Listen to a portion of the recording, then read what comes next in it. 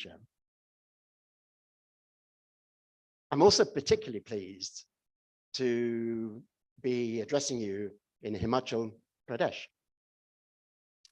I confess it, it's my first time to come to Himachal, but and delightful it is too. The campus is superb. But of course, Himachal is the center of apples in India. And you may or may not know, but in the United Kingdom, my country, on the 16th of October, which is also World Food Day, we celebrate Apple Day.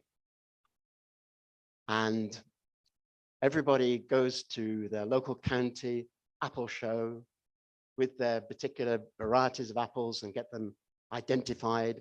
There's celebration of apples, there's the making of apple juice and ciders and all sorts of related products. And in celebration, of course, of the 2,100 varieties of apple that we have in just our country. So you think of that, the simple apple, which was invented, was created by peasant farmers in Central Asia, Kazakhstan, Kyrgyzstan, Tajikistan, Uzbekistan, Turkmenistan, that whole area, many thousands of years ago. They found these little trees and they selected them carefully and produced what today we know are apples. They also produced pears and peaches and nectarines and walnuts, and so many fruits and nuts originate from the rich soils in Central Asia. And those apples traveled across the world on the backs of camels and donkeys, all the way to Europe, and eventually found their way to Great Britain, and beyond that to the United States and the Americas, in fact, globally. And as they went, they got further transformed by inventive and creative peasants into this myriad variety that we have today. And as with apples, and I'll mention later on, so with many, many other fruits, vegetables, crops, livestock, fish, and so on. But the third reason why I'm very interested that we're here in this apple state is, for me, the apple can be used to symbolize something that's very important to us. And there's a word which I'll probably use a bit more in my talk. If the world were an apple,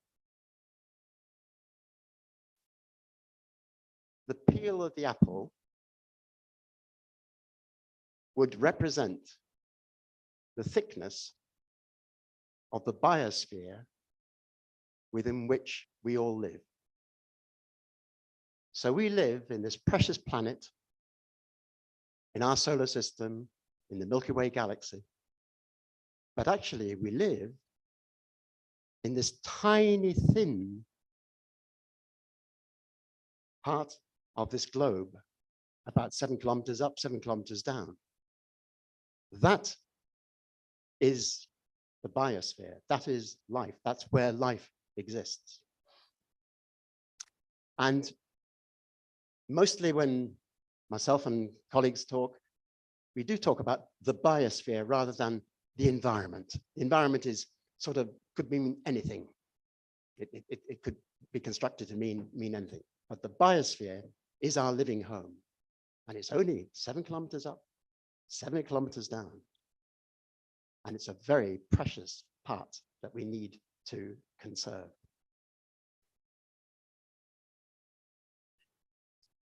When I was asked by Sujit to do an overview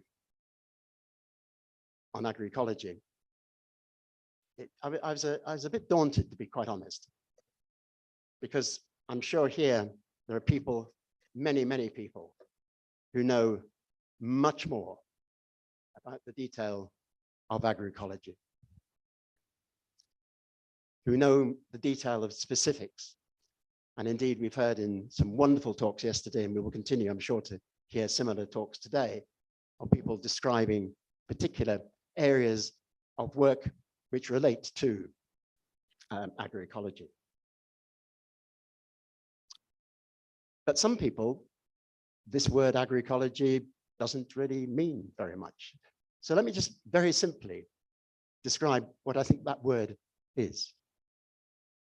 It's simply the fusion of agriculture and ecology. Just bring the two together. And as I'll explain in a minute, agroecology is a term which has become used by quite a lot of people. But in the way I'm going to use it now, it is specifically how you bring together agriculture and ecology. And whilst you all and myself will know many, many examples, good examples of where this is practiced, I'm not going to try and repeat that. What I can do is just give you a little taster, my own personal odyssey through the world looking at agroecology. But of course, let us be quite clear that this is a term invented in the 20th century to cover something that is millennia old. Since the dawn of agriculture, 7,000 BCE, 9,000, 10,000 years ago, some would say a bit earlier, 15, 20,000 years ago, people had been interacting with nature and have been able to use different species, different types of plants, different types of animals, and find ways for those to be cultivated and produce the food that people require. So this is a construct, this is a new term which has been imposed, and it isn't to in any sense suggest that it was invented in the 20th century. This is something that is millennia old. So, very kind introduction, thank you. I'm Patrick Mulvaney. I'm associated with the Centre for Agroecology, Water and Resilience at Coventry University in the UK. And I also used to be the senior policy advisor at Fritz Schumacher's center called Intermediate Technology. And Fritz Schumacher was the author of Small is Beautiful back in the day, a study of economics as if people mattered, and looking at the ways in which economics can be brought to the scale of people. And I was very fortunate to be able to work on agriculture and related issues with them for many, many years. But my epiphany, I was brought up on a smallholding. My dad was a smallholder in Britain, always involved in agriculture myself. But my epiphany was going to Ethiopia in 1968, it was, as part of my university course, and going to the southwest of Ethiopia and seeing the most amazing polyculture based on a plant called enset, the false banana, which is highly productive, feeding more people per acre than probably anywhere else in the continent of Africa, mixed with livestock, potatoes, pulses, grains, very well organized, a system which was very conducive to being able to sustain itself as it had done for thousands of years, well into the future.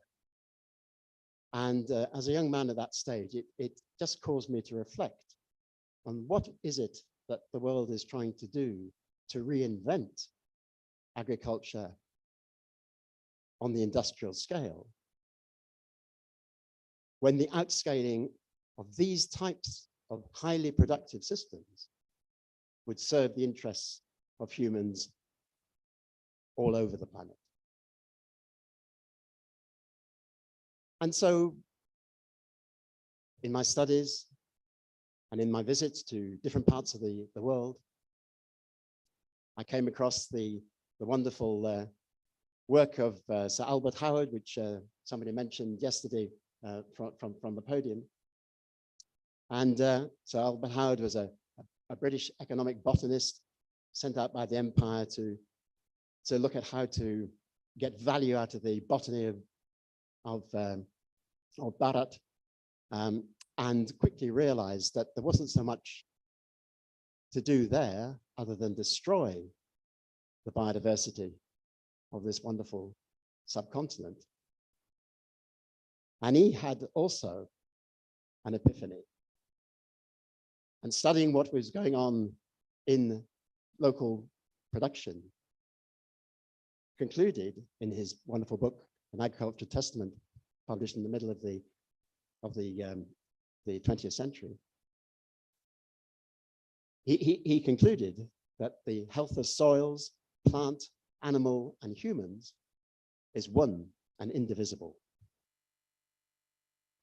And of course, many of you may know the One Straw Revolution work of Fukuoka in Japan, which had a great influence on the natural farming movement here in India.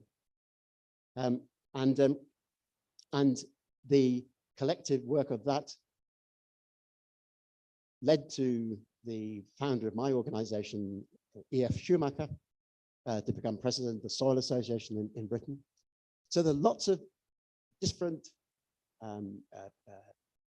ideas coming together that people needed to look at the way that we engage with the environment, engage with the ecology, in order to be able to sustain production into the future. I was also very taken by I used to work in Central America, and more or less at the time when the green revolutions were beginning to arrive there, and witnessed the devastation of the impact of the new varieties of corn, of maize, which were being inflicted on the communities, and eradicating the local varieties of corn, which were nutritious, were easy to mill, were very convenient, fitted with the ecosystem exceptionally well, and spent a lot of time with the peasant movement there and peasant farmers, seeing how they could rescue, could protect and keep their corn for the future. And some years later, it's an area of the world which is much prone to hurricanes. And some years later, there was Hurricane Mitch, I think it's 1998. And it came and devastated parts of where I was working in Honduras and also neighboring Nicaragua.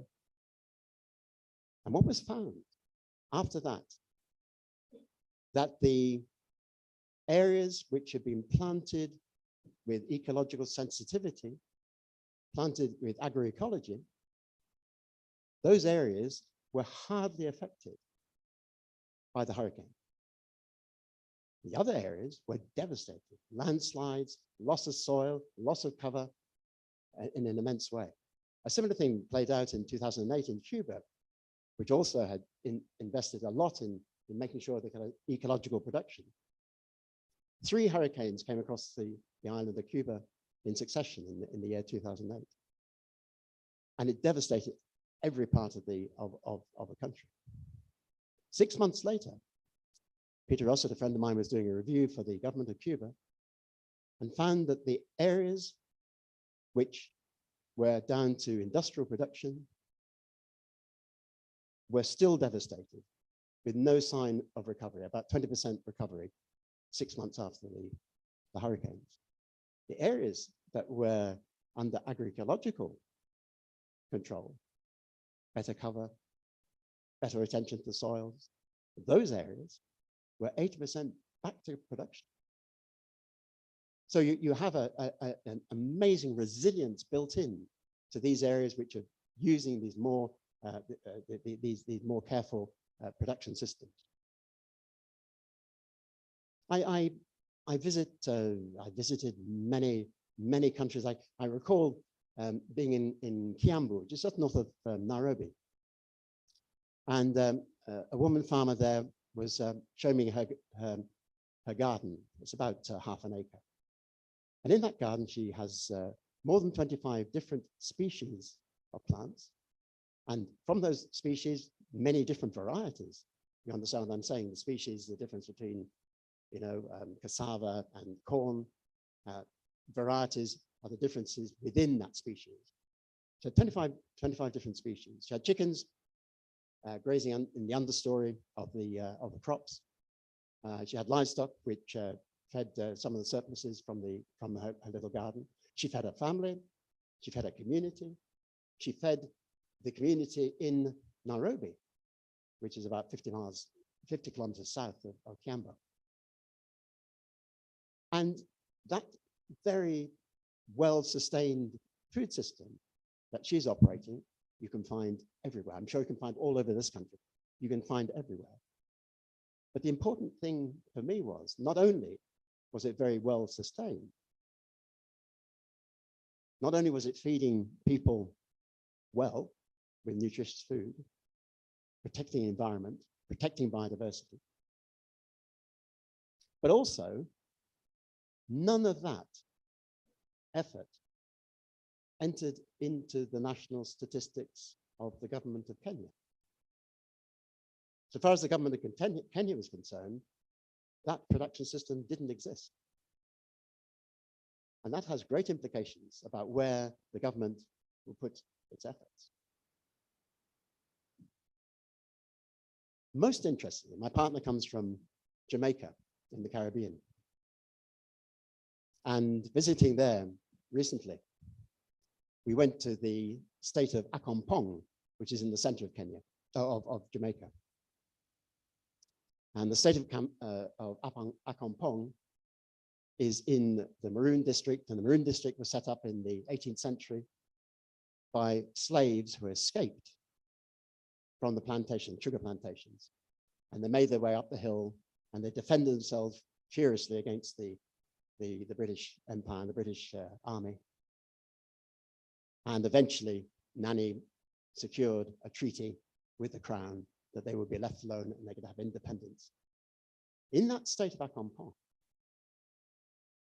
they brought with them, and still today continue with the tradition of planting from West Africa.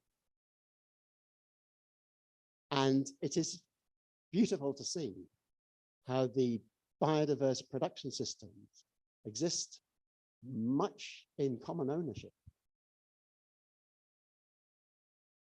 And if somebody needs to get some sweet potato, they go and dig some sweet potato, and they can dig them so long as they replace immediately with some other plant. They can take some bananas, and so long as they make sure that if they're taking the last ones, they're planting something else. They can cut some gunga peas, but they must sow some more. So at no time do you see in Akompong State any bare earth. Everything's covered. And that knowledge is carried by slaves with their seeds, sometimes tied into their hair, into their braids, across the oceans and replicated in the state of Akompong in the center of Jamaica.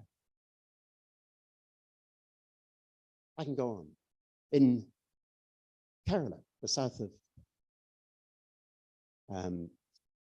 in the south, there's a lovely book called Eyes on Your Fingertips, which relates how the artisanal fishers in Kerala, using the sensitivity of their fingers on the fishing lines, can more or less map the biodiversity of the seabed, can know where different plants are growing, sea plants, aquatic plants are growing, and know where the reefs are. They know where the fish are.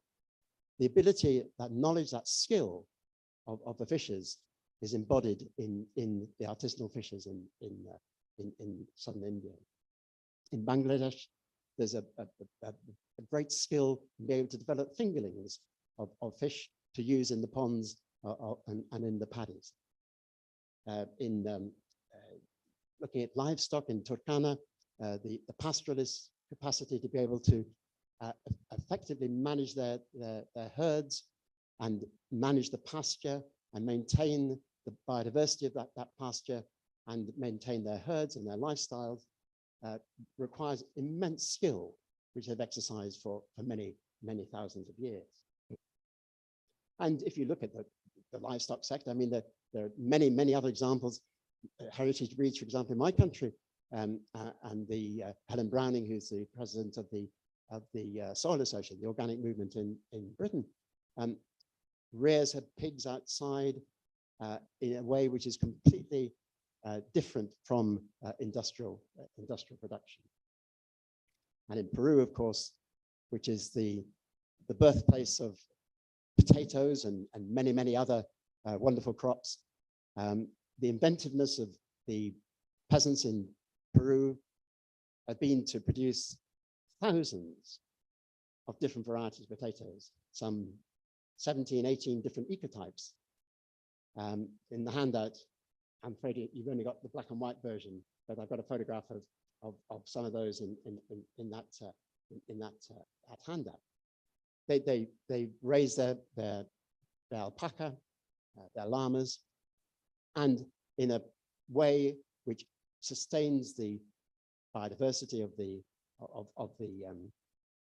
highlands in Peru.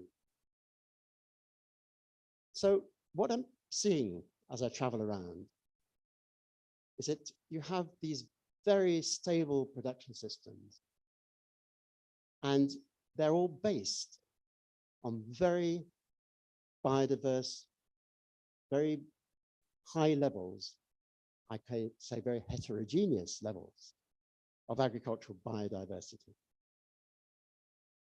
And agricultural biodiversity is that part of biodiversity which exists in the environment where people live and work. And it consists of all the species that are used for food. And we could measure that as being some 7,000 different species. Some people have argued that that number could be increased to even 50,000 if you include some of the medicinal products and herbal products and so forth. So we have a massive number of species which people depend on for their food and livelihood. And those species, in turn, are supported by pollinators, by soil microorganisms, by a range of different species in the waters. And so we say, when we look at agricultural biodiversity, we're talking about all the biodiversity that's in the environment where we live. It's above and below ground and in waters. And so it includes all the livestock, the crops, the microorganisms, the fungi that are necessary to support the functions of the agro-ecosystems in which things are produced. So we're looking at a massive part of the biodiversity of this planet. And that is all incorporated in what we call agricultural biodiversity. The term which I use, therefore, is to talk about agroecology, but to talk about it in terms of biodiverse agroecology, making sure that the agriculture we're talking about is one which uses the maximum of biodiversity and treasures all of this wider variety of biodiversity. But let's look at what's happening in the industrial system. For the last 200 years or so, food production has become increasingly concentrated, increasingly industrialized, and we find a massive shift from human beings using a very, very wide range of different crops to that industrial system focusing on relatively few. In fact, within the industrial food system, 60% of our food comes from just 4 crops. I guess you can guess what those 4 crops are. Maize, rice, wheat, potatoes.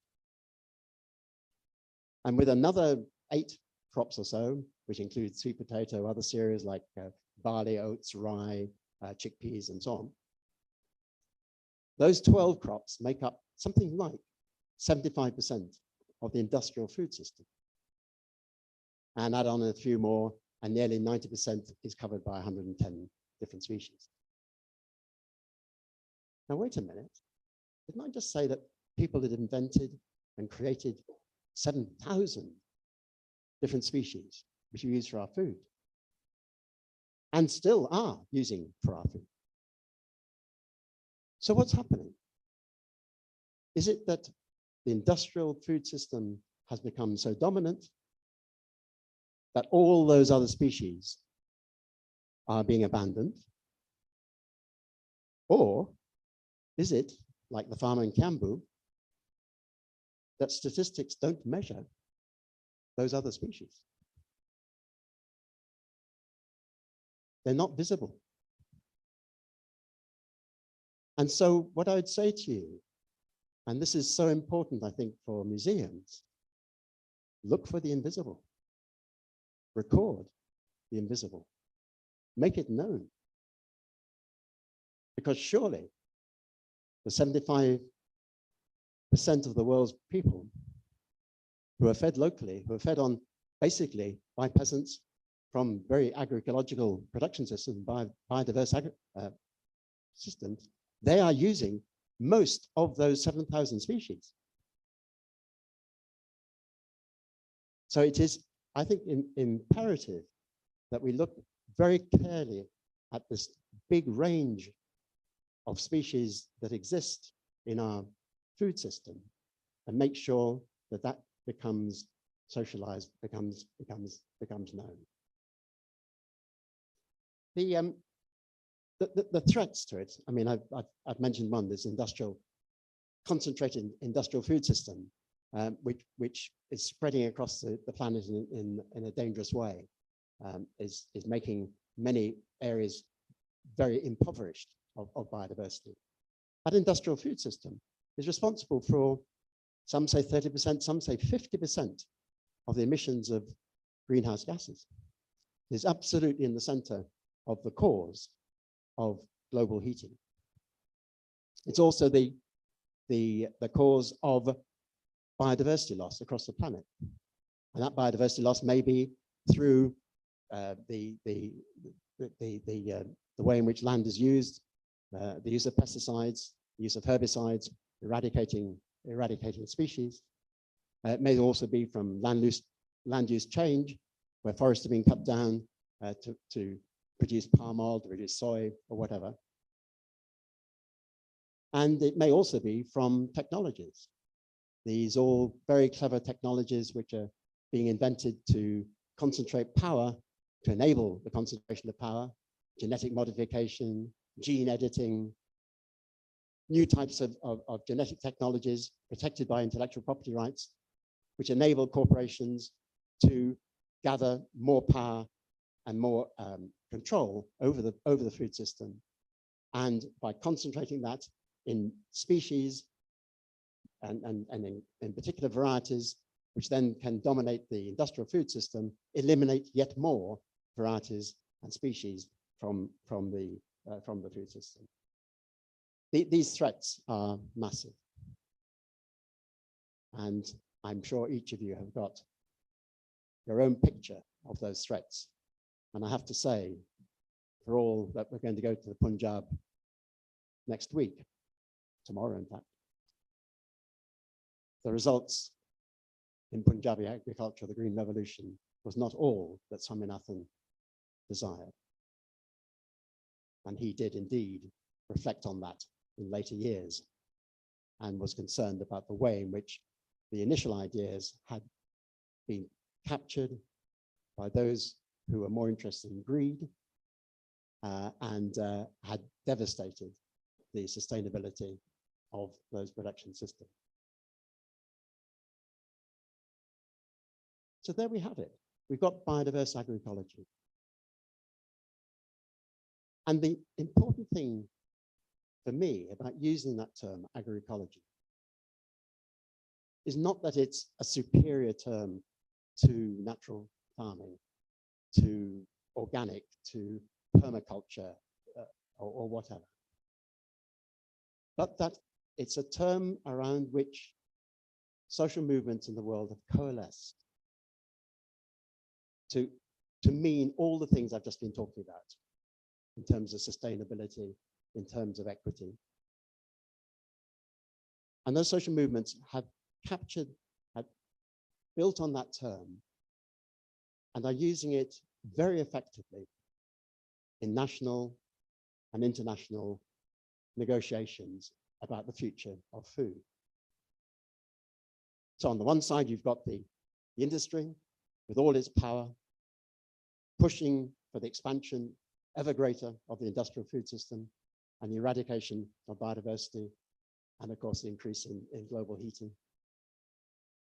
And on the other side, you have the peasant's alternative, agroecology. I would say biodiverse agroecology, which cools the planet, which provides biodiversity in abundance, which provides nutrient-dense foods available locally.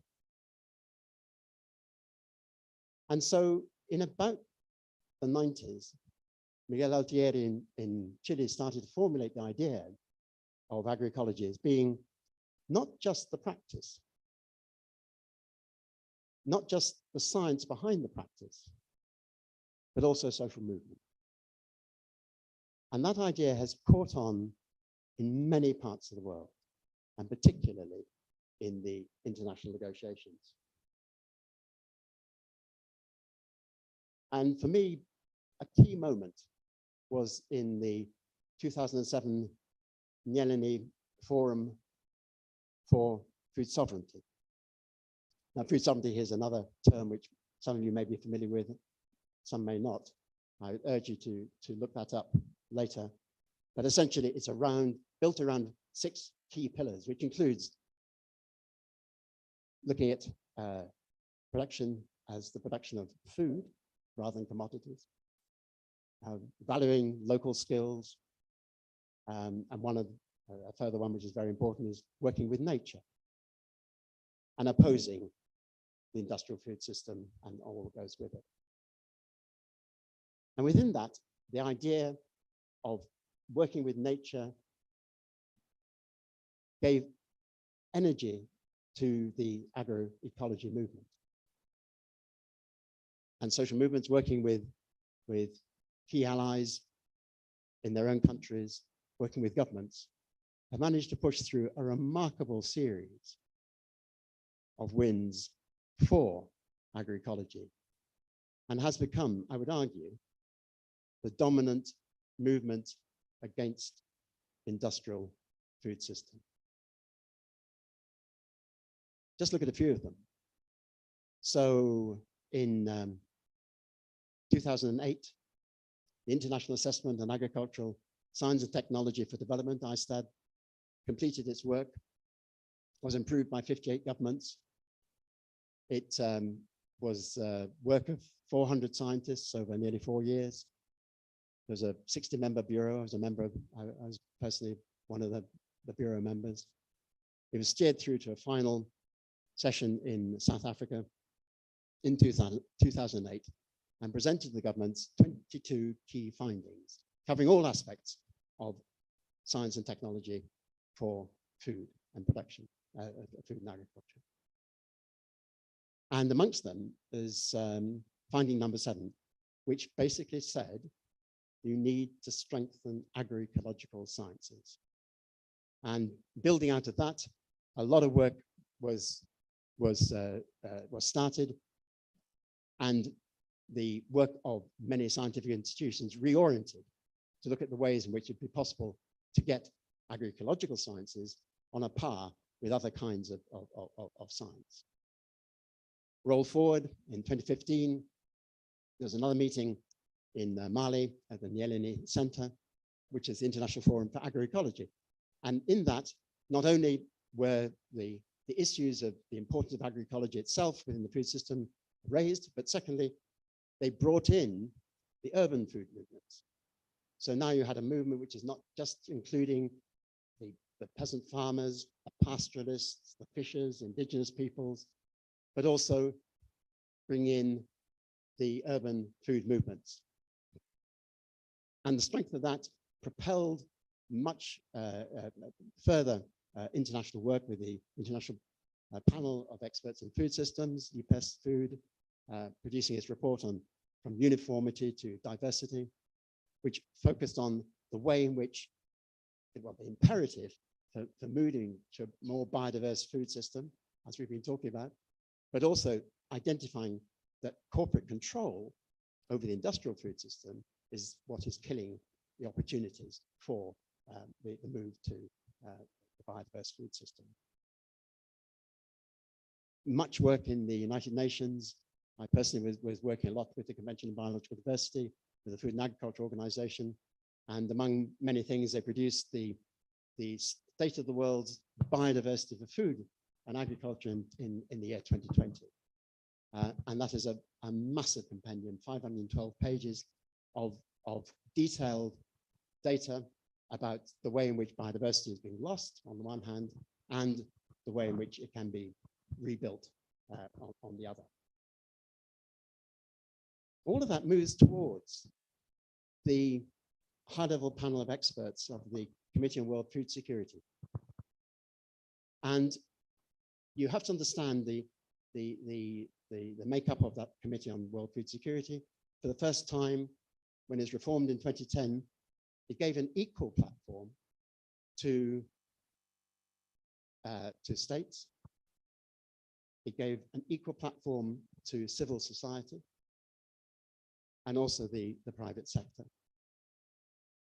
And so in negotiations within the Committee on World Food Security, it's possible to get all sorts of ideas through which previously had been blocked by vested interests of industry. And in 2019, they produced a report on agroecology. And there's a handout which some of you may have seen. I think it will be circulated in color in PDFs afterwards. And on the second page of that handout, I produce an analysis of that report, which is produced a year later, which shows the 13 different pillars of agroecology. And I won't take up time now reading through all of those, but one of the things it's pointing out is that agroecology is not just simply a production system. It is a systemic change in the way food governance it operates. But in the center of that is, for me, one of the most important elements, and that is the co-creation of knowledge. And as it says in the report, that co-creation of knowledge is towards formulating new knowledge, new science, in conjunction with indigenous wisdom, with local knowledge, with local skills, co-creating that knowledge to produce production systems that first and foremost will minimize, if not eliminate, inputs, these damaging biocidal inputs, pesticide, fertilizers, and so on. And secondly, will enhance agricultural biodiversity. So if you set that co-creation of knowledge in the context I've been describing earlier, of being something that's set within biodiverse agroecology, which is a science, practices, and a movement, which is set in a framework of food sovereignty, which puts priority on the production of food and working with nature. The possibilities, if that co-creation of knowledge were valued, were recorded, were prioritized to transform food systems across the globe. And I'll give you just one small example. In Iran, there's a very creative NGO called Senesta, set up by Tagi Fava, now passed, unfortunately. But there, they've been working with local farmers to see how it's possible to enhance the wheat and rice in the country. And so from all over the world, they've managed to get hundreds, and in fact, I think 1,000 different wheat varieties. And with the help of scientists from Italy, particularly Ceccarelli, they are producing populations which have been adapted to the particular farming systems that they have in different parts of the country. Some are dry, some are wetter. That work couldn't happen without the farmers, of course. It couldn't happen without the scientists. It couldn't happen without the support of the institutions that are facilitating that work. That is a real co-creation of knowledge to take things forward. Point number 2 for museums. Museums, you can be part of that process. You can be recording this work, this co-creation of work, producing new knowledge, new science, new technologies. The important thing about having these populations is that it's not just having a mixture of species within the environment, but you're having many different varieties within the same field, within the same agri-environment. And work which is done by a colleague of Ceccarelli, Martin Wolf, in Europe, was producing barley and found that when he mixed 3 varieties of barley, year on year, the yields were constant. It didn't matter whether it was dry year, a wet year, whether there was a bit of disease. What happened was one of the varieties would grow up against the other, and so you'd have a constant yield. So that diversity was built into. And I've got a colleague in Britain, John Letts, who does the same thing with wheat, and he has continuous grain cropping. So what I'm trying to show you is that when we're talking about agroecology, this biodiverse agroecology, we're talking about something that fits within a framework, food sovereignty.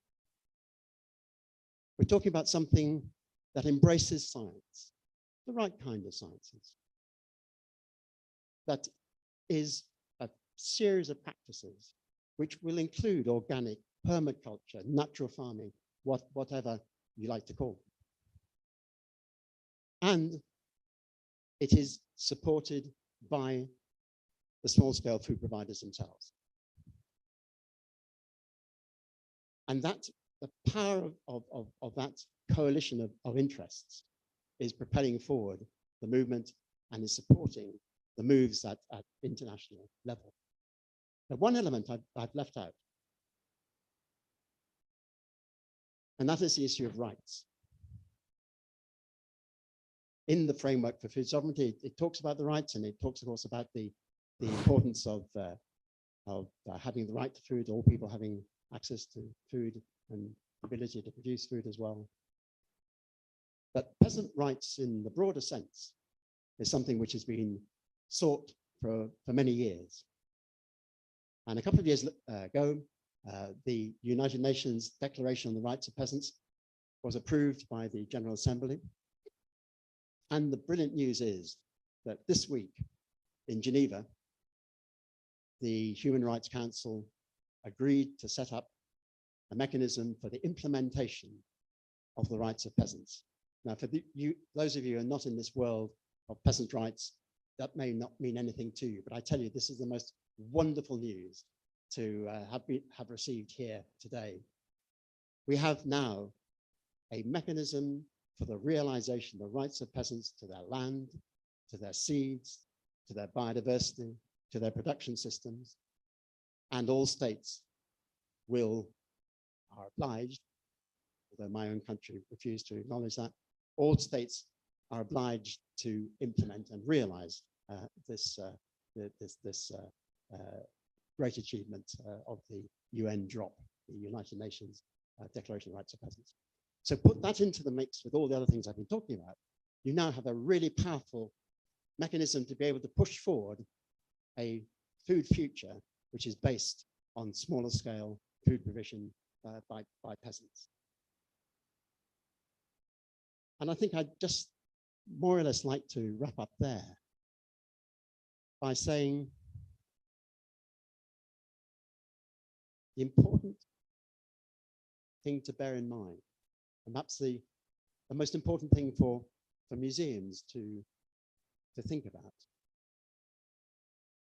How can they record from the past, from existing collections, all of the materials they have in the light of the imperative to maintain biodiverse agroecological systems? I say this because a lot of the stuff in museums is heritage equipment, but heritage equipment which was used at the start of the monocropping industrial farming system, which was part of the process of removing trees, of eroding polycultures. So review, look at what your collections are and see what there was valuable. What more information can be gained from the elders about these biodiverse production systems, which are, I would argue, the way forward? What systems can be put in place in different countries to gather more information about the knowledge, innovations, and practices of small-scale food providers? And how can all of that information be put together in a way that's accessible for people in policy, in practice, in governments, in research institutions, to enable them to better serve people in the future by providing them with information? I would simply finish by quoting this piece from the back of the brochure, which is very synthetic. But I say biodiverse agroecology is needed in all food production systems.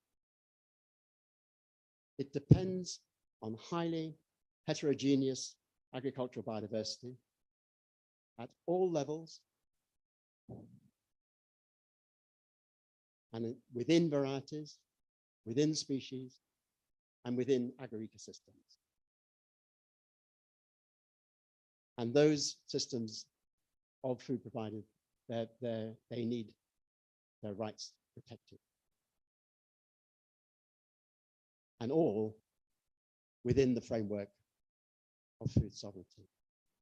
Ladies and gentlemen, I would like you to reflect on that. You may not agree with everything, but I believe there's a food future that is biodiverse, is agroecological, and my grandchildren and their children will be able to eat well in the future. Thank you very much.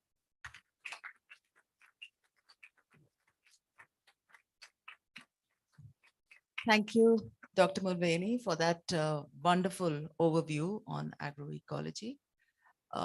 Since we were able to start a little late because of the technical glitches, we are running behind schedule. So we can take a couple of questions. If anyone has any questions, you may ask them.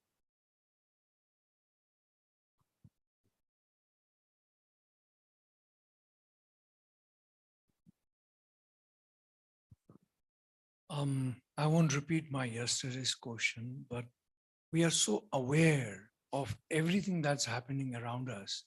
Yet, why are we so ignorant? What makes us so ignorant? Not to take what we know is agroecological practices. What is that ignorance that makes us not to do? Your comments. I suspect you know the answer yourself. The power of information and the power of the market controlled by very few corporations influences thinking across government, across even across civil society, and in the food system. And the sense that for those who are locked into the media, those in powerful, economically powerful, but biodiversity poor countries are beholden to those corporations. And they protect those corporations through intellectual property laws, through trying to allow the contamination of the biosphere through regulating pesticides, pushing for fertilizers, now pushing gene-edited crops. So there's a lot of financial interest, a lot of money interest in that. That information dominates and has influenced all of us and generations, and our choice is hugely limited. I mentioned at the beginning, we have 2,100 varieties of apple in my country. Go to a supermarket and you'll be lucky to find 6 varieties. Why? Why is that? We look at the range of cereals in a supermarket and find that they're dependent on 3 crops, on soy and corn and wheat. Those are choices made by the powerful in their interests. And I just think that whilst yourself and many, I'm sure, in this university and elsewhere are conscious of the imperative to move to this more sustainable, to retain what exists and transform the industrial to more sustainable practice, it isn't happening. And one of the reasons it's not happening is that the information about the alternative is being withheld from people. Thank you, Patrick, for a very thought-provoking address, and I think you raised some wonderful points. I think the ecological sustainability elements of what you're proposing are very clear. What concerns me greatly is the social sustainability, and do the children of peasants want to remain in that social situation, or do they aspire in today's world to move somewhere else? And to me, that's the issue that we have to think about. And being involved in agricultural education, it's very hard to find people who want to stay farming, let alone hard manual farming. So I'd like to comment on that. Thank you very much for that very, very precise question. And I think it is an absolutely huge challenge. I mean, it's very glib to say that educators should be doing more to persuade people to engage with food production. I personally, when I was working in Honduras with peasant farmers in the 1960s, I would reckon that of 100 students who came to the center, probably only 4 or 5 were really dedicated to continuing with food provision, and others would be happy to skip off to some Coca-Cola factory in the nearby town if they could. Absolutely, you have a point. But let's also look at the other side of it. And it's been described quite well by previous speakers, including Devinder Sharma yesterday. The prices which are being paid to producers are making it nigh impossible to have an economic return, particularly at the smaller scales, and you're all very aware of that. And so the economic incentive is not there. So what I would argue is that information needs to be there. School systems could be different, and they could certainly introduce people to the idea of a different and better food system. And thirdly, looking at the ways in which it's possible to incentivize smaller scale production to one that is attractive. I'll give you one clear example. And I was much taken by a letter written by one of the founders of this movement in Britain. There's a global peasant movement called La Via Campesina, which has 200 million members worldwide. It's 30 years old now, formed in 1993. It's having its 8th international conference in Bogota in November this year. It's the main social movement pushing behind the food sovereignty framework.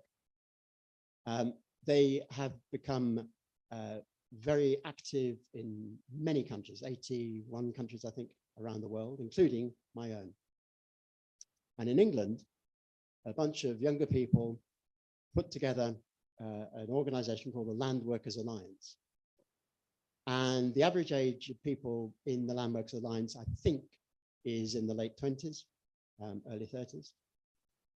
They are super creative individuals who not only produce good food, but also are activists, and they work with government and against government to try and get changes in policy and looking for different kinds of support systems.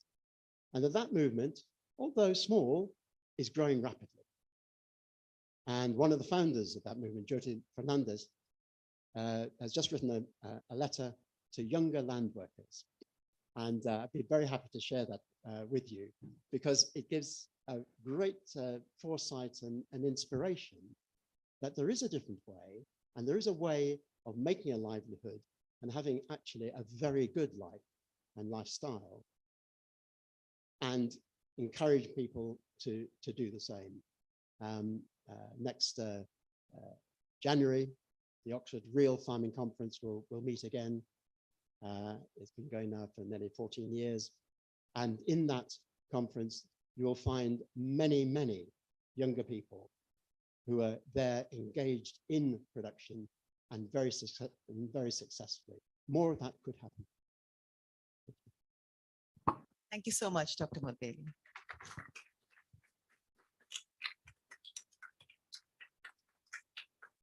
So we'll start with the next session straight away.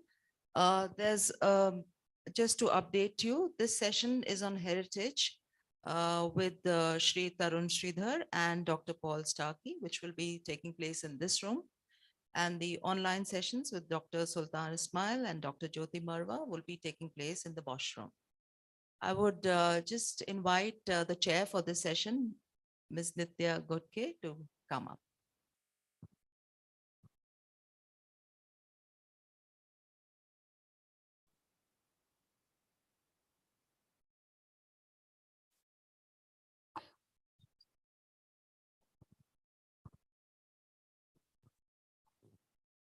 Good morning, everybody.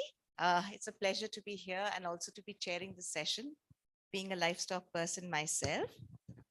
So I would like to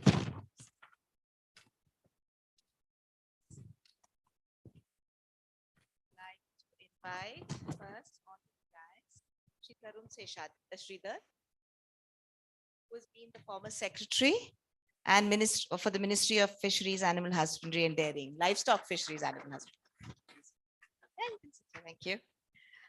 I would also like to invite Dr. Paul Starkey, Visiting Senior Research Fellow, Museum of English Rural Life, University of Reading, UK.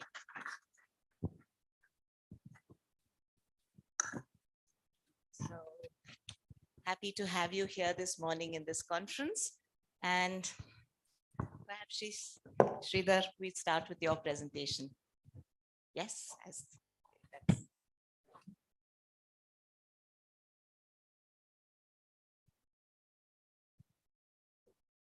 A very good morning, ladies and gentlemen. I don't have a structured presentation before me, so you would kindly excuse me if I do some freewheeling talk and a bit of rambling here and there. What has happened is after Dr.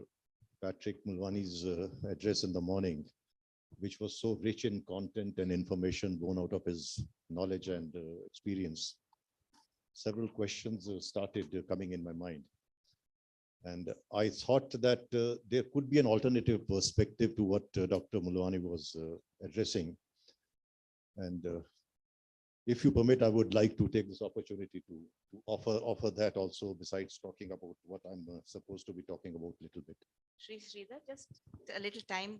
We probably have about 25 minutes. Okay, I'll stick to the time. So we can have 5 minutes for questions. I'll stop at 20 minutes sharp. If you please point out, Thanks. Thanks a lot.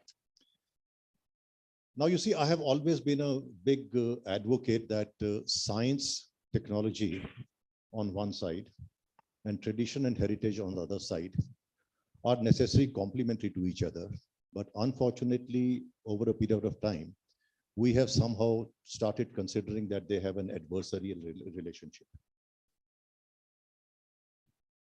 A lot of talk was made about natural farming, organic farming. Now we also have something called zero-based budgeting as far as agriculture is concerned. Dr. Mulwani, you use the term, and it's there in this paper also, the devastating effects of some of the agricultural practices, including the green revolution, which our country takes pride in. How biodiversity is very critical for indigenous people and how peasants are doing human service as far as preserving biodiversity is concerned. Now, let me start with the history of agriculture. Don't you think agriculture by itself is not natural? After all, in the history of more than 200,000 years of the modern humans, the Homo sapiens, till about 12,000 years back, we were all hunters. Go back 12,000 years back, we wouldn't be sitting here, we'd be in the jungles trying to hunt for food. In fact, hunting for food was the only occupation and vocation of the mankind. That was the only activity. It was the vocation, it was leisure, it was everything. It is agriculture which started the onset of civilization. And I always say, and in fact, I've recently written on this also, somebody asked me to write on innovations in agriculture. I said that, agriculture itself is one of the biggest innovations of mankind.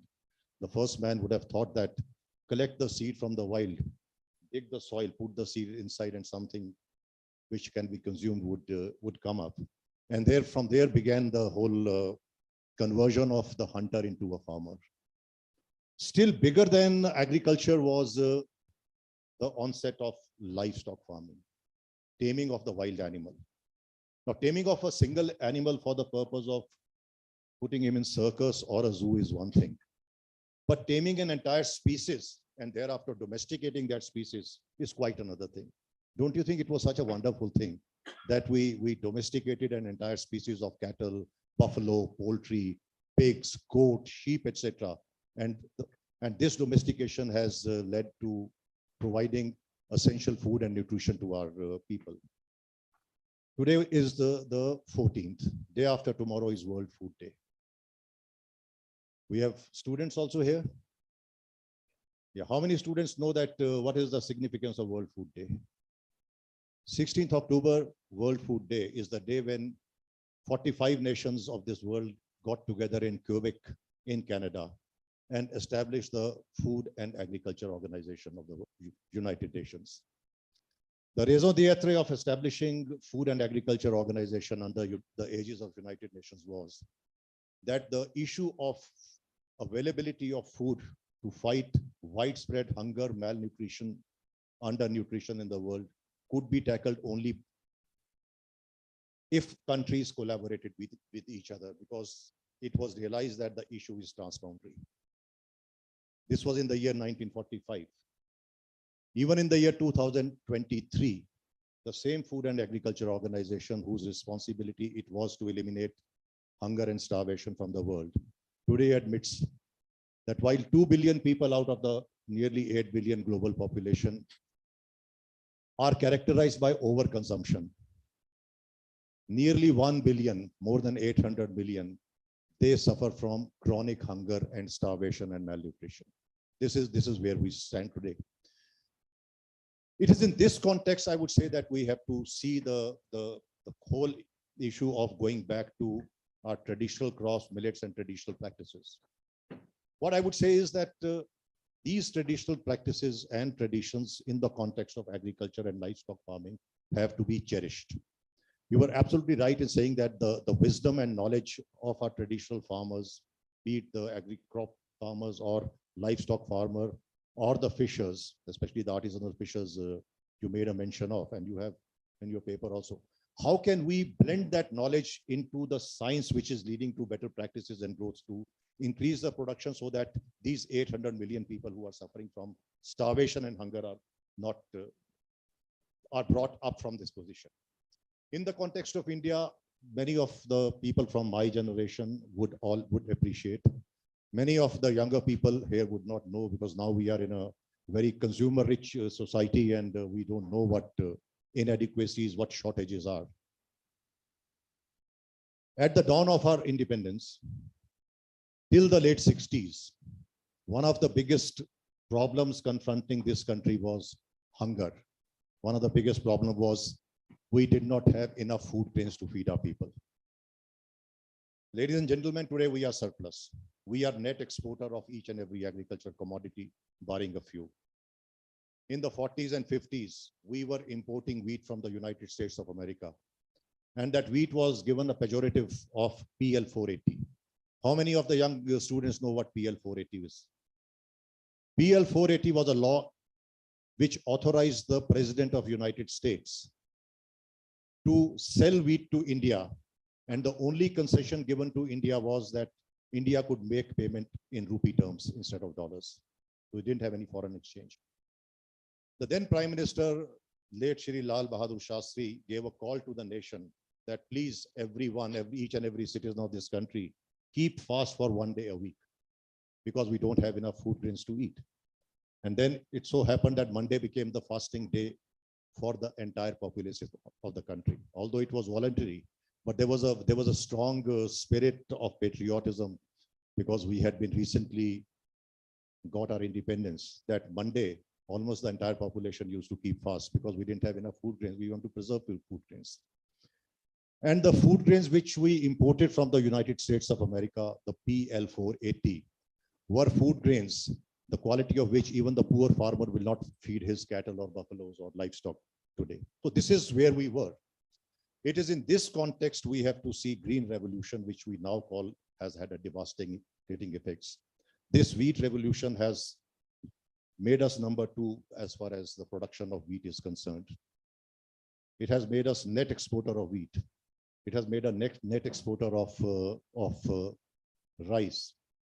We are the biggest producer of milk. How did we produce? How have we become the biggest producer of milk? It was white revolution. It was all some interventions that we needed to undertake in terms to address the issue of hunger and nutrition.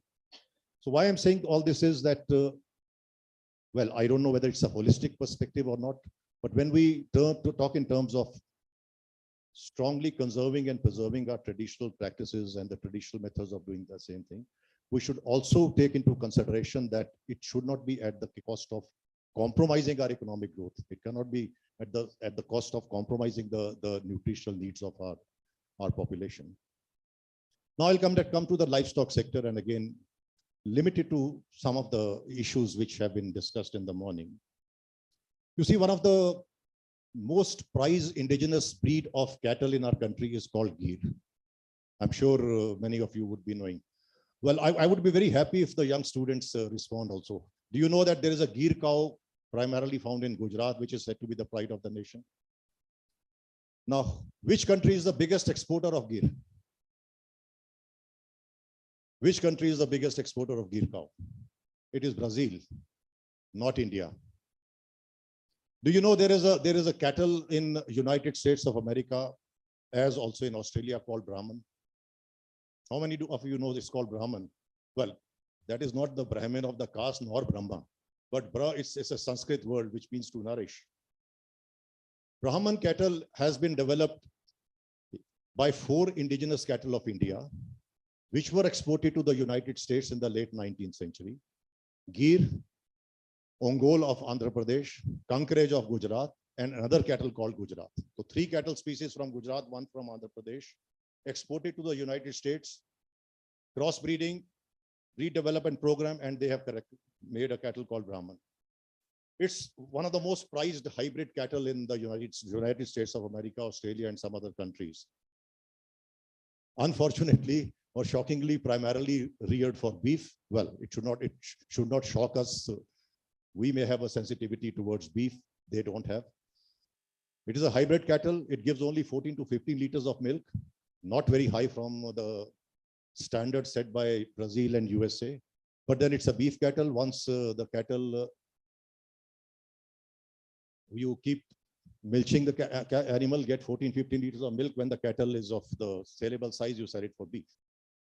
Gir cow in India gives us only 5 to 6 liters of milk. The same gir gives 50 liters of milk in Brazil. That is why the importers of gir import gir from Brazil, not from India, but it is an Indian cow. And ladies and gentlemen, now we are ourselves importing gir from Brazil so that our own breed can improve. Why I'm saying that was because when I was Secretary of the Ministries of Fisheries, Animal Husbandry and Dairying, when this proposal came, the proposal was titled Import of Indigenous Germplasm. I said, how do you import something indigenous? So, but this is how it is. To now improve the breed of our own gir cow, we imported bulls and germplasm from Brazil because they have gone ahead with. Now, why I'm saying is we got stuck with our own traditional and way of doing things. While we have been successful in preserving the biodiversity and in terms of preserving our indigenous germplasm, we've also severely compromised in terms of the economic value which that will give to the farmer.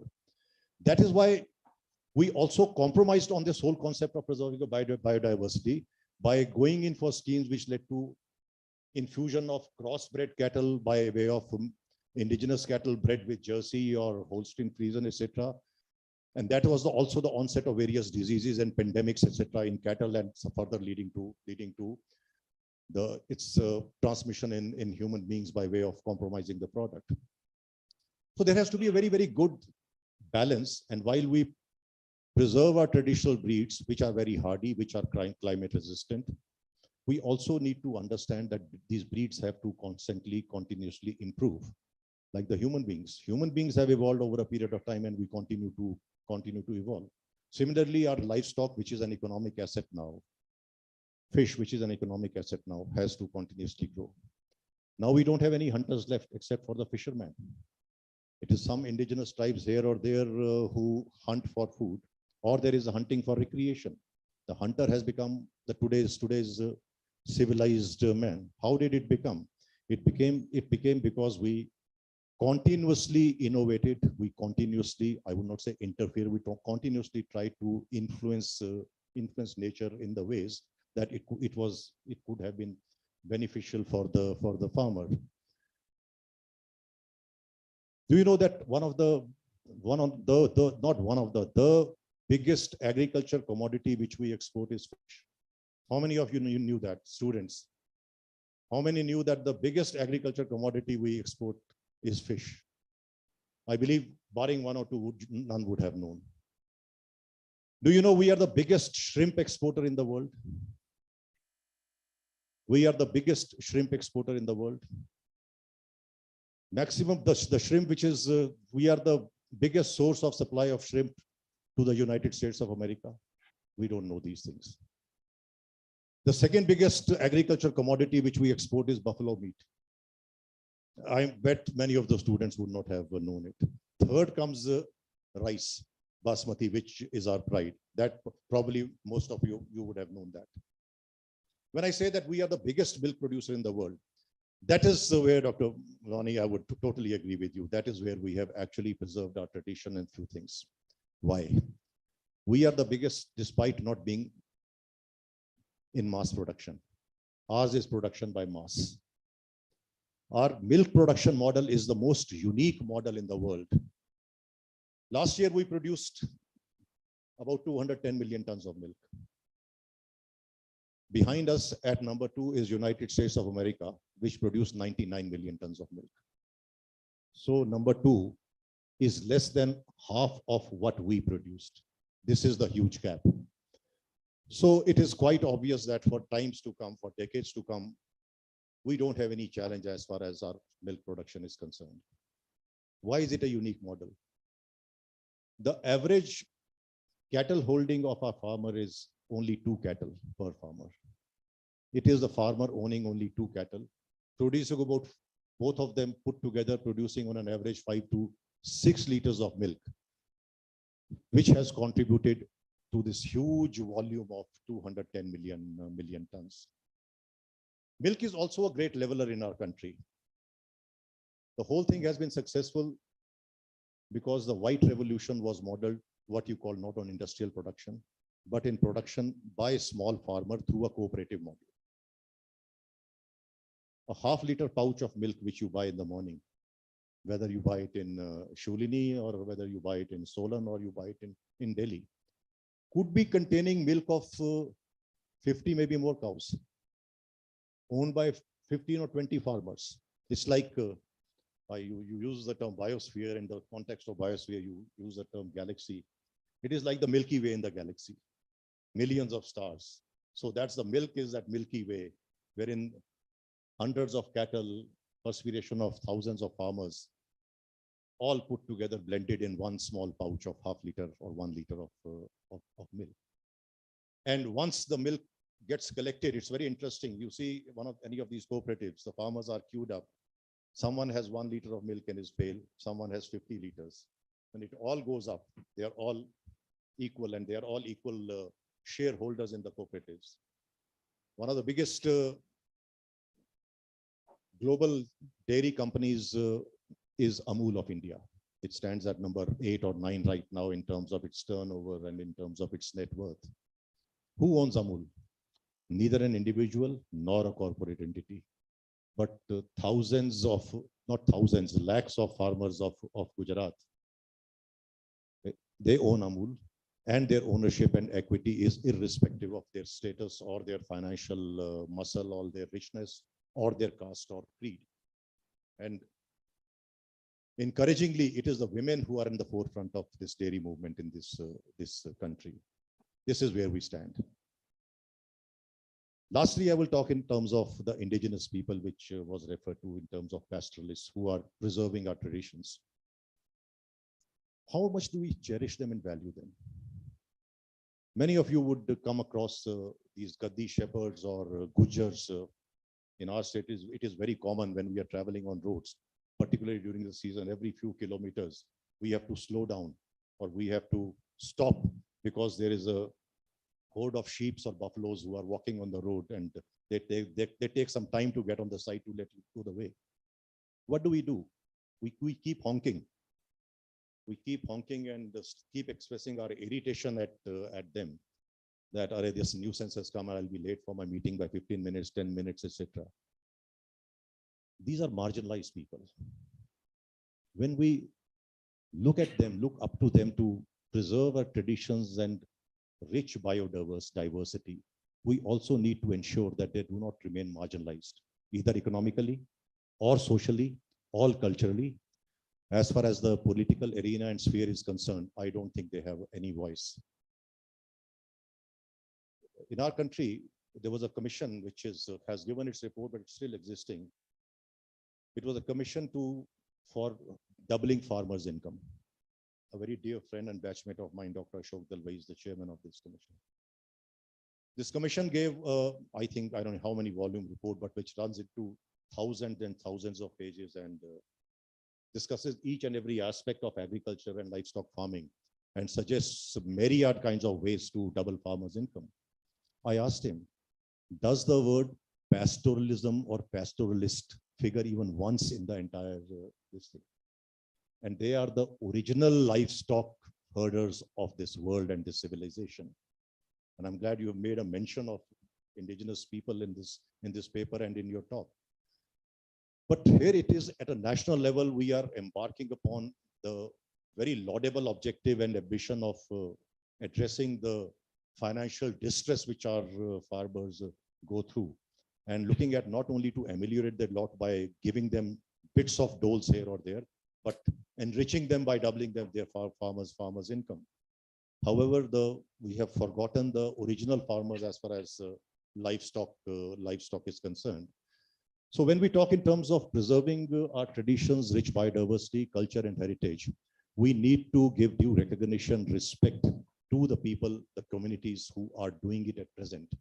Because I I'm quite certain that the people who are doing it, they will not be able to sustain their lifestyles for long. The pastoralists are slowly getting wiped out. The people who are preserving these traditions and heritage are slowly getting wiped out. The sheer force and the energy with which economic growth and development is taking place is just beyond their capacities, etc., to handle. We are very fashionably using the word sustainable development as sustainable growth. And that is what I would say, that if you have to translate the word sustainable, let us not confine it merely to the physical aspect of nature to be preserved while doing development. Sustainable would encompass what the theme of this conference is: a sustainable development, which while leading the communities, societies, states or nations to the path of development and growth, preserve the rich traditions and heritage, and let them both go hand in hand. And in the terms of the livestock sector, in terms of fisheries and aquaculture, the traditional practices and traditional wisdom is something which stands shoulder to shoulder with the advancement in technology and science. One of the very important interventions in terms of conserving and preserving the fish stocks in the rivers and reservoirs and ponds is to close the fishing season for certain periods to allow the fish to breed, what we call the breeding season. This is one of the science today claims that this is one of the biggest but the simplest of interventions done in terms of preserving the fish livestock. But this tradition is not the gift of science to us. This was started by the Maoris of New Zealand. This was started by the Maoris of New Zealand way back in the 16th century, wherein the community voluntarily would shut down its rivers and reservoirs and ponds, etc., and the community would impose an embargo on fishing during this period to allow the fresh fish to breed and the stocks to be enhanced. So science has learned from tradition and practices. After all, science evolved from tradition and practices. Science was observation of various tradition and practices. That is what led to growth, I think. Ladies and gentlemen, though, well, I could have gone on, but I do not wish to. I do not wish to abuse the liberty given to me by putting me in front of this mic. Thank you so much for your patient hearing, and I would love and encourage if there are any questions to ask. Thank you so much. Thank you. Thank you very much, Sridhar. And I'm particularly happy that you raised the issue of pastoralists, since I've spent half a lifetime at least working with them. I now would like any questions on the floor. Yes, sure. Aapko mic de.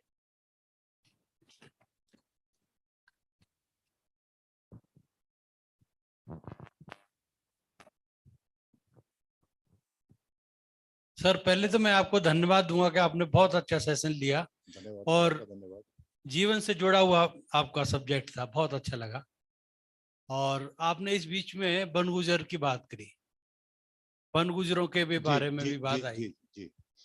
Sir, मैं वो प्राणी हूँ जो हरिद्वार रानीपुर से लेके शिमला तक 3 बार पैदल आया बनगुजरों के साथ। बनगुजर जो बफेलो है वो वाइल्ड बफेलो है, वो जंगली भैंस को उन्होंने पालतू बनाया और मिल्क ही उनका एक आर्थिक का साधन है। और वो 6 महीने हिमालय एरिया में रहते हैं, 6 महीने प्लेन्स में रहते हैं। और ये तो आप भी जानते हैं, जो बनगुजर हैं वो 3 कारणों से जंगल से बाहर आते हैं। नंबर 1 कि मार्च और अप्रैल में जो ऊपर की तरफ आते हैं उस समय हमारी 4 धाम यात्राएं शुरू होती है, तो दूध का व्यवसाय उनका अच्छा हो जाता है। दूसरा कारण यह है कि जो फॉडर मैनेजमेंट है उनका वो बहुत अच्छा है।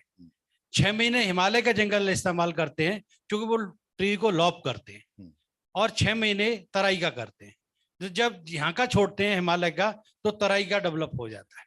ये उनका एक सिस्टम है और वाइल्ड बफेलो को बनाया उन्होंने पालतू। और हमारी भी एक आदत होती है, जब तक हमें बैट ही नहीं मिले दिन की शुरुआत नहीं होती है।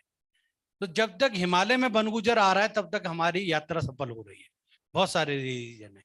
और जो उनकी बफेलो है वो और बफेलों से डिफरेंट इसलिए है कि वो पैदल चलती है इतनी। अभी कुछ कारण भी आए हैं, हमारी स्कीमें भी प्रभावित कर रही है, क्योंकि मेरा जीवन उनके साथ जुड़ा रहा है। सबसे बुढ़ी भैंस होगी सबसे आगे चलेगी, क्योंकि उसको रास्ता पता होता है। भैंस का अपना एक इतिहास है, अकल बढ़ी कि भैंस बढ़ी, जब आप भैंस देखेंगे तो भैंस ही बड़ी मिलेगी आपको। मैं आपको बताऊं तो मेरा जीवन उनके साथ रहा है, और जो वाइल्ड बफेलो उसी को पालतू बनाए, चूंकि पैदल भी चलती है। अब हमारी कुछ स्कीमें ऐसी हैं जो प्रभावित कर रही हैं। नंबर 1 हमारा टूरिज्म डिपार्टमेंट। टूरिज्म के नाम से हमने जो उनके जो वो थे, जहाँ पे उनकी विश्राम स्थल थे, जो जहाँ पे भैंस नेचुरल तरीके से रुकती थी, वो वहां पे रिवर व्यू के नाम से, हिल व्यू के नाम से रेस्टोरेंट और बहुत सारी चीजें खुल गई। वो हमारे प्रभावित कर रहे हैं। जहां भैंस ऑटोमेटिक रुकती थी, उनका विश्राम होता था, वो बंद हुआ है वहां पे। तो एक स्कीम ये है कि अगर कहीं इस तरीके का है तो आप थोड़ा वो करें, और उनकी टकराव की स्थिति भी वहां पे पैदा हुई है सर, उसमें बात करें। और जो रास्ते हैं, पहले रास्ते हमारे कच्चे हुआ करते थे, बहुत से रास्ते कच्चे हुआ करते थे, नदियों के रास्ते, रिवर साइड, और वो कच्चे रास्तों पे भैंसें चलता करती थी। जब भैंस कच्चे रास्ते पे चलती थी तो कंफर्टेबल होती थी, खुर उनके मजबूत हुआ करते। अब वो पक्के रास्तों पर चल रही है तो इतना रास्ता तय नहीं कर पाती। जो पहले 17 किलोमीटर 15 किलोमीटर का रास्ता तय करती थी, आज वो 12 किलोमीटर का ही रास्ता तय करती है। ये है, तो ये हमारा मेरा अनुभव है। मैं आया तो मेरे को 17 से 20 दिन लगे यहाँ पे शिमला तक आने में, हरिद्वार रानीपुर से मैं पैदल कई बार। हाँ, तो सर ये बहुत अच्छा है कि आप मौका मिलता है तो आप थोड़ा इस विषय पे भी बात करें कि ये हमारा दायित्व है कि हम इस जीवन को भी बचाएं। धन्यवाद सर। धन्यवाद। आपने कुछ अब आप आपने जो प्रश्न किया, मैं I'll speak in both the languages because the gentleman has spoken in Hindi. For the people and our guests from outside not followed, he submitted that there's a community tribe called Gujars here, by and large nomadic, a large number nomadic. They, for 6 months they live at their stable places. For the next 6 months they keep moving from place to place depending upon the vagaries of the weather, and they essentially tend to buffaloes. So he's highlighted their problem and issues, and as to why we are not talking much of buffaloes. देखिए, पहली चीज तो ये है, आपने कहा काला अक्षर भैंस बराबर, काला अक्षर भैंस बराबर अकल गई भैंस में, भैंस के आगे बीन बजाना. Unfortunately, every negative connotation we have associated with buffalo, whereas buffalo is our most precious livestock in this country. इस समय दुनिया में जो भैंस का दूध है, buffalo milk, more than 75% buffalo milk in the world is produced by India. भैंस सिर्फ हिंदुस्तान और पाकिस्तान में ही है, उसके अलावा थोड़ी सी भैंसें चाइना में हैं, कुछ बांग्लादेश में, बांग्लादेश में भी हमने ही भेजी थी. We exported our Murrah buffaloes to Bangladesh, and some in Italy. Now it is very interesting. Italy has only 4 lakh buffaloes, but for Italy those 4 lakh buffaloes is a national treasure.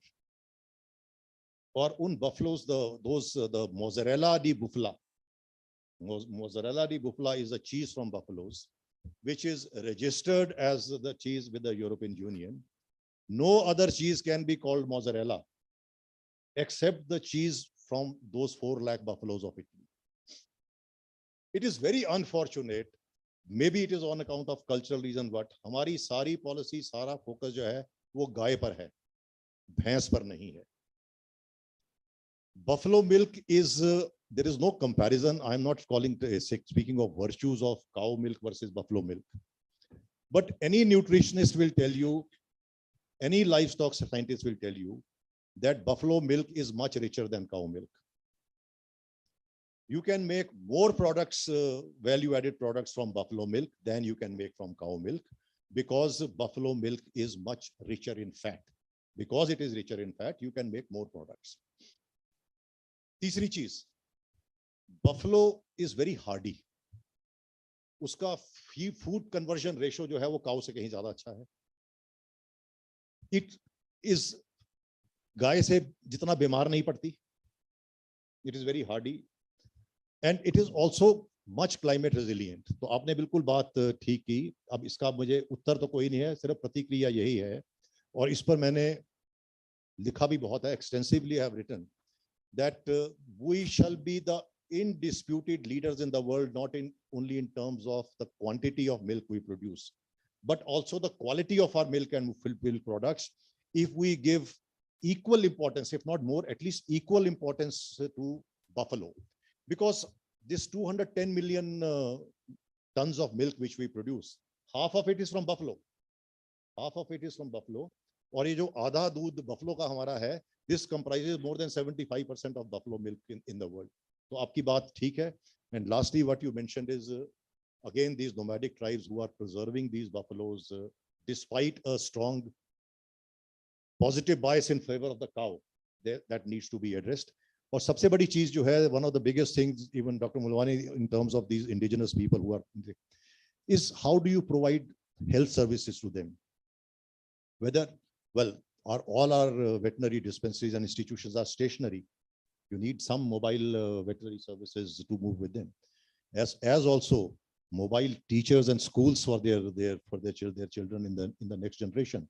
Otherwise, you cannot push and force the next generations to take up cattle rearing or livestock farming. Thank you so much.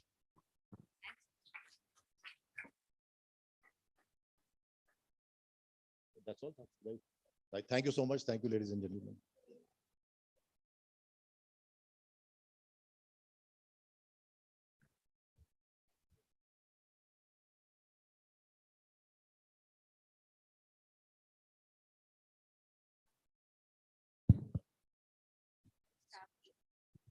Sorry.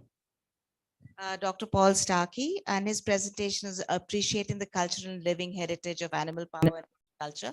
Sure, that's going to be of great interest to us because we've used a lot of animal power in our country as well. Thank you. That will include lots of buffaloes. Can you hear me? Yeah, sure. The presentation is not sure. It's on that TV screen if you want to watch. Okay, sure. You're not showing the presentation. Okay, well, I'm waiting for my presentation. I'm Paul Starkey. I'm from the Museum of English Rural Life associated with the University of Reading. And I'm afraid we're going to have to speed up a bit and you're going to have to move a lot faster too.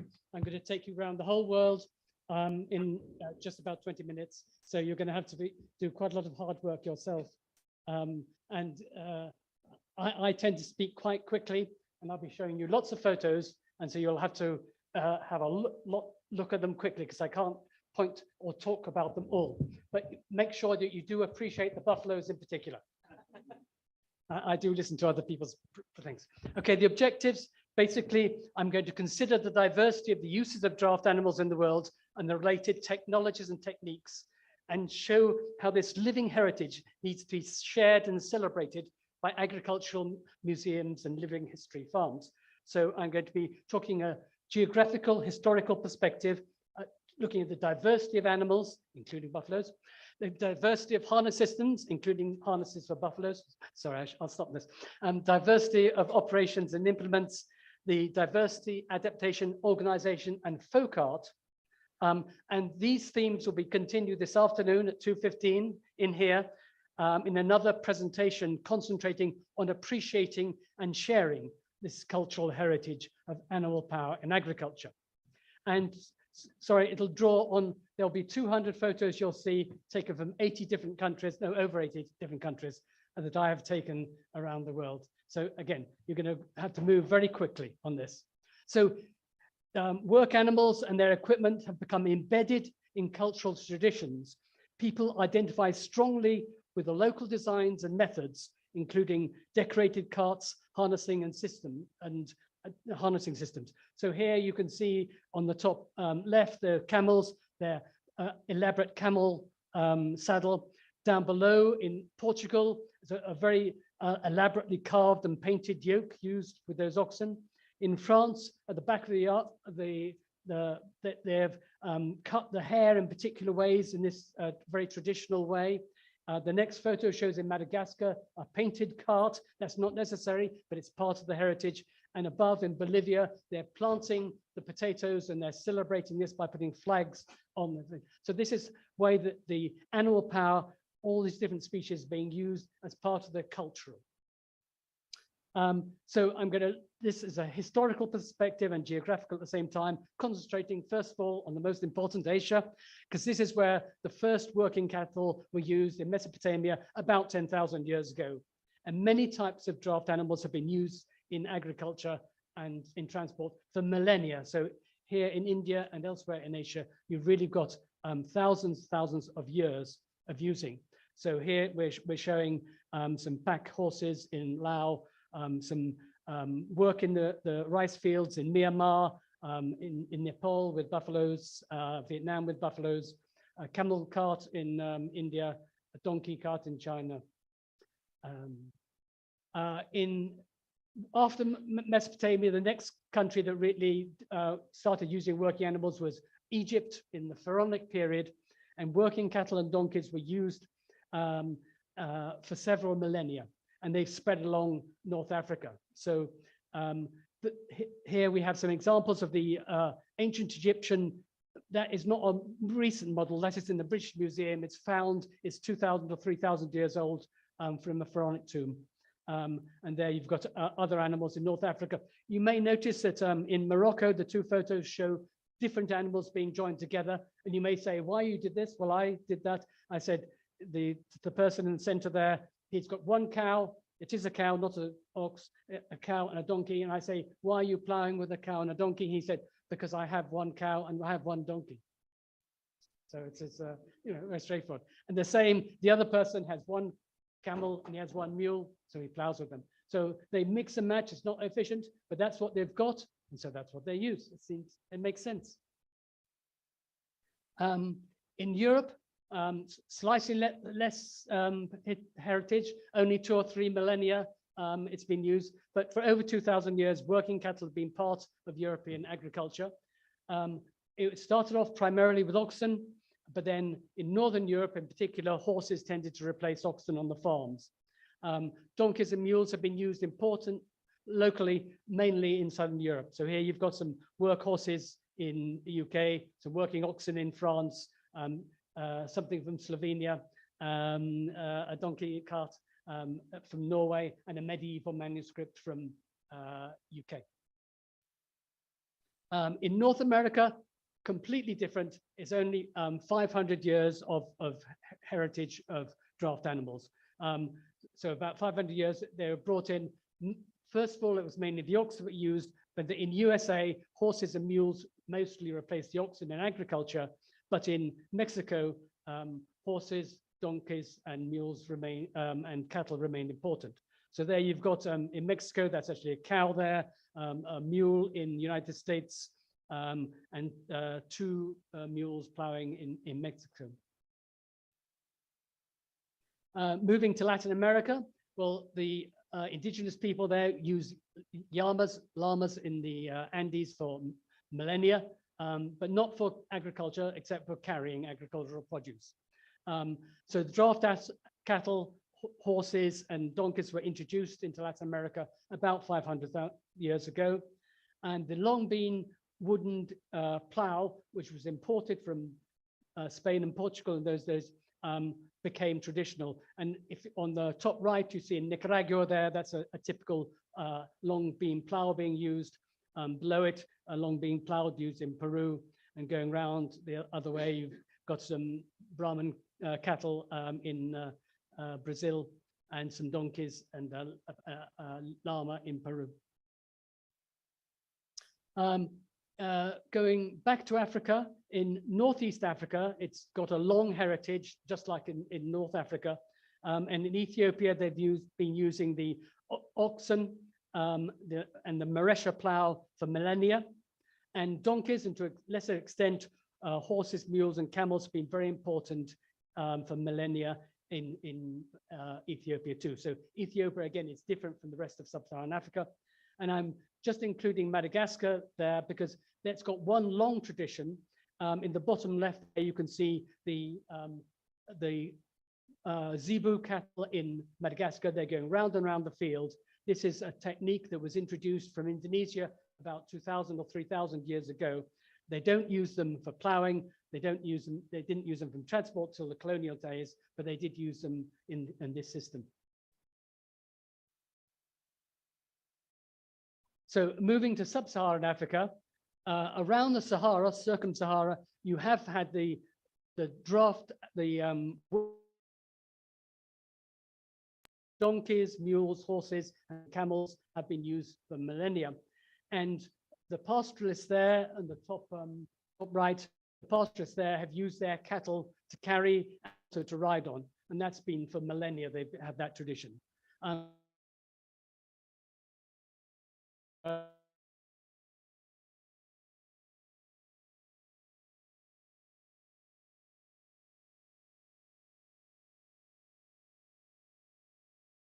Century that work animals were introduced into the farms of the smallholders. So here you've got examples at the bottom there of Nigeria, Uganda, Lesotho, Zimbabwe, going up into Congo and Tanzania.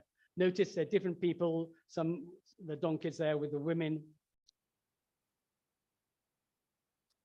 So moving to the animals, the draft animals, over the years, about at least 20 types of work animals have been used for work. These include the bovids, that is Bos taurus, the humpless ox, Bos indicus, the humped one, water buffalo, then the equids, that's the horses, donkeys, and mules, the camelids, that's the dromedaries, Bactrian, camels, and llamas. And the humpless, the Bos taurus, have been used in West Asia, that's the Middle East, Mesopotamia area, and it spread into Europe for many years and regions. And in West Africa, you've also got some humpless cattle. So the bottom here, you see these very small dwarf triple tolerant cattle. They're being used for work in West Africa. The others, you can see the big Herefords in the United States. Okay, Bos indicus, this is what we've been talking about. The humped oxen or zebus are widely used in Asia, Africa, and Latin America, and they've been widely exported around. Here is examples from Cuba, below that from Ethiopia, and then going into ones from Kenya, Madagascar, and Brazil, and in the top left, right here, you've got India. So the buffaloes with their sweeping horns have been widely used for cultivation in Asia. The dairy buffaloes with the curved horns have not been so widely used except in Egypt. The surplus males have been used for transport, of course. And there you've got examples of buffaloes in the Philippines, in Rajasthan, in China, and in Sri Lanka. Moving on to the horses, the top row there show the heavy horses, the ones which are designed for work, for pulling plows, pulling carts. So that's Lithuania and Poland and UK. And the bottom, it's the smaller breeds. There's a very small pony there in Bangladesh. In South Africa, they're using ex-race horses on the farm there, and in Colombia as well. Donkeys, widely used in many countries. There are examples there from Bulgaria, Burkina Faso, Djibouti, Palestine, Tibet, and Spain. Mules and hinnies, so the mule is the donkey crossed with the horse.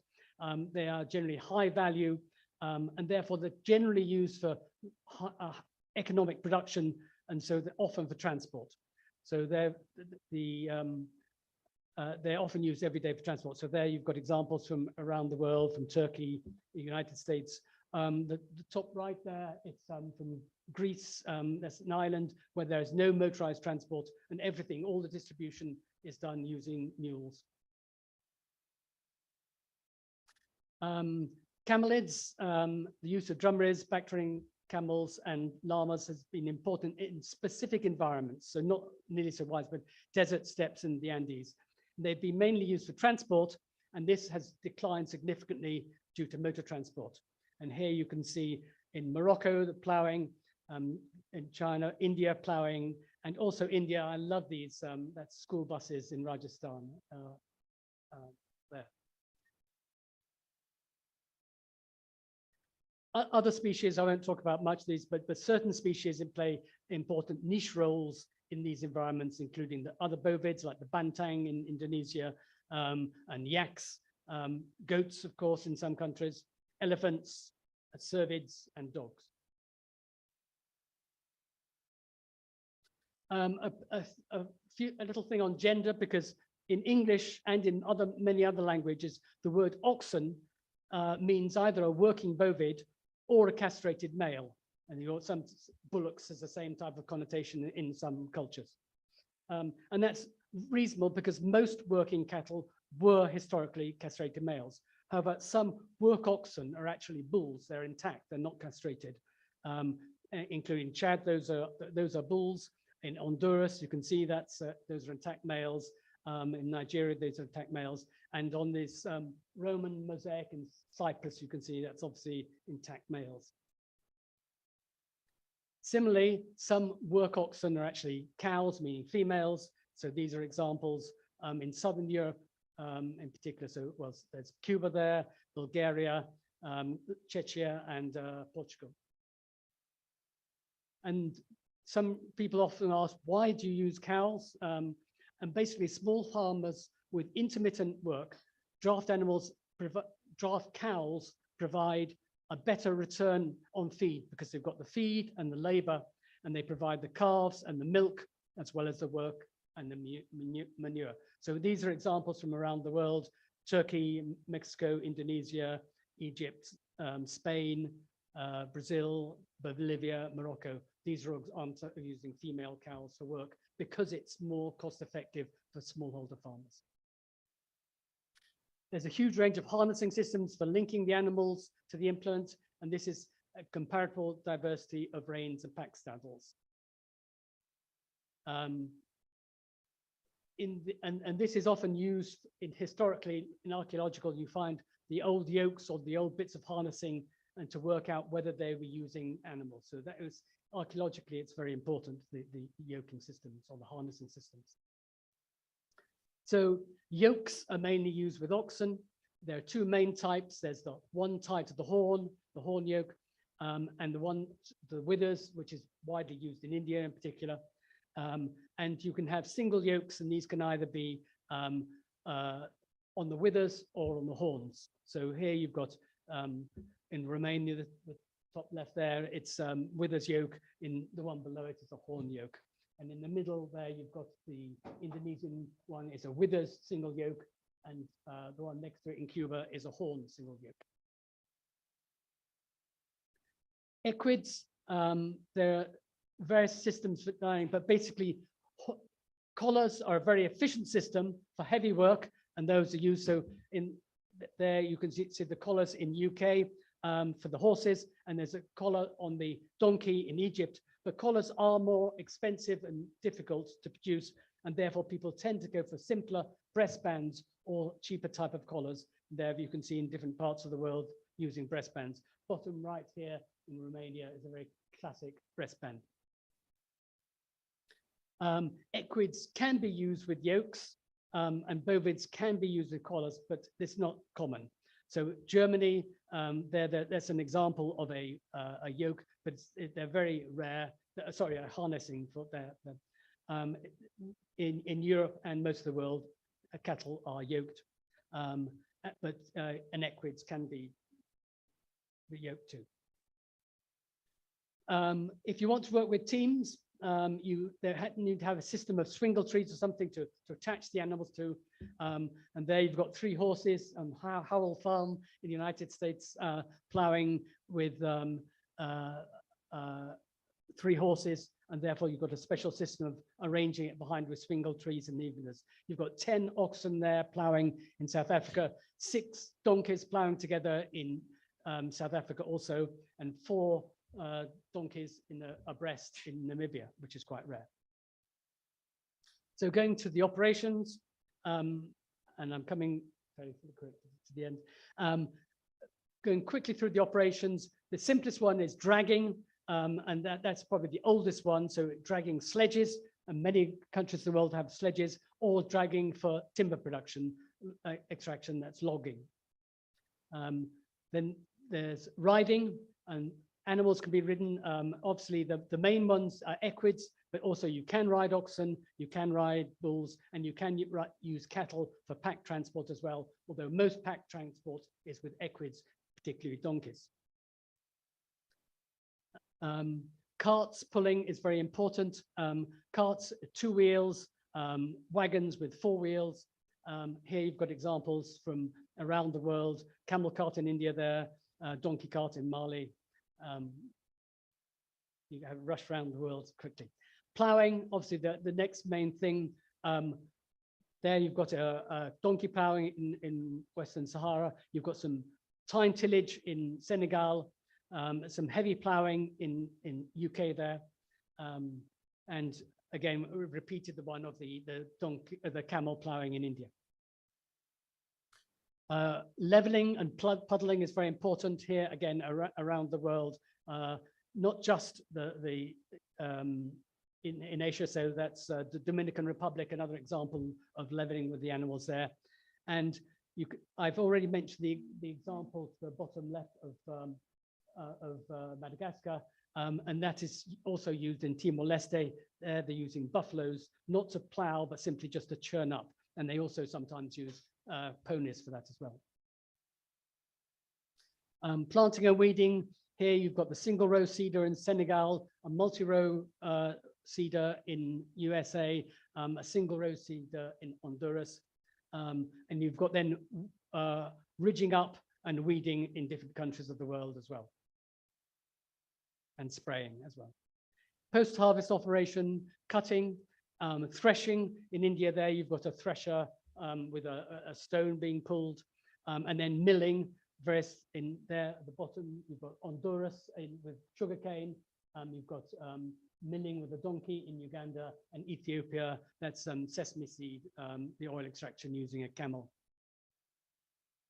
So all these, over the centuries, people have adapted their technologies and techniques and their choices of animals so they're suited to their environments and their resources and their needs. And this has often led to optimization rather than maximization. They don't want the biggest plow, the biggest animal. They don't necessarily want that. They want one that they can feed, an implement that they can carry to the field. So it's a compromise. So they're based on many factors: local availability, cost, weight, and overall returns.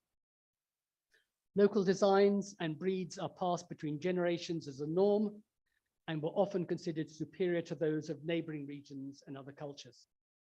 This is reinforced by folk art, as implements, carts, and animals were decorated and embellished with particular designs, colors, and accessories. So as animals became part of cultural heritage, their uses have been portrayed in songs, stories, toys, textiles, carvings, ceramics, statues, paintings, books, and other means of public recognition. Some examples on the sidebar there. Such a diversity of animals and technologies and cultural traditions provide a wealth of options for sharing and promotion by agricultural museums. It also poses great challenge as how to do justice to these through exhibitions, displays, and online resources. And these themes will be continued this afternoon at 2:15 in another presenting, concentrating and appreciating and sharing the cultural heritage of animal power in agriculture. Thank you. Thank you very much, Dr. Starkey. That was a visual treat. And thank you for, I think for the students as well, it's taken you through several countries, continents, and species. What I did miss was the dog. It Was there? No, yes, it was from there. Yeah, but I'm just sorry, but I know that they've been used in some continents, and I saw the multiple animals in the donkeys. I remember that in Switzerland, for example, dogs would be used to carry milk to a cheese farm, for example. Okay. So it's just something I'm sure you know much more than I do about this. But any questions? Yes.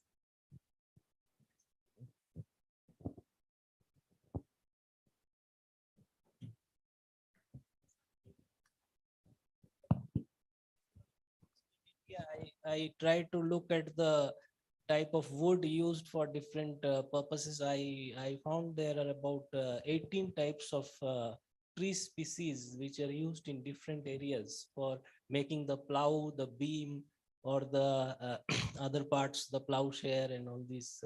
So that I think that is also very intricate knowledge, what type of timber to use. And even the cords which were used, ropes, at least species of plants are used to make the ropes. Nowadays, of course, it's gone into nylon and plastic, but this knowledge was there, and it's also disappearing fast.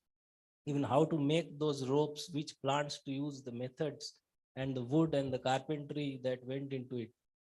Also, if you see the carts, some of the people are using chariot-like carts for racing bullocks, which are one person can ride that. So that also I think is very important, and it's not documented by, I don't know anyone who is doing that type of work. Wanted to add. Thank you very much for that information. Yeah. That's very good, and I will bear that in mind, but you're quite correct. And Sir, if you come to this afternoon session, I'll be looking at things like the carts and the yokes in a bit more. I haven't actually included the types of wood that they're made of, but I agree that is very interesting. Yeah. And I have got photos of the chariot rising in different countries with different animals as well. sir, thank you very much for your informative lecture. It is not a question, but it is just a curiosity from my side. I have gone through and I have came to know that these domestication of animals which you have mentioned in your slides, they were domesticated long back, which you have mentioned in your slides. Take the example of sheep and goat. These were the first which were domesticated in the world. And those were domesticated more than 10,000 years ago. One. And second, when we talk about cattle, cow, specifically cow, in Hindu scriptures, we mention Kamdhenu, which is in Hindi called Surbi. Another word is Surbi. That has been mentioned long before the man came on this earth. So this is what I wanted to know, but nowhere the name India is there so far as cow is concerned, domestication of cow. Thank you very much.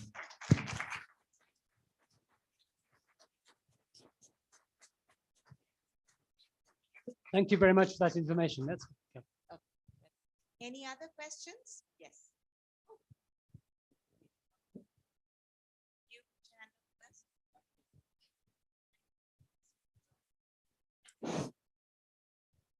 Thanks, Paul, for that great world tour of animal traction. Where does animal power stand in the big picture in terms of energy for food production? You know, we have, you look at world food needs and you think about the power required to do it. Animal power appears to be very, prevalent. You've shown pictures of to us from all over the world. But when the UN and maybe more importantly, individual governments look at animal power, how does the calculation work out? What % of the world's food is still produced using animal power? I think that's a very good question. And I wish I could give you an immediate answer. A lot of it goes to what Patrick was saying this morning about things being invisible, and animal traction is generally invisible. The governments do not keep statistics of it generally. So people don't even know in their own countries how many work animals they have. And so basically the raw data isn't there. FAO tried to compile things and I started looking at it, and you could see that basically they were saying, oh, we'll add 2% from last year, and you've got straight line graphs, totally irrational things. And it wasn't based on real data anyway, because people don't do surveys, particularly of the lesser animals like donkeys, which can be used in agriculture. And they will just ask how many cattle. They know how many cattle they've got, but they don't know how many working cattle. I don't know, it's probably the case even in the United States as well, but I don't know that there's no formal record of animals, and therefore everything is based on estimates. So I think there's one thing we need to get more people interested in that type of statistic. Just a little point, as since I have the chair. Maybe responding to your question, some of you in the audience may remember, in IIM Bangalore, there used to be a Professor N.S. Ramaswamy. Yes. I think he was the director of IIM Bangalore. And he used to bring out a magazine called Cartman. And there was this beautiful manual he brought out on draft animal power in India. You must have seen it. And it had lots of designs and of plows, but somehow that's fallen off the table and no one remembers that anymore. But perhaps that can be part of this museum initiative and look at some of the work, excellent work that Professor Ramaswamy had done. Professor Ramaswamy always said he was a friend of the animals, and he always took, at this stage, he would then have stopped talking about animal power and looking after work animals. He would then switch to pictures of the slaughterhouses, if you remember how he produced, and to try to get people to stop feeding that. Thank you, Paul, very much. Quick thought about draft power in North America and whether Inuit or other indigenous, perhaps dog-related transport might factor in. Yes, okay. I think that the Inuit and the dog, yes, I didn't include that simply because of the time available, of course. I think the domestication of the dogs is much more recent than the other animals. I think, if I recall in my mind, it's about 2,000 years ago. But I mean, it's still a long time ago, but not as long as the others. And the reindeer also was used by the migratory people. Yeah. The Sami herders. Yeah. So, Any other questions? If not, thank you for a very, very fascinating session. And quick announcement, the next session happens right here in this room. So please come back in a few minutes. You can have a short break. Tea is outside. Right here. We're running.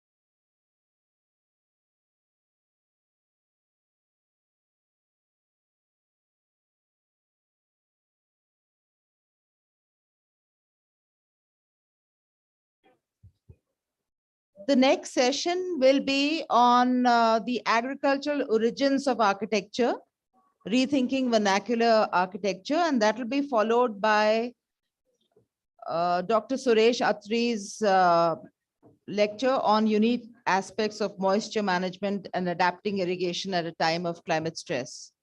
So please do come back to the APJ hall for that.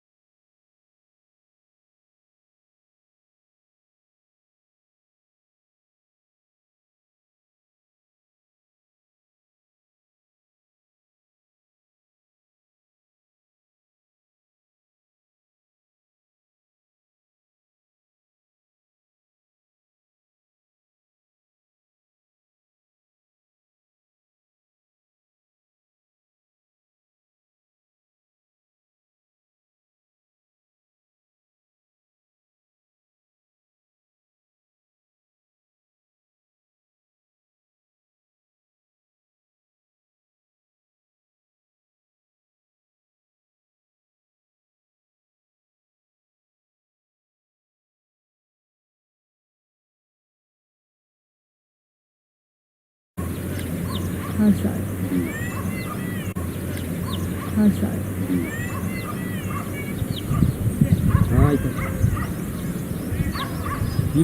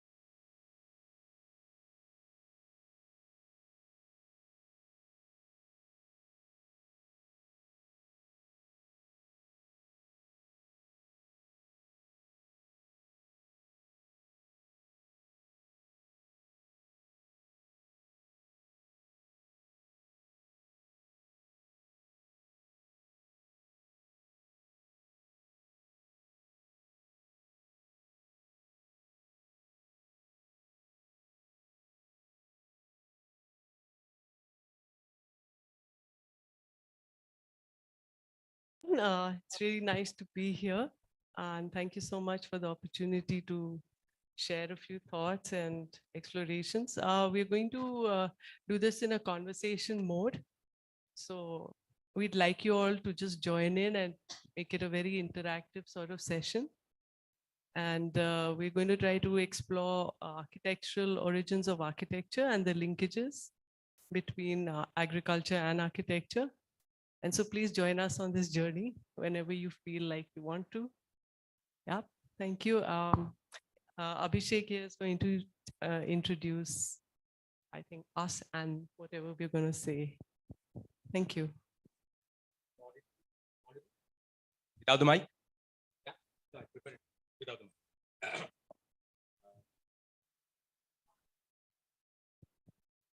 Okay. Okay, sounds good. Okay, so I'll live with the mic.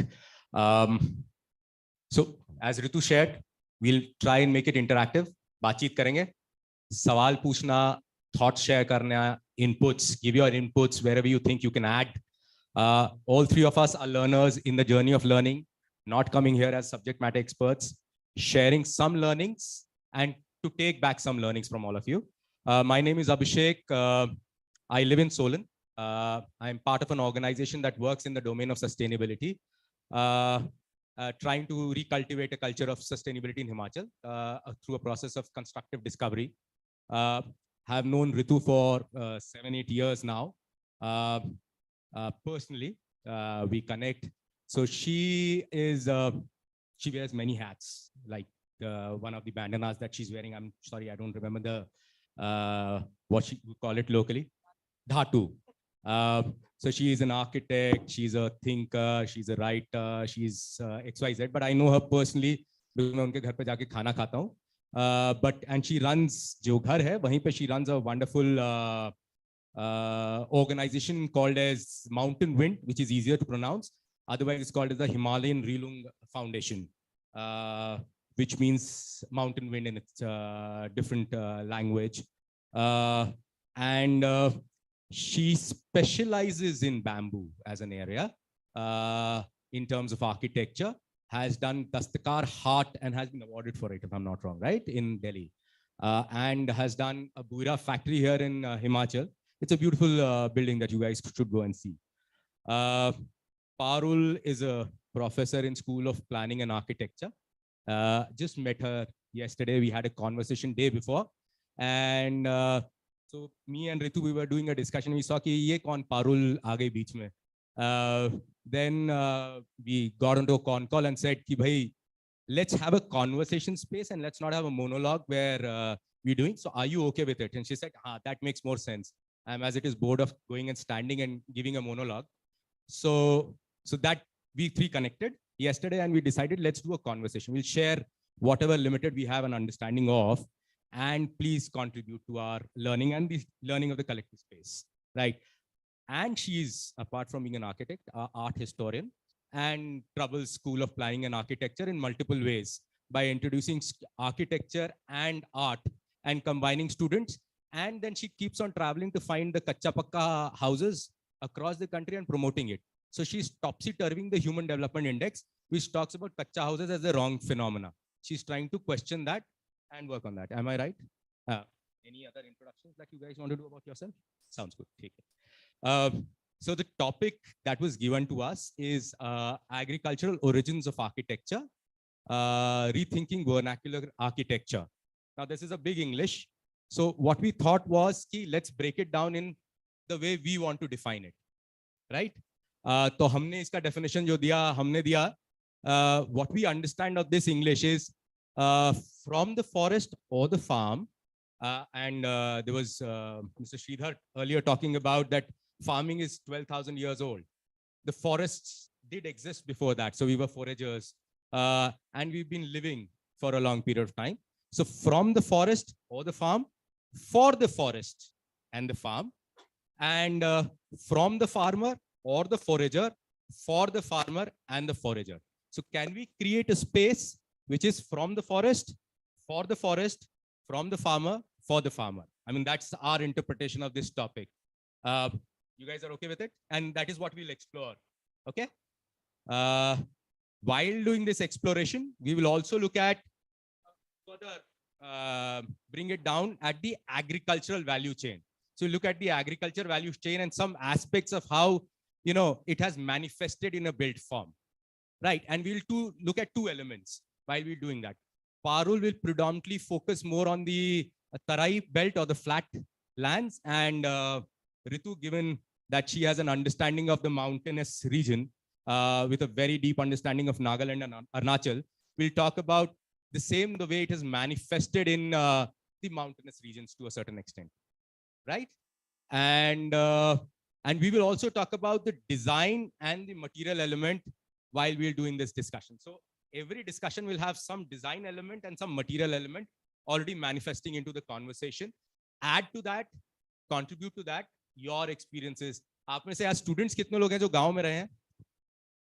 या बड़े लोग भी, आप लोग, अत्री जी तो एक बार मेरे साथ शेयर कर रहे थे कि मैं रह चुका हूँ गांव में, है ना? तो your experiences, please add to that. You might add because we might know something about it in this. So these are the three broad things that we'll be discussing and throwing problems to each other as questions. So we'll start with the first, from the forest farm, for the forest farm, from the farmer forager, for the farmer forager. So what do we really mean by it, Parul, if you want to?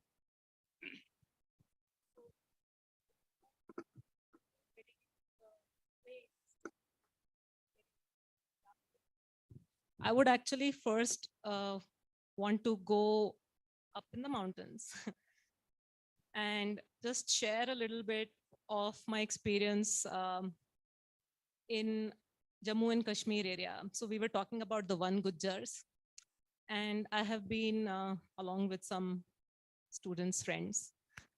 We've been looking at the habitation system of the Gujjar people, that the people who are pastoral nomads. And they, as you were saying earlier, 6 months of the year, they're in their gram, which is the village. And the other 6 months, they are traveling to higher areas for pastoral land. So this is the kind of landscape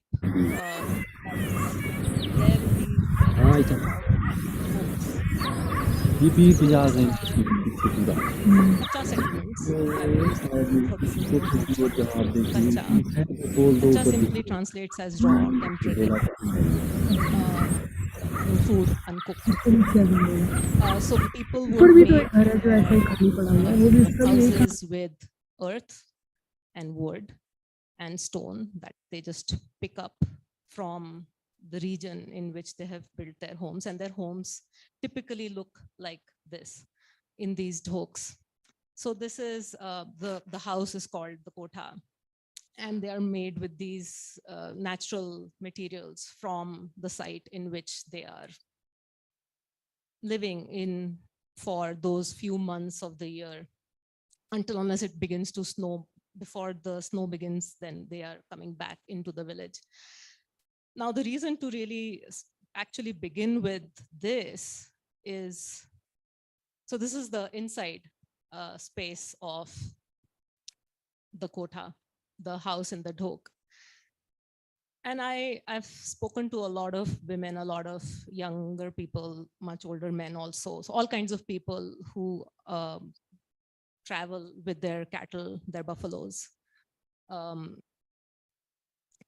one older woman actually said this when I asked her about, your traditional house vis-a-vis the new types of constructions that people are now doing in the village. So she said to me that she preferred the kotha. She said, I preferred the stone, the earth, and the wooden house, which has, this kind of house has a really thick earth roof. It's made in layers. And she said this type of house does not harm the earth that sustains us. It is built with the stone, the mud, wood, and other plant materials that the earth provides. When the house falls into disuse, it just goes back to where it came from. And this lady was a really old woman. Supposedly, illiterate, uneducated, etc. And for me, I was taken aback as somebody who's teaching architecture, simply because, you know, these are the kind of things that we're trying to teach our students in architecture school, right? We are trying to talk about circularity of material. We're talking about, you know, not cradle to grave, but cradle to cradle in terms of material. And here was this woman whose entire worldview was about this thought. She said that we should not do anything on the planet, on this earth, which provides for us, which would destroy it. So she was basically giving me a lesson on zero waste, zero carbon footprint, and so on. Another interesting story that I have to share is how another group of younger women actually said that, they said that we shifted our kitchen to make space for the bees. It has been 8 days, they started making their hive in the tree inside the kotha. So there was, inside their house, there was actually a tree. And these bees were making their hive inside that. And we were trying to ask these women whether, you know, how come you're not driving them away? And they said, no, we have to let them live. After all, we are in their place. And what I understood that day was that, you know, you make space for non-human creatures and maintain ecological balance. And these two stories for me actually encapsulated the worldview of the people with whom I was actually talking. So this image.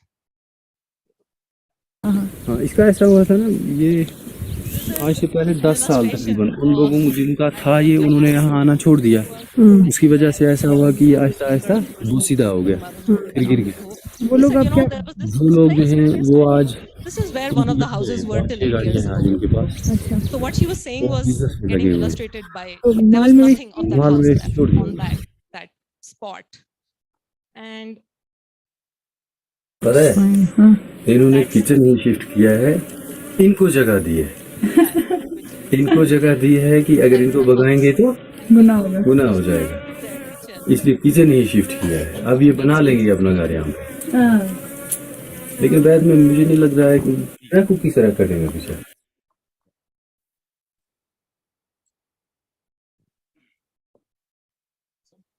Interesting. So this is a classic case of coming from the farm and or forest and going back to the farm or forest, then it's not for everybody. Yeah, and I've seen a lot of bees. I have a farm here in Rajgarh, an area, and oh, I'm so sorry. I'm so used to. No, I'm sorry. I just need to get used to it. So, your experience of looking things where things and elements of nature have come to build a place and have them gone back to nature. Anybody, any thoughts that anybody want to share?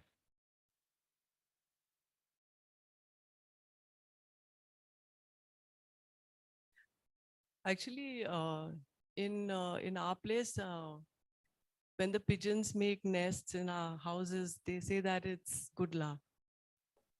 The kind of netting people put in Delhi and places I've seen, which to prevent pigeon shit, which of course I suppose is something that is not wanted, but in the traditional the mindset, that was something that was considered good luck. And another example in Nagaland, where we had our vernacular houses, used to have the pigsty below the toilet. So actually that was the sewer system. So a bit unpalatable, but like, you know, you had this machang, which is like a bamboo platform, and you would do your performance on top and the pigs would be waiting below, and that was the sewer system. So it was incorporated in the house. So your shit is eaten by the pig, and then you eat the pig. Yeah, it's for the next pig to eat the shit. another kind of circularity. Yeah. Oh, that's the next. Unpalatable. No, it's not unpalatable. This is who has a visual mindset can visualize it. Yeah, but this is an interesting. Yeah. So you wanted to share something, Nirupama? Okay. Yeah. Some more examples.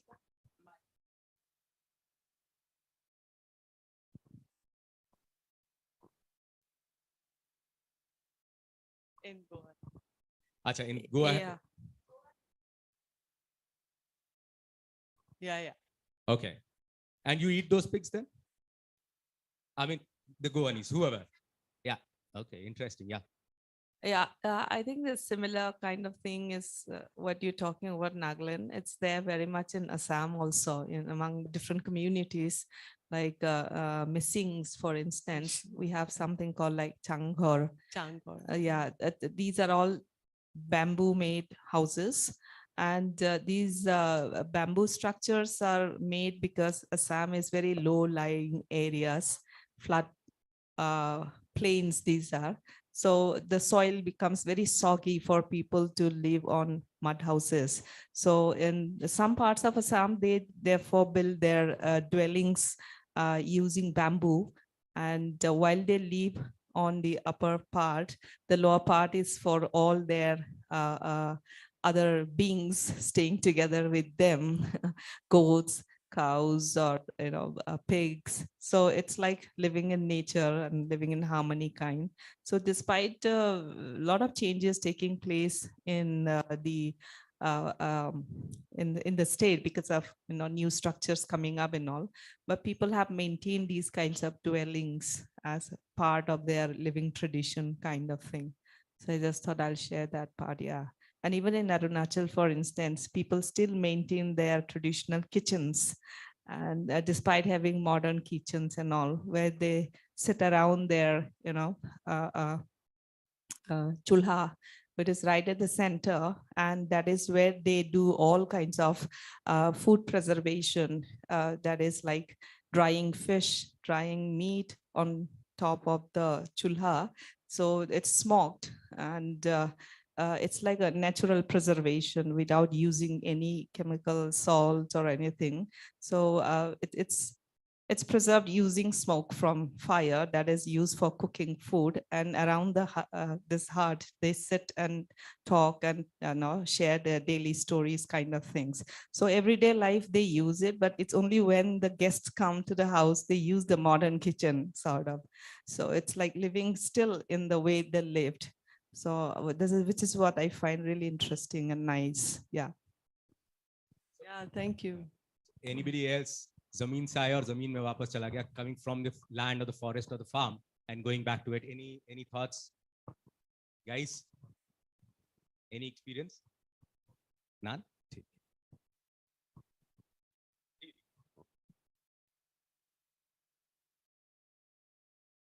So we have also made one book on those ITKs, indigenous technology knowledge.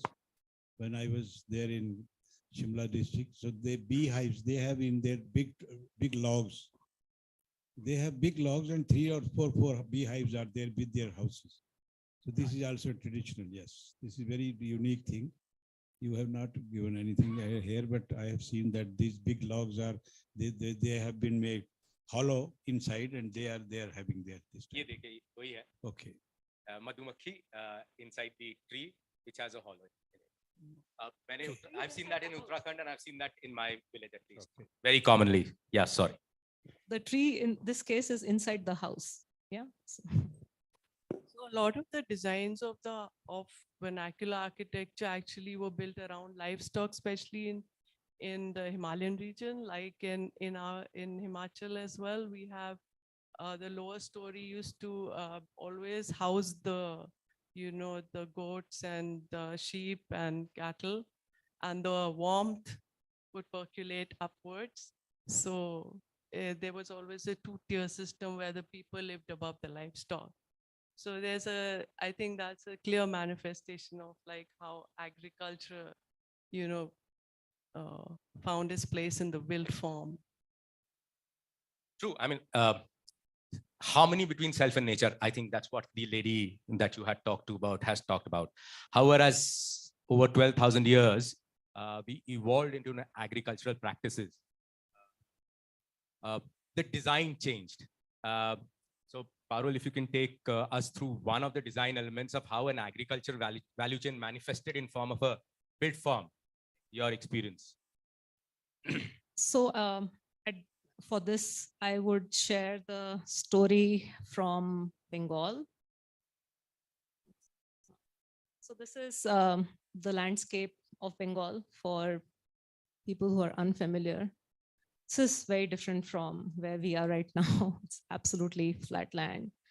And oops. I thought I did that. Yeah.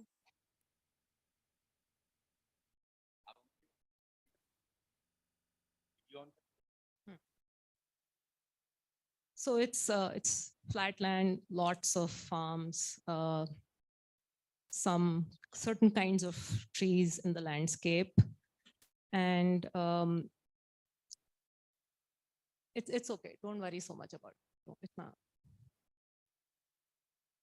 That's the typical martyr body, the earth house. Don't know how that has happened, but so here the worldview was about being rooted. So the people who spoke to me, they were always talking about the direct touch with the earth, with nature. So here also I was discussing the kacha versus the pakka. So the buildings, the dwellings made in natural materials vis-a-vis dwellings made in industrial processed materials. And these two people were telling me about how they prefer the martyr body, how they prefer the building made in earth, the kind that I just showed. And they were talking about the feel of the earth under my feet when I wake up, and the earthen wall texture inside all matter to me. The earthen surfaces provide natural acupressure. The pakka house surfaces are too hard.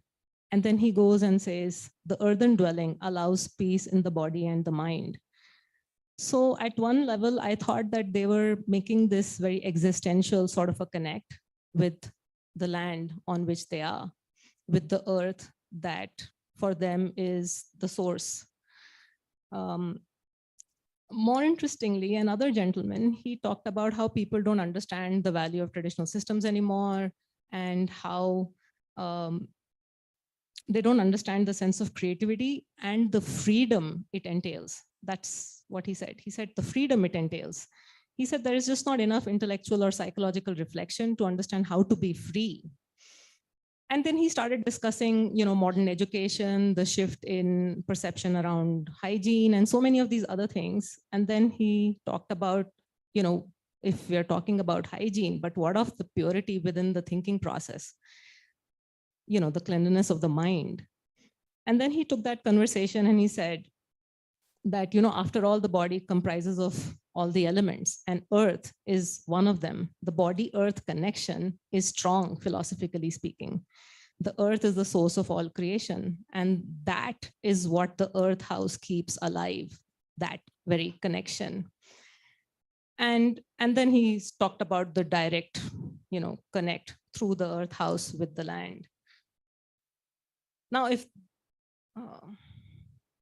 and then, I saw a lot of these kind of spots, which is all of the landscape of Bengal is dotted with these sacred spots. So that is reverence for nature. And this is,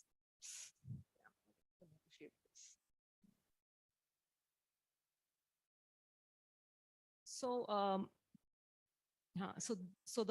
the house in this case is a big establishment by one zamindar family, let's say, right? It's a landholder's house. And it typically has these layered spaces. So when you're just about outside the house, what you have is the Durga Badi, the temple dedicated to the goddess Durga. And what you see in the pictures there is the temple just outside the house. And as you begin to get into the homestead, you come into the court. What you see in this sketch is the court. It is this court, which is the Mart Kotha, the entry court, which is got everything to do with agriculture, processing, implements. And beyond that is another court, which is got the Kotha Badi, which is the living spaces multi-tiered earth structures for people to live in. So essentially there is a certain kind of a hierarchy of spaces with, from the goddess to the land and all the agricultural oriented spaces, and then the spaces where people live. And beyond that is the pukur, the pond. So the construction processes of such buildings basically is about, you go create your pond, you get the earth out to build that pond, and you use that earth to build your houses. Typically, that's how it sort of works. So what you see here is the first court, and you see the mori, the granary for storing processed rice. But what you also see are these other tertiary structures around all along the court, which would have, the court of course would be used to store the dhan, the paddy. And then there are spaces for rice pounding, the boiling, because they would have parboiled rice, right? So this is the space in one of the verandas where the deki is, it is there, it's not in use anymore. So a friend of mine was just trying to see if it still works. So all of these processes are happening along the first court.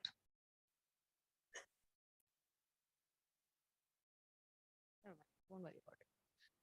And then these last few images are from, just before going towards, it's the back of the house before the pond. Next one, you can also see. There's a lag. So that's the far end of the house. So from the temple into the court, which is agriculture centric, then into the court, which is the living areas, the kitchen, and then the kitchen garden, and then the pond. That's how that's how the spatial organization of such houses would be. Interesting. So this is, Parul, in my understanding, a typical landlord house where land holding was a individual prerogative, right? So designing a house where you are serving a particular family, which is agriculture oriented, and then so you have multi layers with God being the first one at the entry, and then going to the processing unit, then people staying, and then water management and fishery and others. Ritu, and in a feudal structure like Bengal, in your understanding, Ritu, in an agriculture value chain, in a typical Himalayan setup, and I'll take Nagaland and Arunachal as an area that you understand, how where I think individual land holding is lesser and the community agrarian model is larger.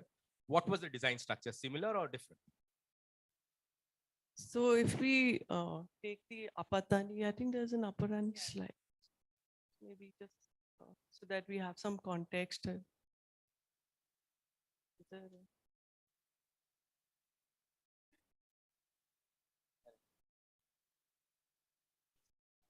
I think, yeah, it stops in between.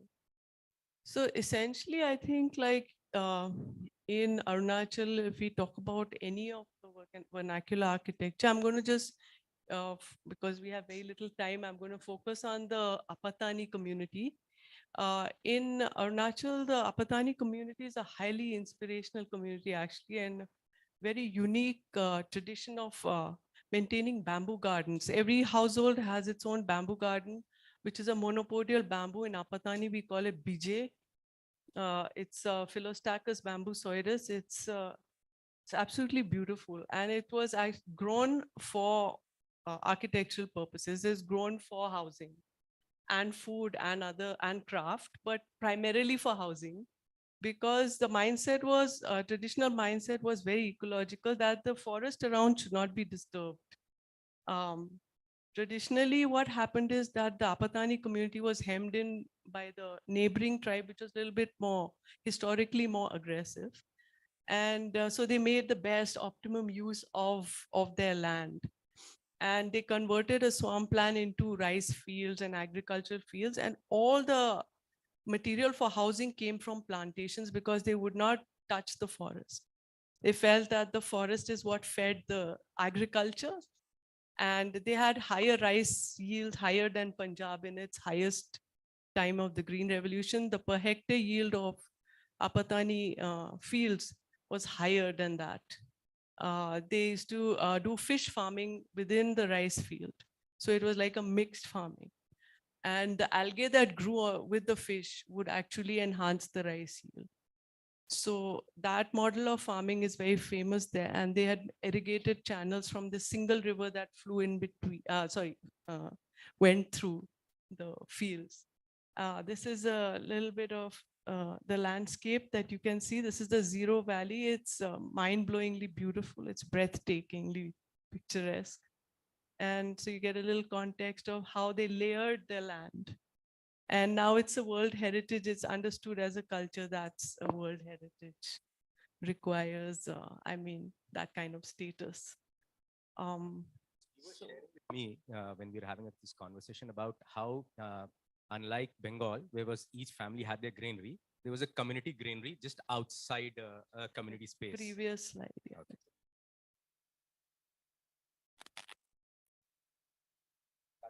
So yeah, if you see the one below the, this one here, that's like a cluster of granaries. So all the granaries are kept at the one end peripheral edge of the settlement so that they don't catch fire. There's a huge fire hazard. Most of bamboo-based buildings faced a fire hazard. So they were very closely, tightly packed together. So if one building caught fire, the whole village used to get gutted. But then the whole community would come together and rebuild the village in 4 days. So the community spirit's very, very strong. In our Himalayan traditions, especially in Nagaland and Himachal, it used to be there in Himachal as well we hear, but in Arunachal specifically, it still continues. And also in Nagaland. So the community will always come together and, rebuild everything. So even the cluster, even the way the land use pattern is, it is that all the fields are together, the houses are together. So it's all about clustering. I think only the bamboo gardens are separate so that each one can access bamboo. We just explored 2 elements of an agriculture.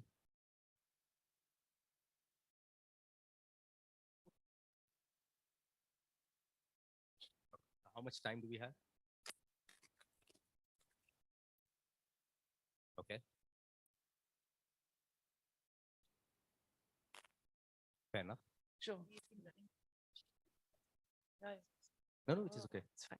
So just give me 2 minutes.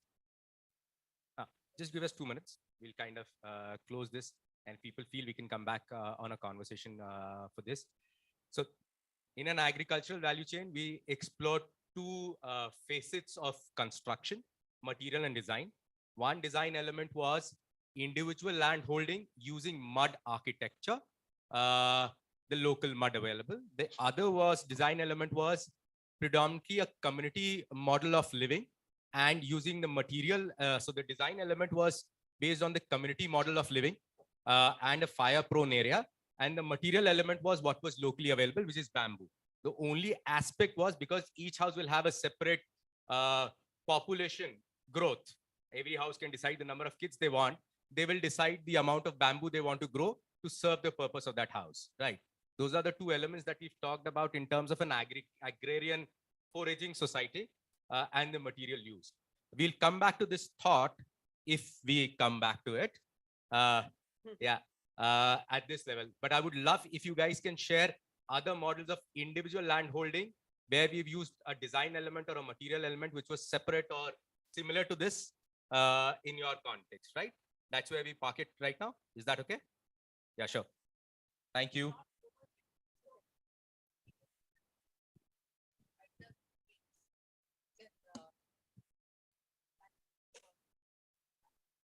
Sounds good. Thank you. Thank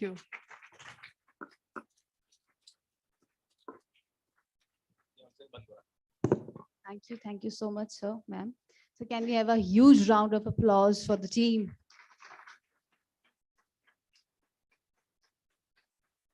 It is now time to continue our conference with the fourth session, aptly titled as Tales and Tellers. In this session, we continue our journey into the rich tapestry of stories and narratives that form a vital part of our agricultural heritage. Tales of innovation, resilience,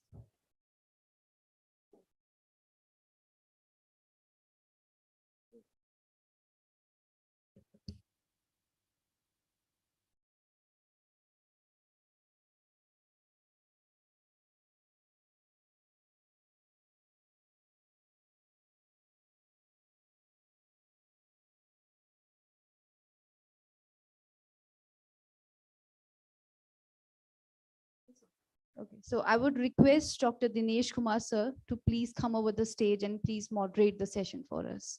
Please give him a huge round of applause, everyone.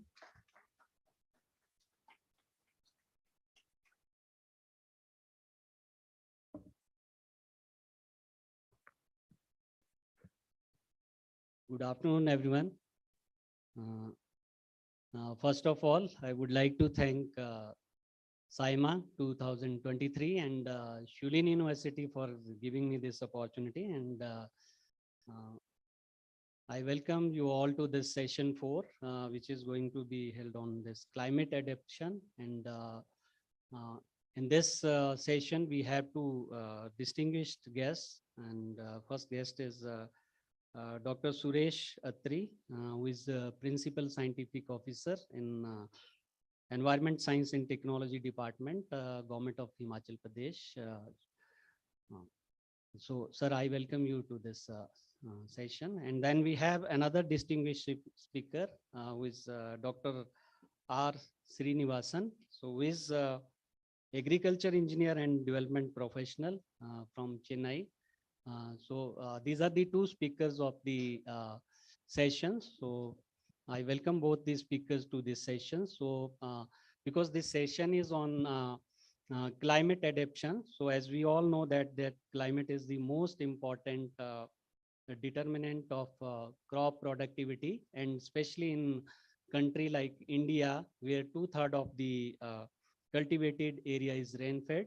So the climate change has shown serious concern by its direct and indirect impact on the agriculture. So there are different evidences to witness the climate changes in terms of the global temperature increase, and then the high intensity of the rainfall, which is happening, and then the melting of the glaciers, and then the shifting of the crop growing seasons, and then frequently occurring floods and the droughts. So these are some of the evidences of the climate change.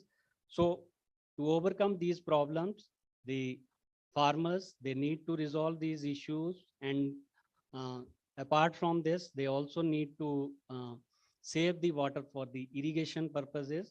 So there is a need to develop innovative methods, technologies to save the waters, and there is also need for conducting the research in the area of increased irrigation adaptation and mitigation, and there is need to improve the capacity building, and there is also need for bringing the changes in the existing policies so that we can meet the potential threat to the future food security, which are caused by these climatic changes. So on the other hand, we also need to preserve our natural heritages. And then another speaker who is going to talk on the traditional water harvesting tanks, which is again integral part of the rural development and agriculture development, and this is the source of the livelihood of the communities in India, because despite of giving so many services, these traditional water harvesting systems, they are not gaining so much of the importance, and day by day they are losing their importance, and they are in the verge of the deterioration. So the reason for this is one is the population pressure, and then another is the poor maintenance of these existing. So we also need to scale up these tank rehabilitations at the state level as well as at the national level, so as to provide the sustainable benefits to the local communities. So with these words, I think, so I have given the brief background of this session. So I'll be inviting the first speaker of the session, Dr. Suresh Shatri, who is Principal Scientific Officer. So he'll be talking on unique aspects of moisture management and adapting irrigation at a time of climate stress. Over to you, sir.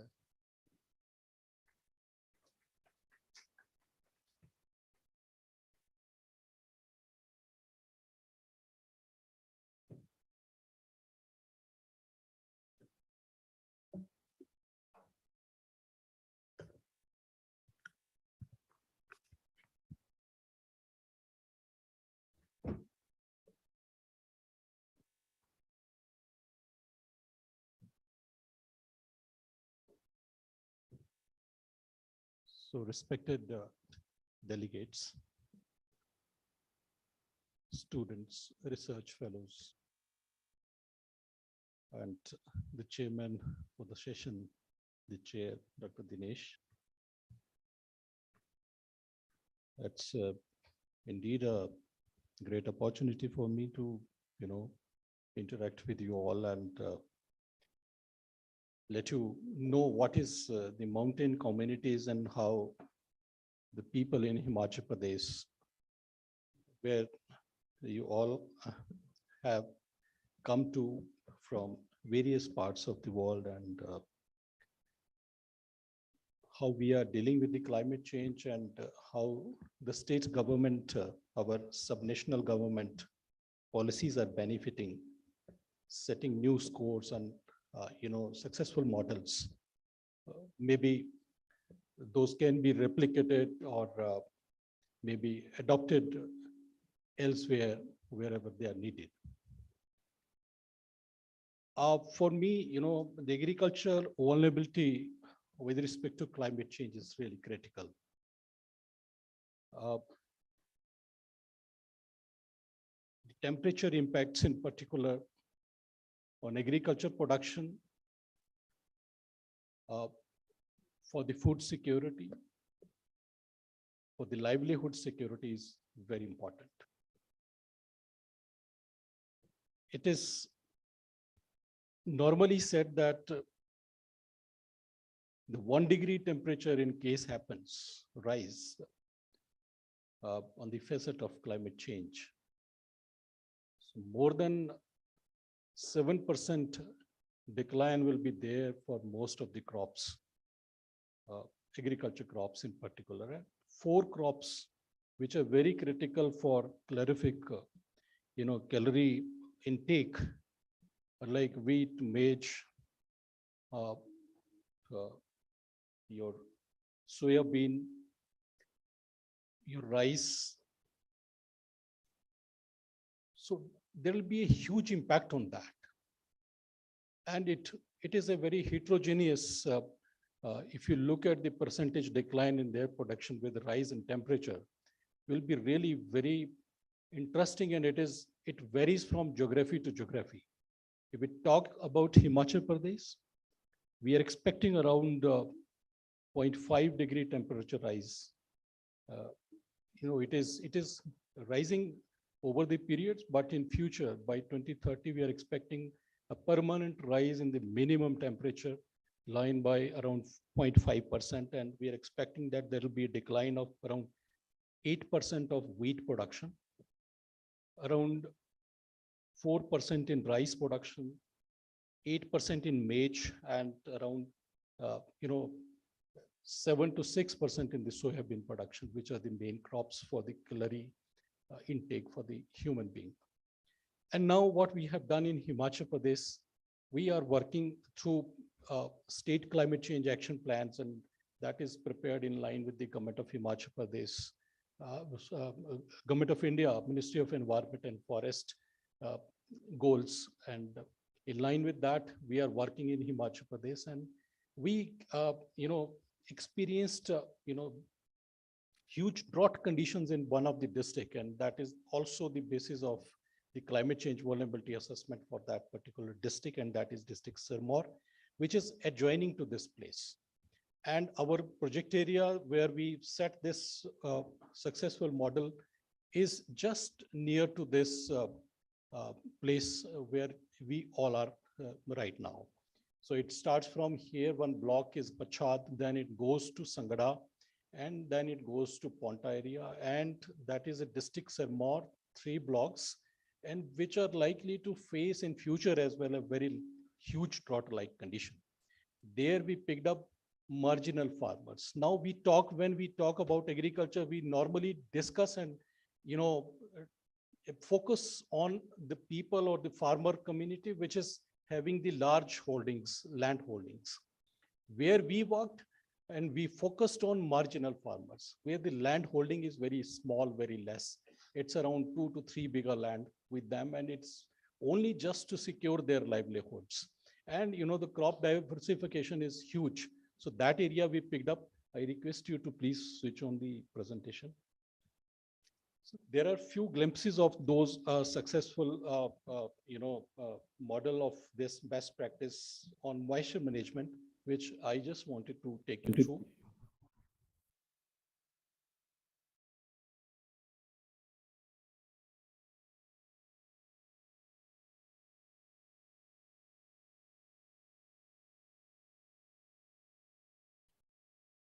Dr. Suresh. Yes, this one.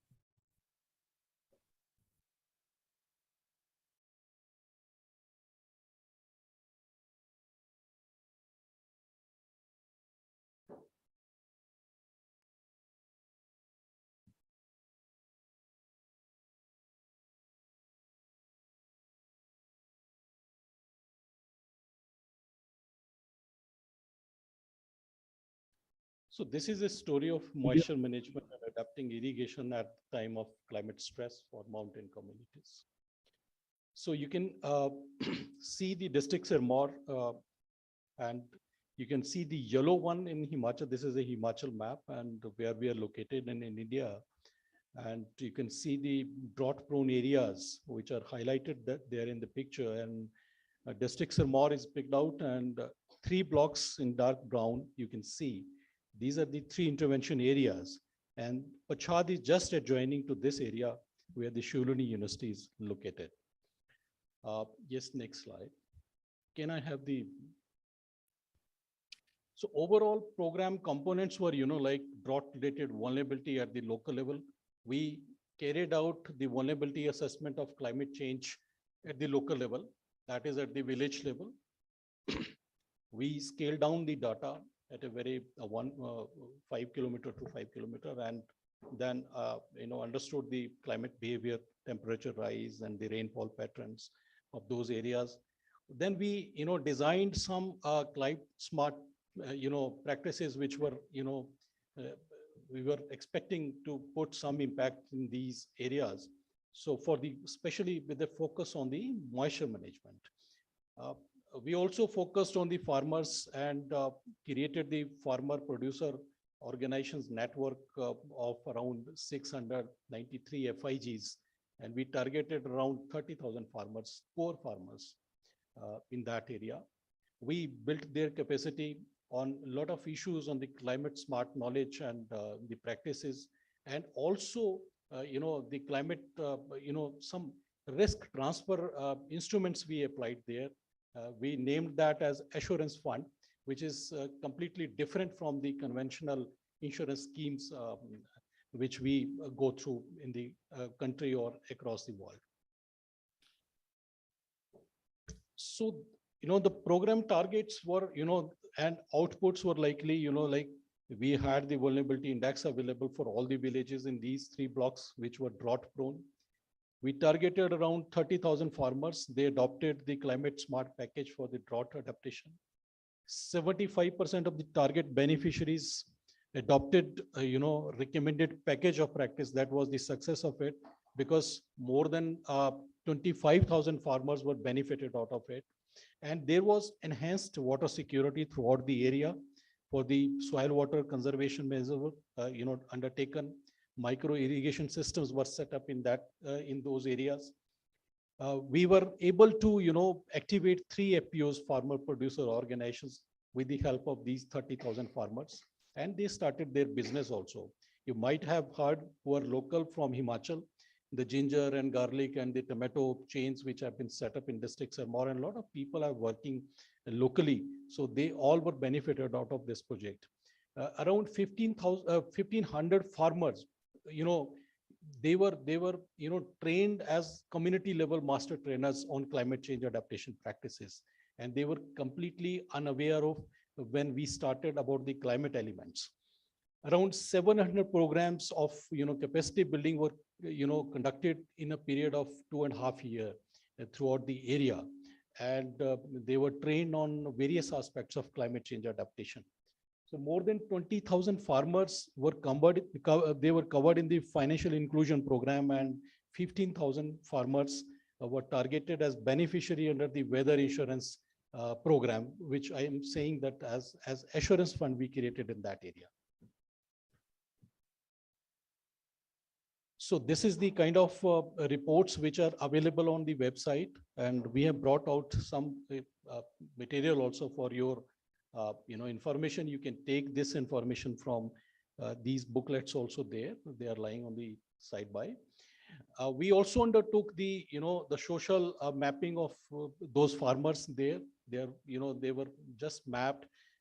Everybody's name, address, everything, their land holding, production patterns, everything is documented in this, and 18,000 farmers we documented for the different kind of practices. So these are the irrigation schemes which, these were the most drought prone areas, panchayats. You can see the different panchayats are shown in the map. And the blue area is the one area where the major irrigation schemes we set up. And number 4 is the irrigation scheme, which is completely based on renewable energy. It is a lift irrigation scheme based on the renewable energy. That is the solar based energy. And water is, taken to the cultivated command area through the gravity. And around 1,800 farmers are benefited out of this whatever we are lifting. So if you look at the purpose of showing this slide is that, the number 6 point is the benefit cost ratio. It is very interesting that against the investment of 1 rupee, we could, take the benefit of 2.54, more than 2 rupees benefit against the investment of 1 rupee. So that was the kind of irrigation system which we provided to the people, and they are the very poor farmers who were benefited under this program. And more than, you can see 190 hectare area, that was targeted under this 25 hectare area, which was targeted under the irrigation scheme. And this irrigation scheme, these irrigation schemes rather, I would say, are maintained, run by the farmers and those poor farmers only. They are maintaining themselves. Nobody is there from the government side to run these. They are completely owned by these people. So we have documented the, success stories also. You can see this is how the infrastructure was developed, and in the command area you can see. And when we entered this area, it was completely a barren land, and there was no crop undertaken by any of the farmer. Their land holding was very small, and they were running, with a lot of stress when we entered that area. Similarly, you can see the monitoring level was as high as the Government of India secretary level people were visiting the area. They were interacting with the farmers, training them on different aspects of the moisture management. You can see this is another scheme where again, against the investment of 1 rupee, we could realize around more than around 2 rupees against investment of 1 rupee. So that was the cost benefit ratio.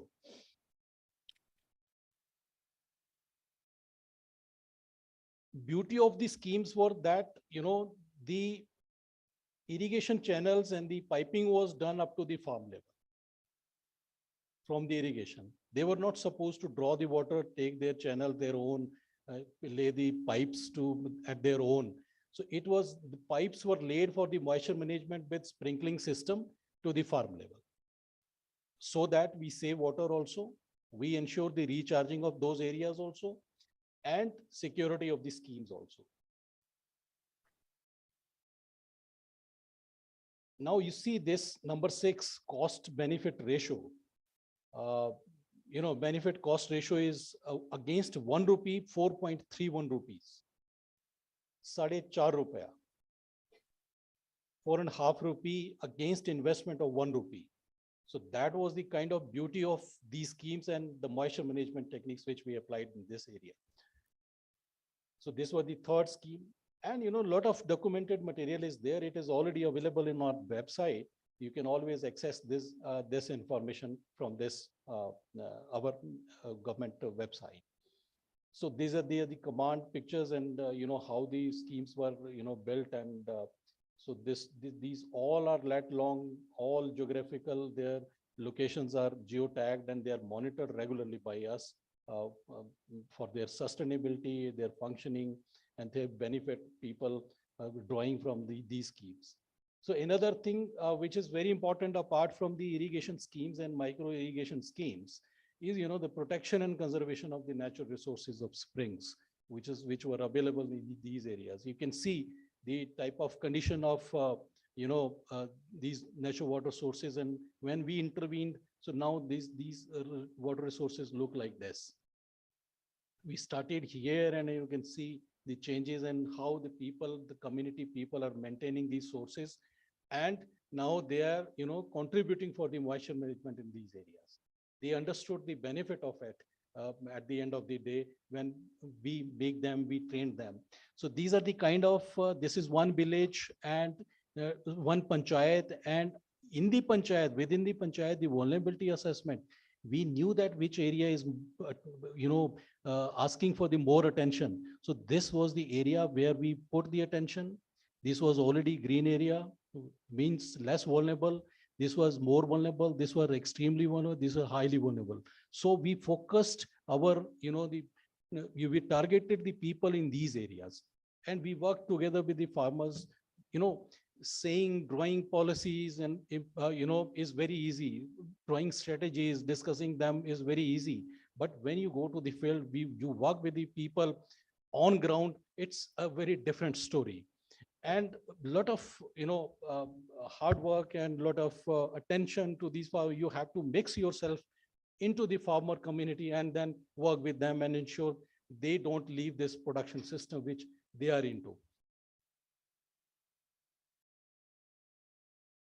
So another beautiful example with us for moisture management is renewable energy based hand pumps, which we installed in the entire area in these blocks.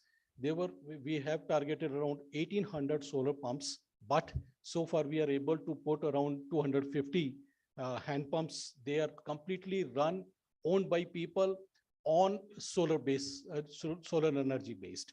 And around more than 1,700 people, they have been benefited, households have been benefited out of these. And you can see that these are the feature of these solar based hand pumps, and they are contributing to the moisture management. And nobody is touching these hand pumps, nobody is putting any energy. They themselves pump, they just switch on the button, and then the micro sprinkling irrigation system is working. Their tap water is available to them. That's so successful story. This is the one solar based irrigation scheme. You can see the area. This is the command area. We have lifted the water down from a very far off downstream and through a solar panel, and this is the storage tank here. And from here, the entire water is given to this command area through just through gravitational system. No energy is applied in this area for lifting or distributing the water through any pump. So net footprint is completely zero. So this is the kind of solar pumps. I'm just taking you through the, this is how the communities have been benefited.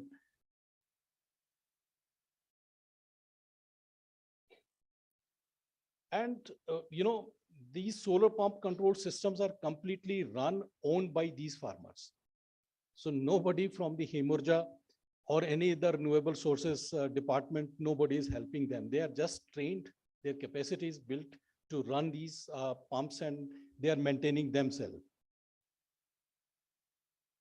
So this is how, the storage tank is. And now the beauty of this, I think we missed some picture. So we have also created recharge, along the solar pumps where these hand pumps are located.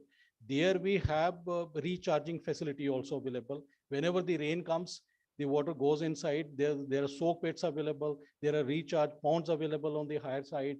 And then this water recharged and groundwater table, we ensure that that is also taken care of. So apart from this, more than 100 micro irrigation schemes, 35 irrigation channels, which were there already under the various schemes from built through convergence from other programs. They were repaired and put in place. Village ponds, more than 20 village ponds, huge size village ponds were created in these vulnerable areas in these villages. And those moisture conditions were improved to ensure the crop productivity. So their locations and other things, they are also there in the presentation. The presentation is also available with you. You can always take it along and just go through the villages and the points where we have worked. You can see the micro irrigation, how these schemes were, distributed to these farmers, and their capacity were built, and the moisture management was, the soil conditions were improved. So this is the kind of success story, how we started working there, all lat long, all geographical indicators, and the monitoring is done. And then, the soil conditions were improved through moisture. Very poor, very marginalized farmers benefited under this program. All post, pre, and everything is documentation is already there. You can always go through how this scheme were, built and the program was implemented. I just go through quickly because the other speaker has to come now. So you can see the village ponds. This is how the village ponds were created, and they are working very well even as on date. And they are full of water. They are helping in recharging the groundwater.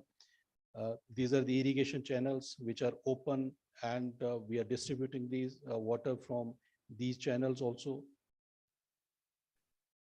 And many kilometers long water channels were created for creating the good moisture conditions in the drought-prone area. This is how the formation of the farmer interest groups were, they were trained, they were brought together, different clusters were created, and focus on clusters were given with respect to crops as well. And more than 509 farmer interest groups were created, and they were more focused on the women farmers. And they are very successfully running their FPOs as well. You can see the total number of farmers under this FIGs. It's more than 7,000 who were benefited. Now these are the training modules which have been produced, and we have circulated these modules. The Ministry of Environment and Forest, Government of India, asked us to circulate this across the Pan India, and Pan India. We have circulated these, and these modules are lying here. So these are bilingual. They are in Hindi as well as in English. So you can take some of these if you are interested. You'll find a lot of knowledge on different aspects of agriculture practices, and how the climate change is impacting, and what should be the practice, and how you should adapt to the climate change. So those all models are documented there. These training modules are very interesting and you must go through. Even for the trainer, they are very, very useful. So there are 7 modules and we have circulated. These are available on our website as well. We, also trained under the program around 332 extension officers in the agriculture and the horticulture department. And they were trained to just ensure these climate change adaptation measures are taken across the state. 6 trainings were held for, the progressive farmers, specifically for this target area of Pachad, Ponta Sahib. And now these 240 farmers are the master trainers. They are also further trained on different aspects of merging technologies, new techniques which they can learn, and they are always in touch with us. So we conducted more than, training of around 30,880 farmers, marginal farmers. I am saying not the normal size, land holding size, more than 5 bigha. No, it's just 2 to 3 bigha land. And those farmers, women farmers, especially, we focused and trained them on climate change adaptation. You can see the training programs going on. Even during the Corona period, we kept on training them, and we didn't, we just ensured that nothing is broken, that cycle is not broken, their capacity is built, because it was that time when we started working with them. These are the interior areas where again farmers were trained on different aspects time to time, and so you can see the key impacts of training program, right? So different crops cultivated agriculture per year. So how they decreased, now how they have ensured, so around 18 more things they have added. So different, productivity of major crops, water use, irrigation purposes, different key area of training programs were they. And the farmers were, trained on different sides. They are documented as well.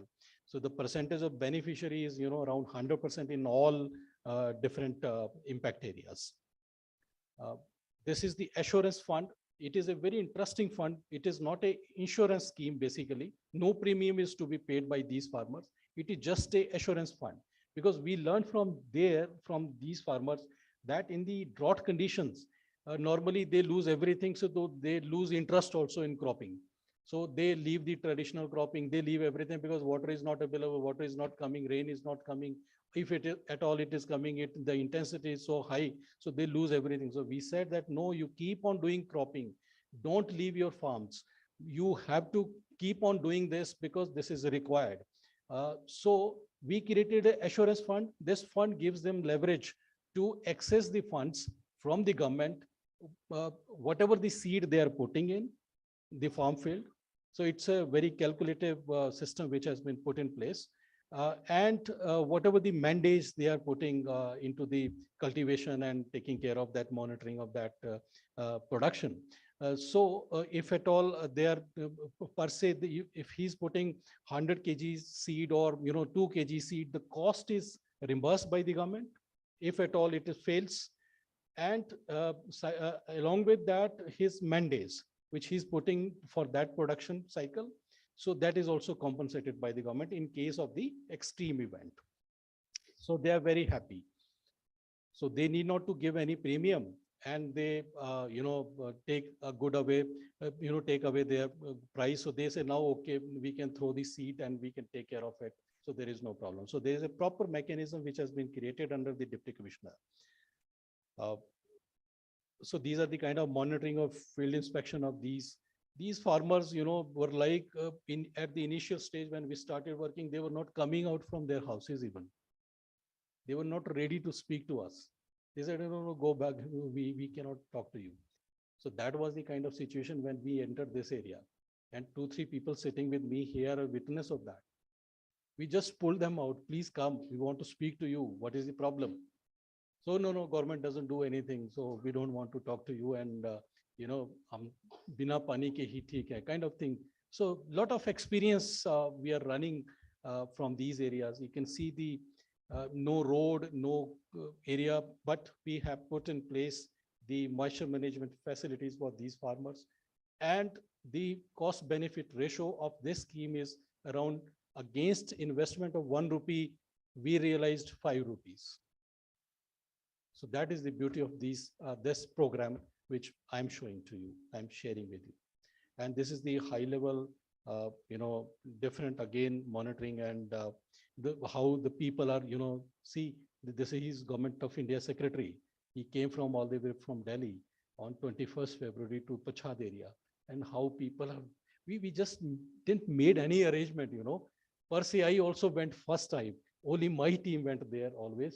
And you can see the flowers and they are just arranged them. They welcome from the core of their hearts. They were so emotionally happy. They said that, that 1 rupee starting from Delhi is reaching 1 rupee here. And we are really happy. So if you look at, the different crops and the program impact overall, you can see the last table, the percentage which we realized through this program. This is the enhanced, very high level of percentage which has been for different crops after the implementation of the program. We documented this last year. And this is a huge increase, and they were benefited, really benefited.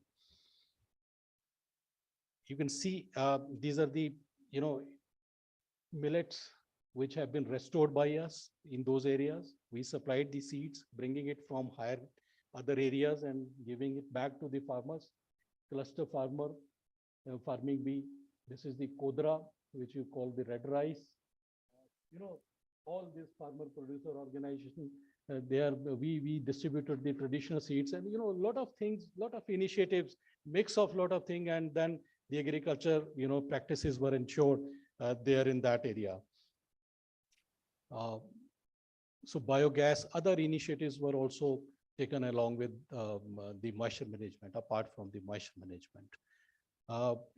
You can see the forest management. We also ensured some plantation also there to ensure that the spring shed is maintained and the groundwater recharge is ensured. And, they get good quality of soil from the high area from the landscape. So this is how we also try to ensure that, they don't use these concrete roads and they make the kacha path, and so that the water percolation is not and the water also, that storm water, it flows very fast when it comes, so it don't harm their farm fields. So kacha roads and those where the percolation can happen is just to ensure the moisture management by these communities only. And this also invited a lot of attention from the media as well. So I'm just showing two, but there were a lot of other intent. This is the website where the all information is gathered and available for your perusal. You can always see this. So thank you so much for giving me the opportunity and showing something which we are doing from Government of Himachal Pradesh as a policy initiative for the mountain communities' resilience. We are trying to build something which can contribute to the society and the agriculture sector at large. So thank you so much. And if you have any question, I'm here to reply. Thank you so much.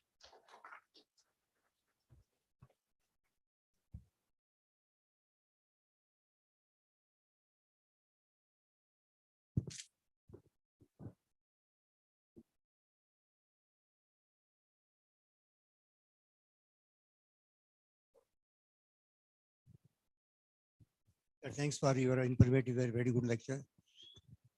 It is not a question, but just a query.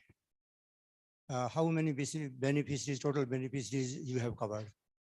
Total number of beneficiaries covered under this project? No, as I said, 30,880 farmers which we covered. This number is more, in fact. But yeah, the marginal farmers are the farmers who are whose land holding is very less marginal. That is less than 2.5 bigha. So the number is 30,880. This seems to be very large number of the farmers. Yeah. But one more. You have developed the package of practices on what? Whether the package of practices on agriculture or horticulture or vegetable or environment? Yeah. So look, this was not exclusive for agriculture sector or it was a package of the climate change, climate smart solution. So like we built the irrigation schemes, we supplied the seeds also, we supplied the saplings also, we created infrastructure for that purpose also, we created the seed banks also, we created water channels as well, we created moisture management facilities as well, we distributed the sprinklers also, we promoted the intercropping, and the program was not implemented by my department as climate change department. I meant of to Himachal ask is- Pradesh. The program was implemented by the agriculture department. Joint directors is sitting here. So their team was working from the agriculture sector. I just catalyzed the entire process. I brought in the funds. I brought in the that climate smart concept to the field and applied that through my sectors. No, my query is whether the scientists were involved in developing these recommended practices, or you yourself have developed this package of practices. No, we, based on the experience, based on the learning from them, based on learning from the field, the vulnerability condition of those farmers, we designed the, that package. We accessed the fund from Government of India under the National Adaptation Fund. We involved the Ministry of Environment and Forest. They gave us the money and we applied through our sectors. Okay, thank you. Yeah. Are there any other questions? That'll be the last one, I think, because we have to. Hello, sir. My question would be like you talked about two variables while talking about moisture management. You talked about the moisture and agriculture.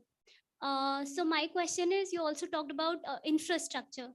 So how I think of it is that infrastructural development means more concrete and more of cement, more of these bricks and all. So this has direct impact on reduction in agricultural production that you said we will have less production of wheat, barley, and all the other greens that you said. So that means we'll have less green.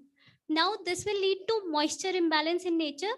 So what do you say that more of infrastructural development that we have seen has been creating this moisture imbalance? Not really.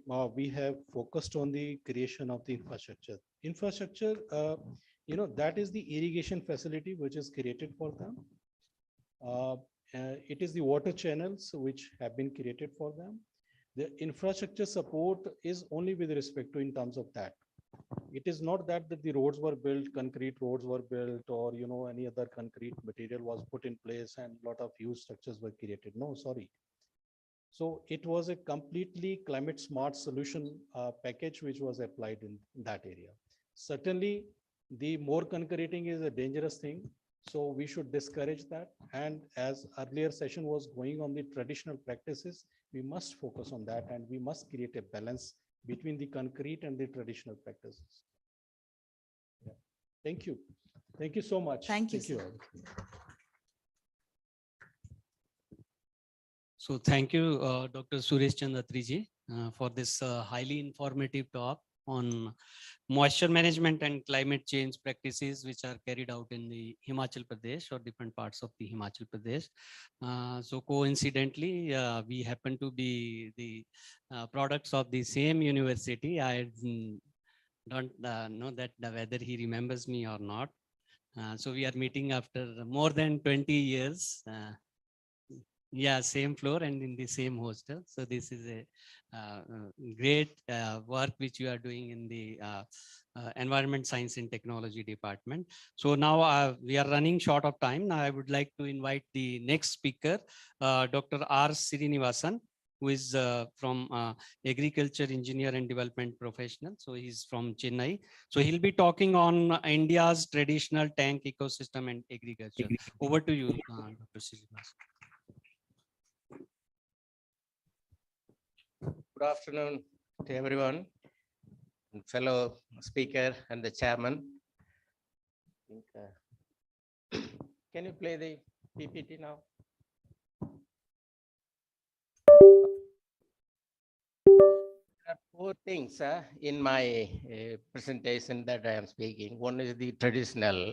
What does that mean?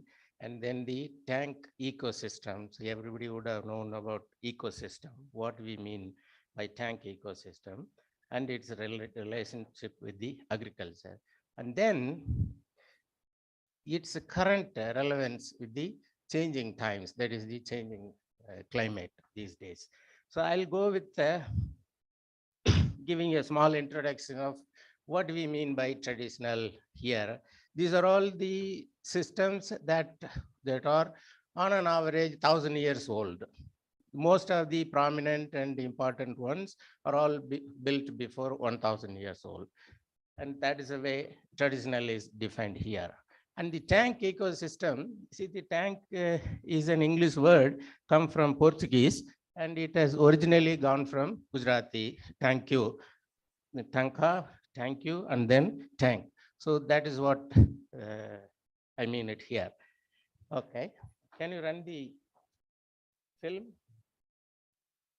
Just I'll take you through a 6-minute video, and then I'll come back to my title. What is dead and alive in India's past? When it comes to water technologies, tanks and ponds have sustained for centuries. It provides the most essential requirement, water for plants and animals. Found almost in every habitation, small and big, in varying shapes, they offer water. You are now looking at a topographic sheet of southern Tamil Nadu, prepared by the US Army. Just look at this. Blue shades are tanks, the black dots are habitations. Almost every habitation has got one tank. It is all man-made, and those who lived there created them. Nothing natural about them. Tanks have survived centuries. The builders are honored and remembered.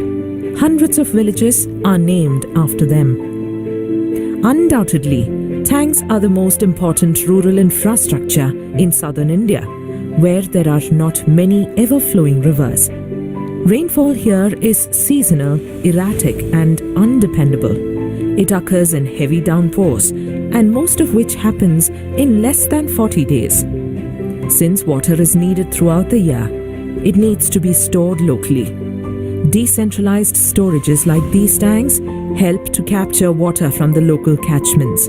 They are called Kanmai and Kulam in South Tamil Nadu. Normally, tanks are formed by throwing a long bund on a sloping ground. Water is stored behind the bunds, that is on the upstream side and called water spread area. It is used for cultivating crops on the downstream side, that is below the bund and called IA cut. Sluices are water conducting mechanisms. Water flows to the fields by gravity. Depending on the size of the tank, there may be one or more sluices. Floodwaters are let out safely through the weirs.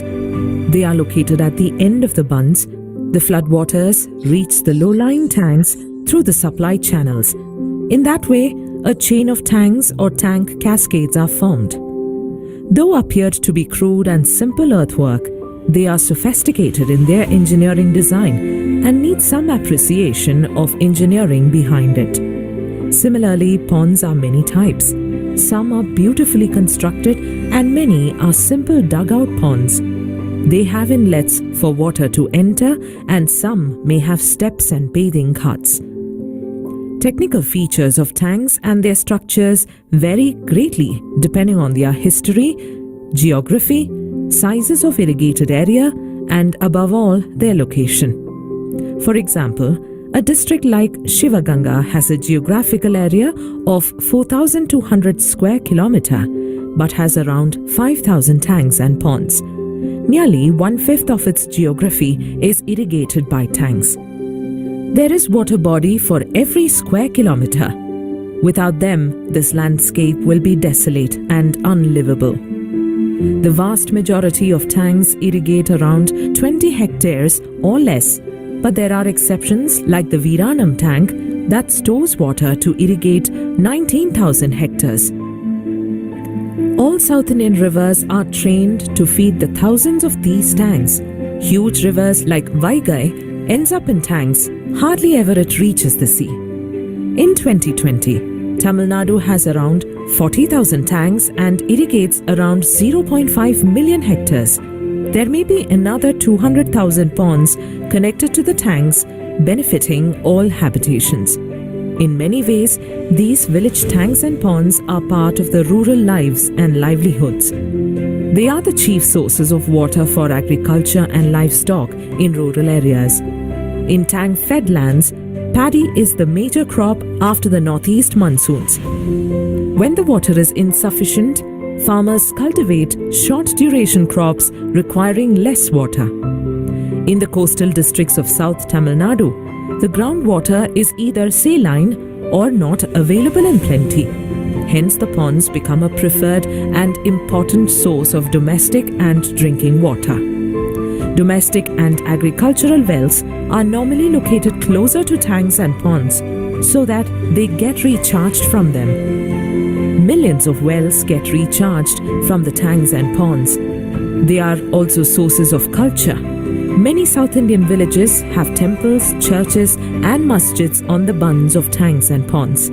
It is a custom that places of rituals and celebrations must have a pond or a tank.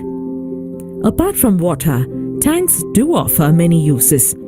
Cattle are usually taken out for grazing on the beds, bunds, and channels, and hence these land spaces are the main sources of grazing and livestock economy.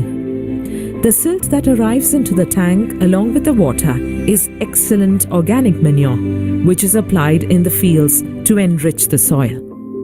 Potters source their raw materials from clay deposits in the tank bed. Also, earth from the tanks is used for brick making, road laying, and construction.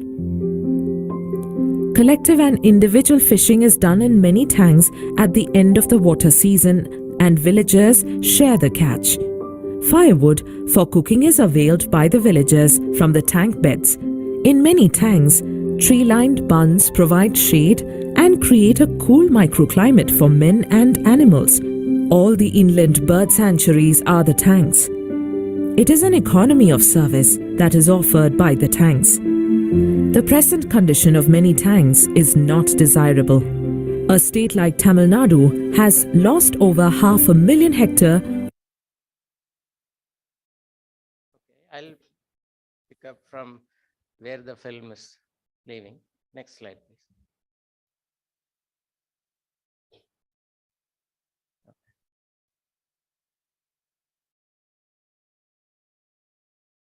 Okay. See, to understand the landscape and geography, it's very strange. We have to go to Tamil grammar. Culturally and poetically also, Tamil grammar has a very deep understanding and relevance. The entire landscape of Tamil country is divided into 5 ecosystems as per Tamil grammar. Say the first one is the hills, the Kurunji. Next is the what you can say Terai area here, that is Mullai. And next comes the Marudam, that is the plains where agricultural activity is the predominant one. And then comes the coastal area, Neidal. And then the last one is the desert. Actually, Tamil country does not have a desert. Why it is given is when any of the other 4 become or change its basic character, say, let us say a hill becomes barren and totally useless, it should be treated as a desert. Same way, all the other 3 lands, that is what the Tamil grammar says. So now come to the water resources also. Suppose a water resource in the hill need not necessarily be there in the plains. So that is the simple meaning. So why the grammar insists is, say someone writes a poem, it should comply with 2 things. One, the subject, and second is the grammar. The subject should also be met. Say each of the landscape will have its own relevance. Say you cannot have a, say, let us take a poetry that deals with love between in a farmer's environment. in poetry, it cannot happen in a Kurunji landscape. So there it has to comply with, those are mostly hunter-gatherer type of people. So their life, their timing, their seasons, and what they do all very different. It cannot be the same with other. So in that way, the form and the content has to be matching. So in the case of water resources also, you will see a continuum from the springs to the streams, and then to the ponds, and then to large water bodies. And then, of course, the deserts do not have anything. Come on. Okay. So let me explain how a village, a traditional village, or you can even say ancient village, looked like. This village is still there. One can go and see. It is in closer to Chennai in Kanjipuram district. It is taken from inscriptions written on a copper plate during some archaeological excavations. So it is a kind of a land document recorded to transfer a particular village to a Jain school. So Tamils have Jain or Jainism is one of the dominant religion in the past in the Tamil country. So the village looked like some message. No, no, no. Go up. No, no. Go back. Stop. So the village, it is what is written in 6th century copper plate is like that. It is a landmass bordering natural forests and forests planted on tank bunds and beds, surrounded by 3 other irrigation tanks, of which 2 are large spring-fed and 1 is a small one, adjoining a river that fed these tanks and the spring well. The land comprises, that is the cultivable land, wetlands, garden lands, and grazing grounds, surrounded by 3 other villages, that is bordering. So it is a land document. Whatever you see in your present day land document, it treats exactly the same. It defines the place, the context, who is the seller or who is the transferee, who is the receiver, what he receives, and what is there in that. So then come to the water part of the epigraph. That village, the transferred village, has got wetlands. So usually paddy is irrigated, and the source of irrigation is the tank. And the village also had dry lands, meaning where paddy is not cultivated, but other kind of crops. And there is a brackish land also. That all that it means is there must have been a continued water use in that part of the land. So some piece of lands would have become brackish. And then there is a forest. Some explanation is that it is a grown forest also. Maybe you can say silvicultural or the forestry that is developed in the plain areas. And then the wells and a water lifting device. All that existed in that 6th century village that has been transferred to somebody else. Next. So just I am showing you the present day village. It is not very close to this village, but for the sake of understanding, how does a typical Tamil village in south central part of the one that I showed is in the northern part of Tamil Nadu, but this is in southern part. There is not much difference. What you see here is all these shaded areas are all tanks. Just below the tanks, the irrigation happens. You see the settlement in the middle of the tanks. There are 11 tanks in this particular village. The habitation is in the middle of that village. On all 4 directions, you will see water flowing and coming into each of these tanks. These are all again a chain system. So one feeds the other, like that. It goes on and on. So now what you saw in the map, this is the ninefold classification. Generally, geographers or people who study the villages use it. There is no forest. Presently, around 55% of the land mass is under fallows, because so many changes in agriculture that is leading the farmers into several troubles. Nowadays, agriculture is no more remunerative. It is a kind of a job continued for the sake of being continued. In that way, fallows are becoming more. So, some of the typical photographs which you have seen in the films also. Next. Okay, so now the question is, why such a large number of systems would have come in the first place? So to answer that, some reasons are explained in the film. The absence of ever-flowing rivers. Second is, storages are needed. Whatever be the case, you need storages to store water. And then the geography is undulating. See, Himalaya is so big, but it is very young. And geologically, it's a very young area.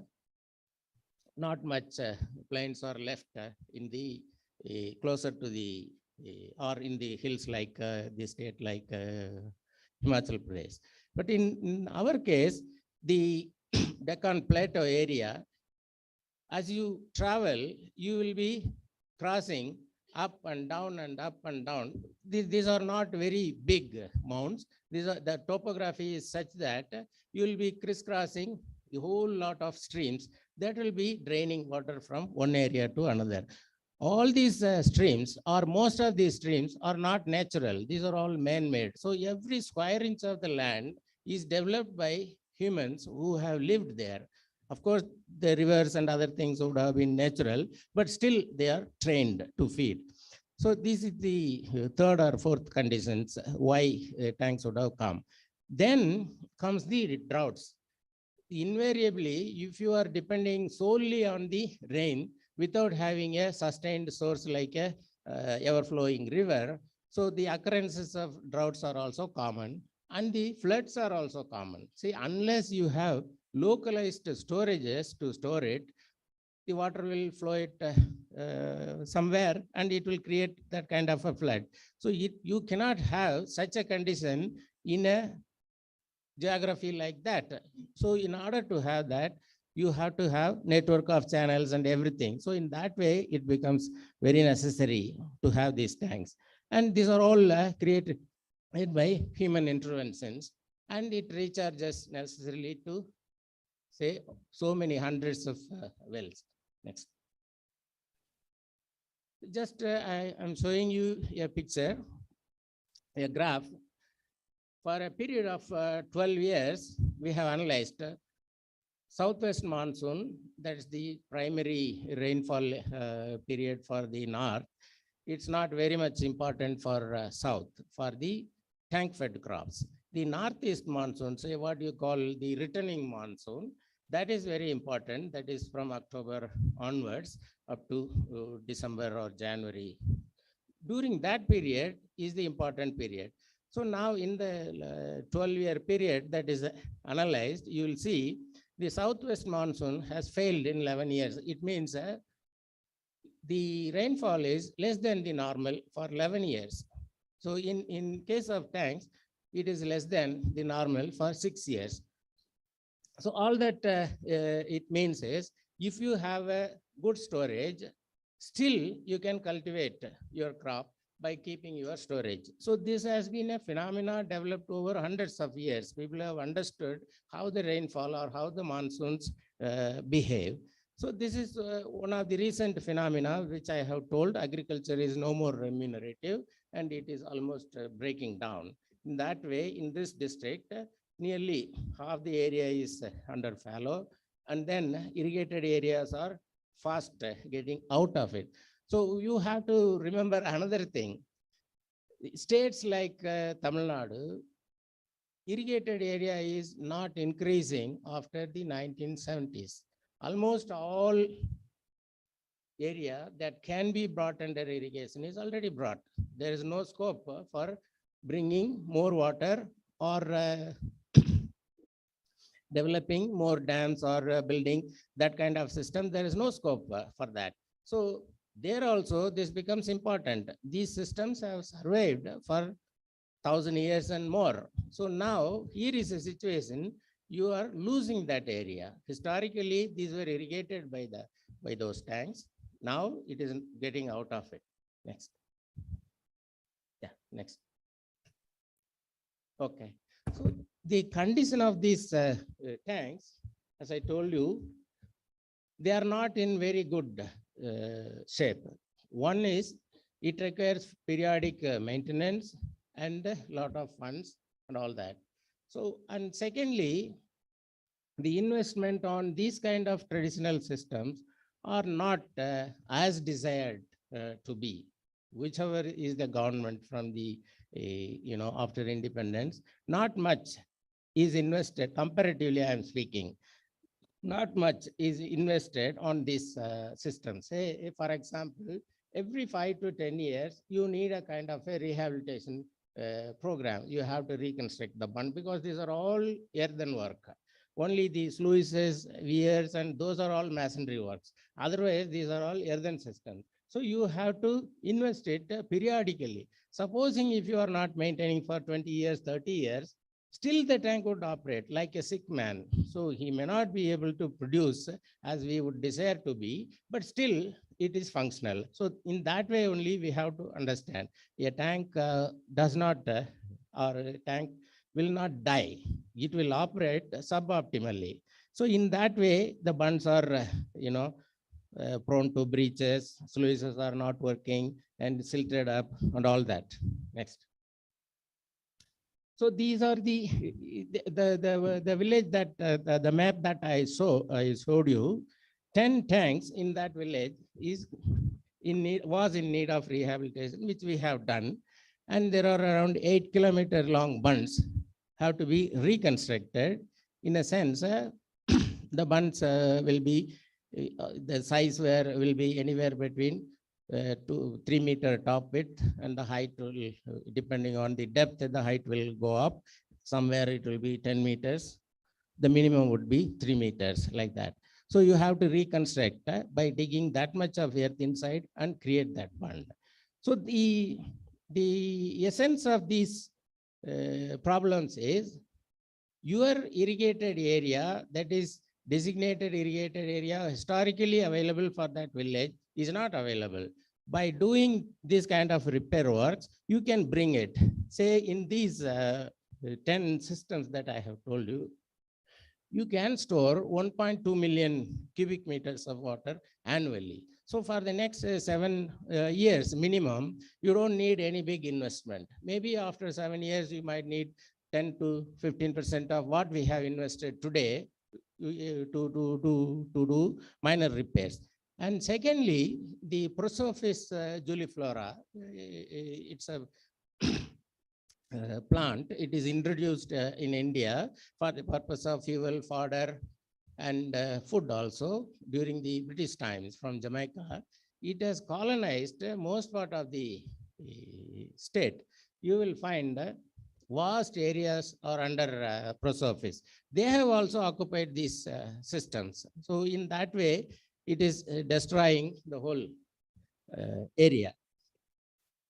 Okay, these are some of the rehabilitation works of the sluices. Next. Okay, now I will come back to the climate change part of it. So how do many people talk a lot about climate change, but often the people who listen does not make any sense, how do I intervene or how it affects me? So to answer that question, we'll come back to the familiar things. Climate speaks through normally in South Indian areas, rainfall. Rainfall is the medium through which the climate speaks. I'm not demeaning or I'm not underestimating the heat and other things, but mostly it is understood the rainfall patterns are changing. It means all that happening is the total annual rainfall has not reduced. In fact, it is going up in several areas in South India. It has gone up to 10 to 18% in certain districts. The total rainfall is going up, but the number of days is coming down. So all that it means is the intensity of the rainfall is going up. So then what is happening is you have very short spells of downpour and very long dry spells between the two occurrences of the rainfall. So in that way, your storages have to be in order. When that downpour happens, if you are smart enough to capture it, your tanks will serve that purpose. If you do not have that kind of a storage, then you cannot face it. So historically, these systems have developed to cope up that kind of a phenomena in the last 1,000 years and more. These systems would have demonstrated several times that if your systems are in order, even if say 20 centimeters of rainfall happens within a day, still you can store it. And next, the long dry spells. So long dry spells, if you are in a dryland area, you cannot do anything with that.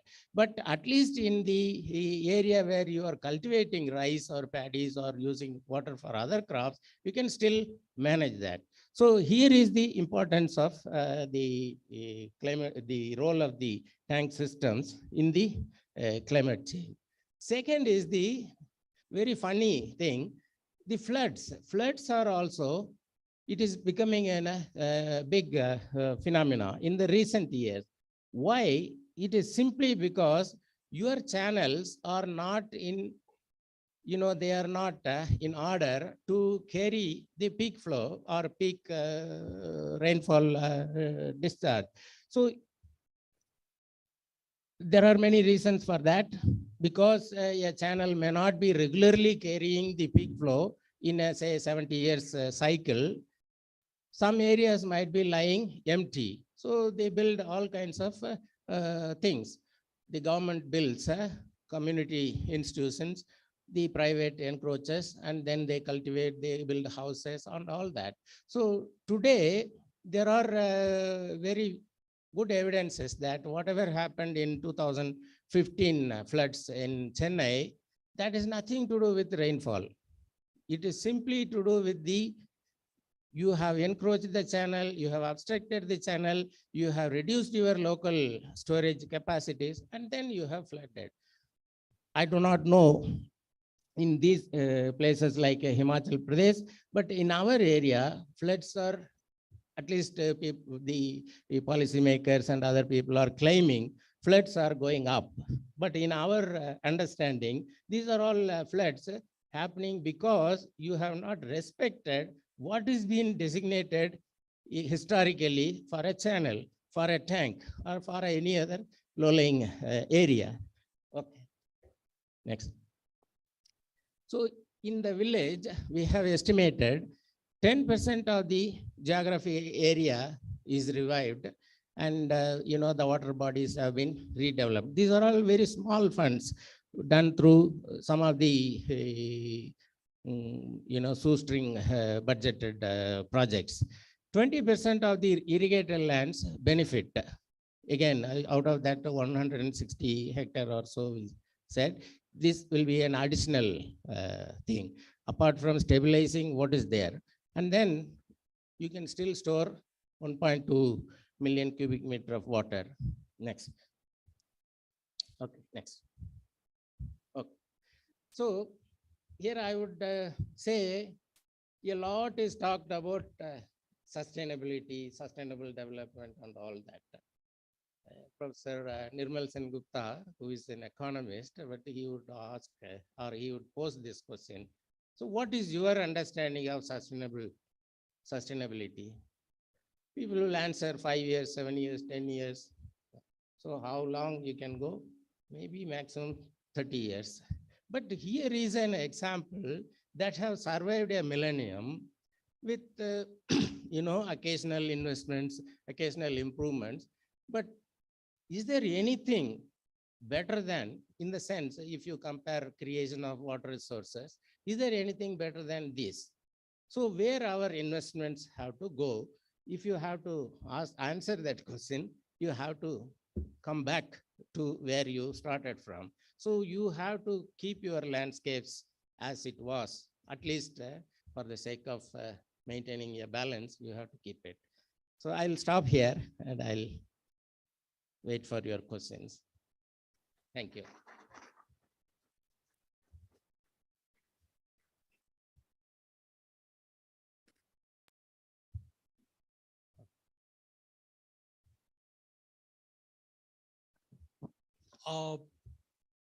It was fascinating. In fact, when I saw a lot of ponds in a very small chunk of land, and but we really wonder. Then definitely the water availability makes the things easier for the agriculture community. I was just wondering, looking at those ponds, how do you see the drought conditions for prolonged drought conditions, maybe for 3 to 4 years?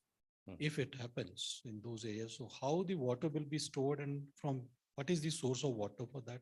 Is it only the rainfall which is coming, you're catching the rain, or it is the groundwater source which you are tapping for filling up these ponds? Because you're also saying that you're taking the water away from one to other area, low-lying areas. So what is the sustainability factor kept in mind to recharge and refill these ponds in drought-like conditions? It's very difficult to answer. See, monsoons have never failed India. If you look at in the last 200 years, monsoons have never failed. Failed in the sense like 4 years of continuous drought or 7 years of drought. That has not happened. Maybe you're right in the sense if it does not happen, adequate rainfall happen in 1 year, next year. So in that way, that effect will always be there. Otherwise, these systems have been designed. How much rainfall would occur? What would be the runoff created in a local geography? And then what is the area with which you can irrigate it? So every farmer, and I am saying 1 million hectare is under designated area under tanks. It is not a small area. It is nearly 20 or 25% of the present irrigated area in Tamil Nadu. So that much amount of water is stored decentralized manner. So in that way, the risks of rainfall failure is limited. In a sense, if the rainfall does not happen for say 7 years time, then the case is different. But 1 year does not matter. Next year you will survive. But again, another it has almost become a fad. You recharge as much as you can, catch the rain where it is. All these are all right in virgin areas, say where nothing has been done, you can do that business. But here we are talking in area, it is a very settled villages. For the village that I showed you, it is 1,600, 1,400 or 1,500 years old, still it is there. So it has survived for such a long time, and everything is known. So in that way, I do not think such a very big drought has not, at least in the recent years, it has not happened. Maybe if that happens, it will be for the whole country, for the whole area. But still, this area would be much better. That is the point I am trying. Instead of having, you don't have anything, but you depend on external arrivals or external groundwater. Here is a case, you still have your localized storages and you are linking with the up to the rivers. So in that way, it's a very balanced system. Thank you. Thank you so much. Yes, we are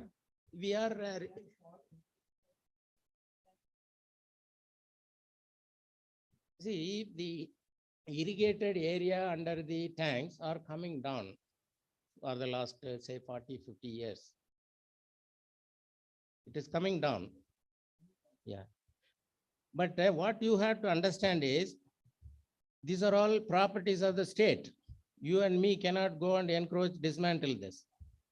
Whether it is lying waste, whether it is lying unused, it will still remain. Second point is, I have a prescriptive right under this tank. As and when this tank is repaired, I will get the water. Dr. Srinivasan, I think we are running short of time. So thank you for your detailed insight into the role of traditional tank ecosystem into the agriculture. And both the lectures were highly informative, and they have direct impact on the farmers' sustainability and maintaining the agricultural productivity. So I hope that you all have enjoyed these lectures and updated your knowledge with the lectures. And in the end, I would like to thank both the speakers of the sessions for sharing their thoughts with the audience. And I would also like to thank CIMA for giving me this opportunity to chair this session. Thank you. Thank you, everyone. Just a brief announcement. We will have to have, I'm afraid, a shorter lunch. So please come back, try to come back within 15-20 minutes, because the online sessions have to be on time. There is a problem, in connecting with the other side, and they were supposed to start at 2:15. So please try to come back quickly from lunch. And we were going to continue to take off from the earlier conversation we were having here with Parul Kiriroy and Ritu Varuni. So at some point after lunch, if we can ask you to come back, we'll try and figure out a time for that. Thank you so much.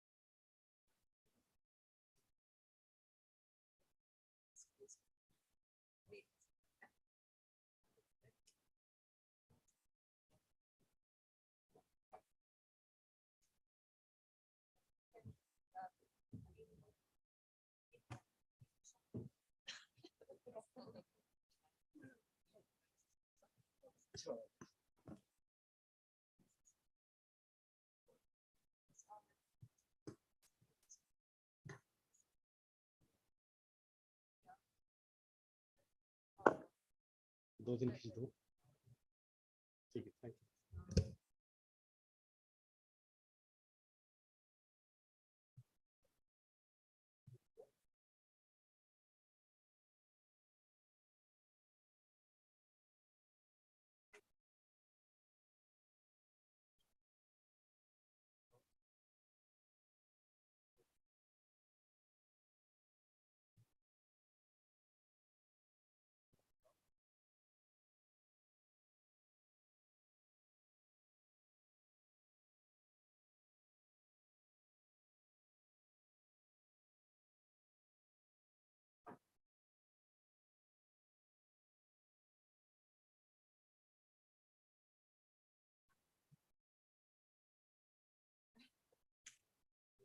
Yeah.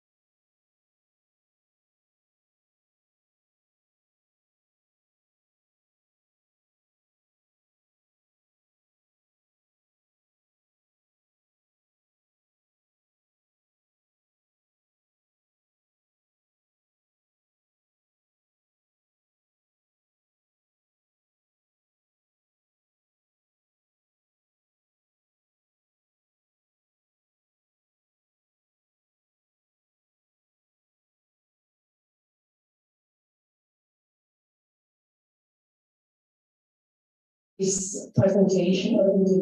Actually,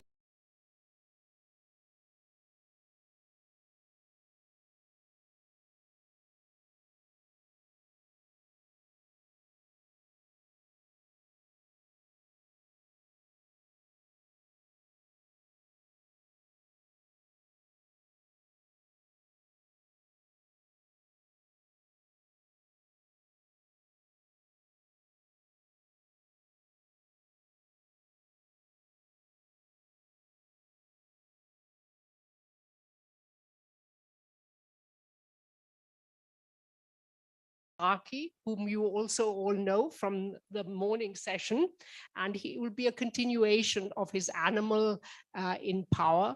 But it will be focusing not so much on the farms, but on the communities, the role that animals play in community, their functions in community living.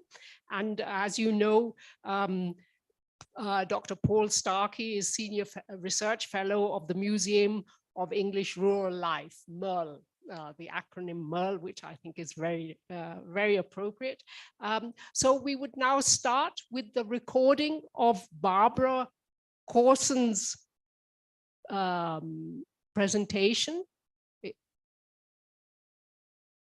Yeah, she's a veterinarian, and she will be talking about animal welfare.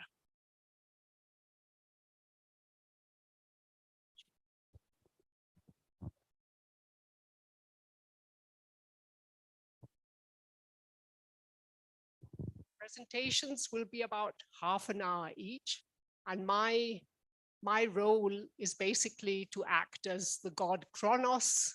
A friend of mine traveled to Tamil Nadu in 2017.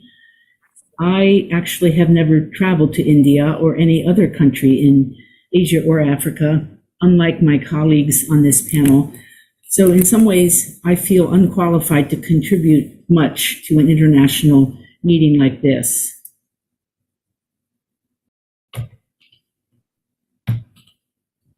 On the other hand, I have been a veterinarian for more than 30 years, and my interest in draft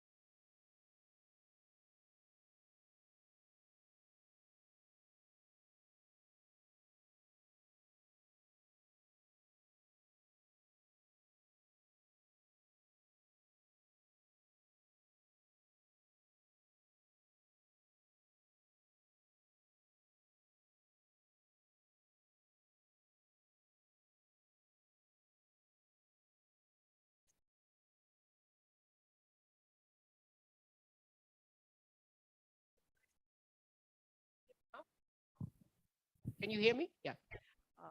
We apologize, especially to the online viewers, for this technical glitch. I hope you can hear us now.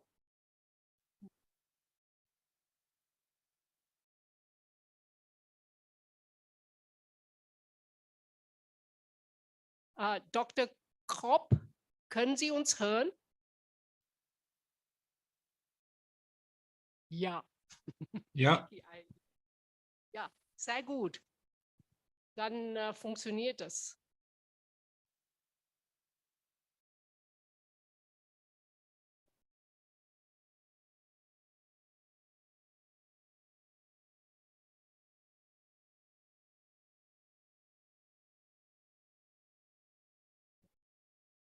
animals and other pre-petroleum technologies is even older than that. In fact, the reason I wanted to be a veterinarian was to help small farmers. This picture Thank you for the opportunity to participate virtually in this conference, even though I can't be there in person. This picture was taken by a friend of mine who traveled to Tamil Nadu in 2017. I actually have never traveled to India or any other country in Asia or Africa, unlike my colleagues on this panel. So in some ways, I feel unqualified to contribute much to an international meeting like this.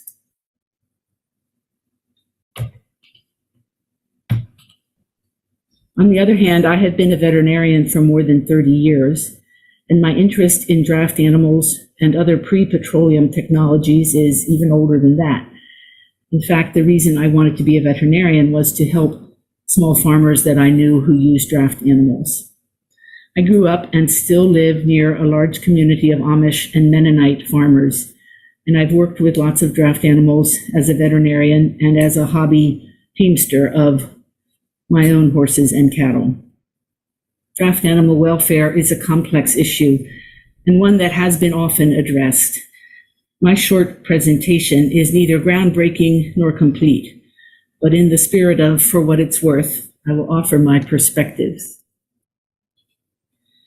Welfare has been defined as the ability to cope with external and internal challenges, or more simply, as a condition of health, contentment, and happiness. Animal welfare is often confused with animal rights, at least in the United States, and I think perhaps in other countries too. There are, of course, some parallels in that both animal rights and animal welfare are based on the recognition that non-human animals can suffer and that such suffering is not desirable. Beyond that, animal welfare and animal rights are quite different ideas, almost in opposition. Animal rights rejects human dominance over non-human animals and considers such dominance morally wrong, while animal welfare accepts the fact that humans are dominant, but says that our dominance gives us responsibility to be aware of animals' needs and to have compassion for their suffering. A discussion about animal rights is a legal or ethical discussion, not a scientific one. I don't mean to say that discussion of rights is without value, but as I see it, what rights a donkey has, or an ox, or a tree, or a human for that matter, is a concept of the mind, the human mind, and not based on physical reality. To say that every animal has a right to clean water doesn't make that water appear. The idea of granting equal rights to resources for everybody means little if adequate resources aren't available. Of course, animal welfare has conceptual and ethical dimensions too, and we'll get to that. But animal welfare is not solely philosophical because it is based on the fact that living things need to stay within certain physiologic parameters, such as temperature, pH, or energy balance, if they are to continue living. Anything that pushes an animal to the edges of biological stability is a threat to that animal's welfare. So an animal that is starving, dehydrated, disease-ridden, or terrified does not have good welfare by definition. Note that the mental state of the animal counts too, because mental states and emotions have measurable effects on biochemistry.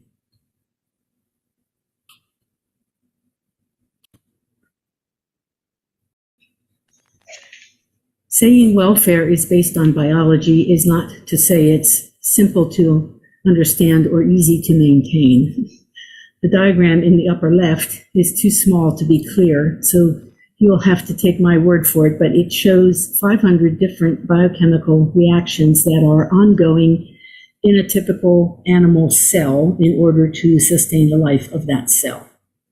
My point in showing it here is that biological stability is not simple. It's actually a miracle, whether it involves a single cell or the trillions of cells that make up an animal body. Each of the reactions in the diagram is measurable, at least in theory, but conceptualizing the whole is not really made easier by understanding ever more and ever tinier details. And of course, it gets even more complex in real life, where we are not dealing with a controlled setting, but instead with many variables, including the differences that exist between animals. Some animals, for example, are well equipped to handle snow, like these cattle are, but these same conditions would be likely to disrupt the homeostasis of some other animals, for instance, a zebu cow and her calf. The point is, in questions of welfare, one size does not fit all. Another thing that makes animal welfare complex, even though it is evidence-based, is the fact that evidence of welfare is hard to collect in non-verbal animals like cattle or donkeys or human infants, for that matter. You can't ask a cow or a 6-month-old human, "So how happy are you on a scale of 1 to 10? Instead, you have to observe the subject. And although there are many diagnostic tools available to pediatricians and small animal veterinarians, at least in some areas, those tools aren't generally available to farmers. No matter how good you are at observing from the outside, you will likely miss things like gastric ulcers that are on the inside. In fact, that is the meaning of the term subclinical disease. It means a disease that isn't showing obvious signs.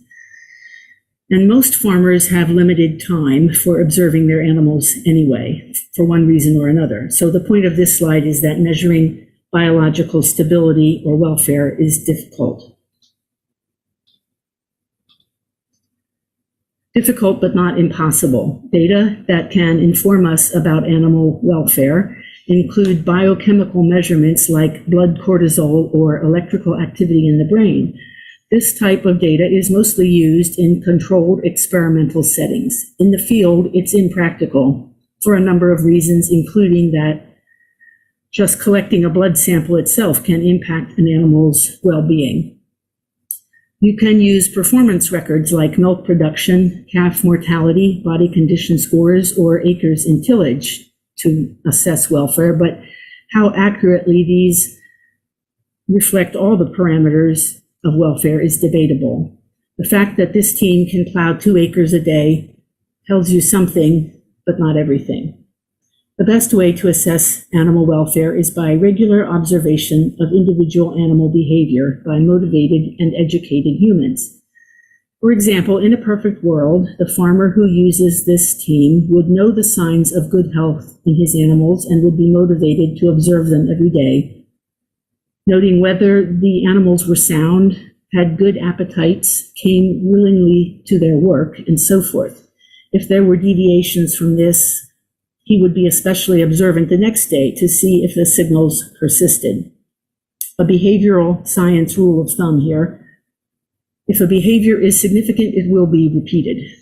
But as we noted before, this is not a perfect world, and knowledge as well as motivation can be in short supply.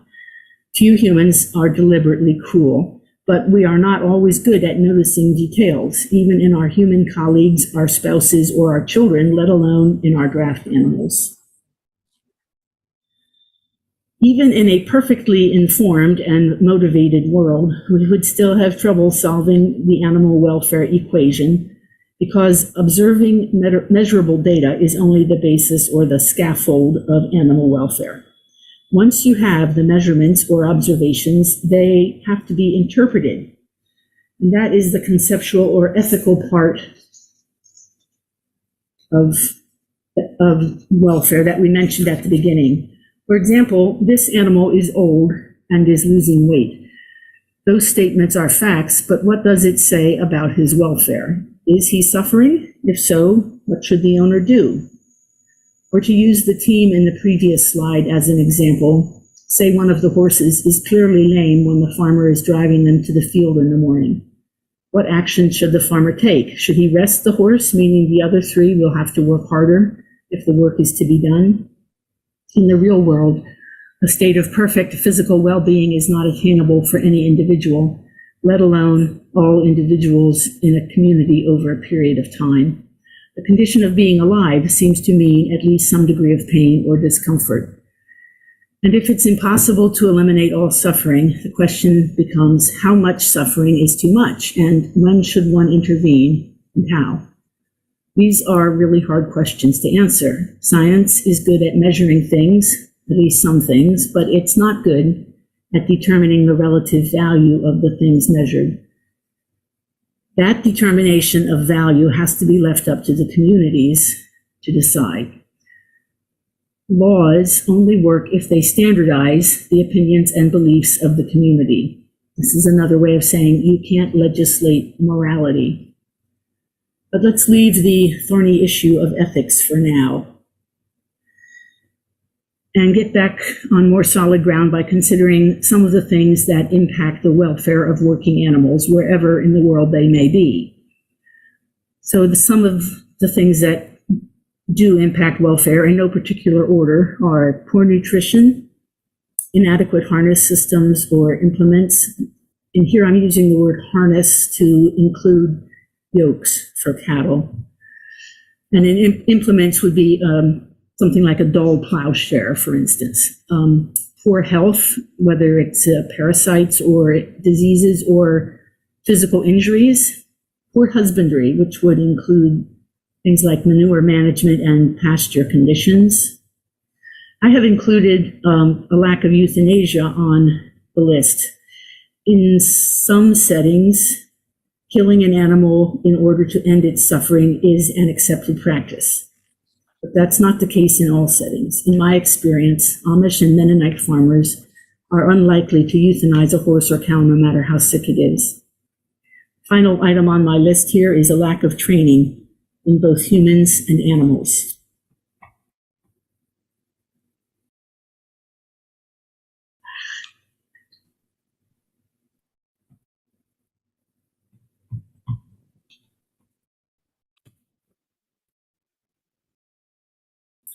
Lack of training may in fact be the biggest cause of suffering in work animals, especially if you combine the effects of lack of training in the animals with the effects of unskilled and untrained human handlers. Let's start with human training. It takes many skills to turn a calf or a foal into a draft animal, and then to keep the animal working well over a period of years. These skills are not easy to learn or practice in isolation. In fact, they depend on community support and infrastructure. This picture shows a Mennonite farmer training a 2-year-old horse to drive. In his community, there is plenty of support for people who use horses and mules for power. Plenty of places to get harness and implements. Plenty of places to get young animals. Plenty of places to practice and get appropriate feed. And lots of opportunity for anyone who's interested to learn about handling horses. In fact, if you haven't seen draft horses working in Lancaster County, you got to be blind. They're everywhere. Oops. That's right. The situation is different when it comes to draft cattle.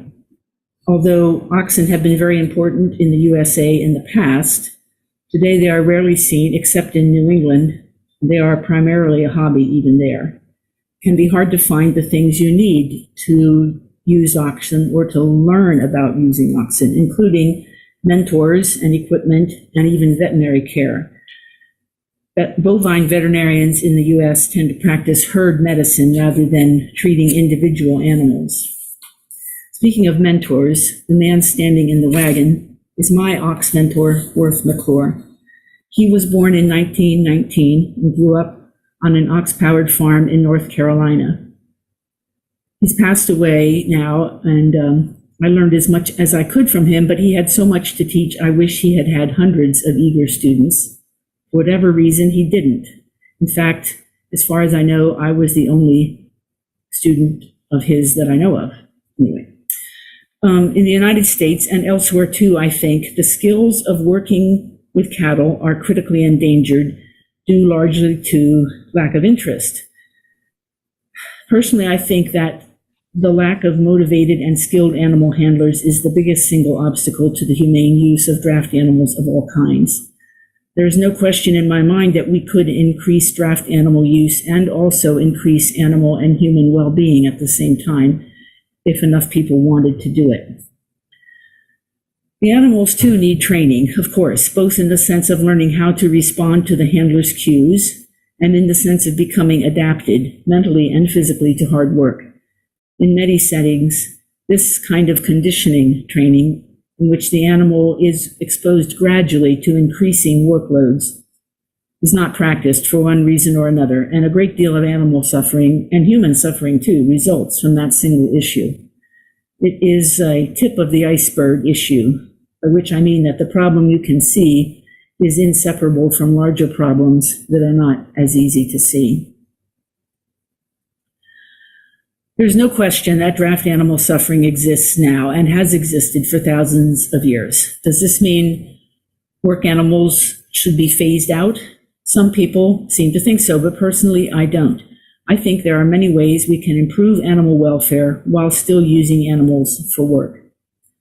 One way, of course, is to help the owners and users of draft animals by offering education in animal husbandry and other resources that fit within their cultural framework.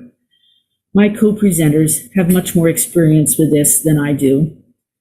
Improved animal welfare can start a positive feedback loop and be its own reward when it results in draft animals that are more productive, longer lived, and easier to work with. In addition to information on the effective use of draft animals, I think there needs to be more recognition of the socio-economic and environmental costs of petroleum power.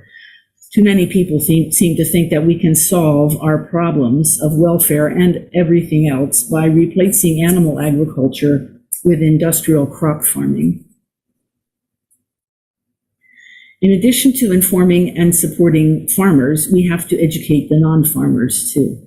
Worldwide, the number of people involved in agriculture is dropping, and currently less than 30% of world population produces food for more than 70%.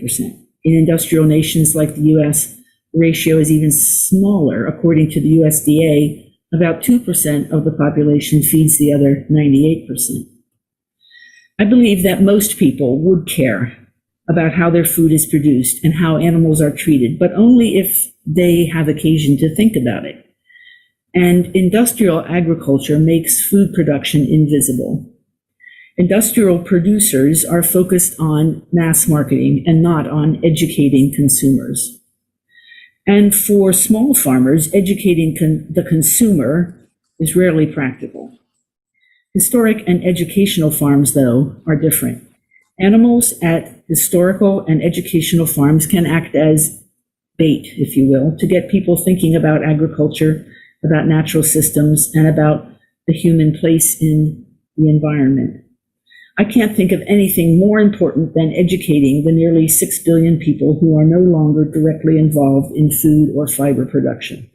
I believe that educating non-farmers is actually the best way to help people who are still farming. This is the reason I joined Alfam and CIMA to help in this educational effort as much as I can. Where animals are suffering, it is often true that humans are suffering too. It seems to be human nature to think of yourself and your family's suffering as more important than your neighbors, and your neighbor's suffering as more important than animal suffering, and animals as more important than plants, and so on. But the reality is that everything is connected, and if you want well-being for yourself and your family, in the long run, you need to work for well-being in your whole community, including the non-human members, the animals, plants, and even microbes in the soil. Awareness of this reality is not new. In fact, indigenous peoples all over the globe have recognized it, but it has not been the ideology of any dominant culture for a long time. Maybe the crises we face now on so many fronts will force us to see it at last. Something else that is necessary for the humane use of draft animals is an increasing recognition of the dignity and the necessity of physical work.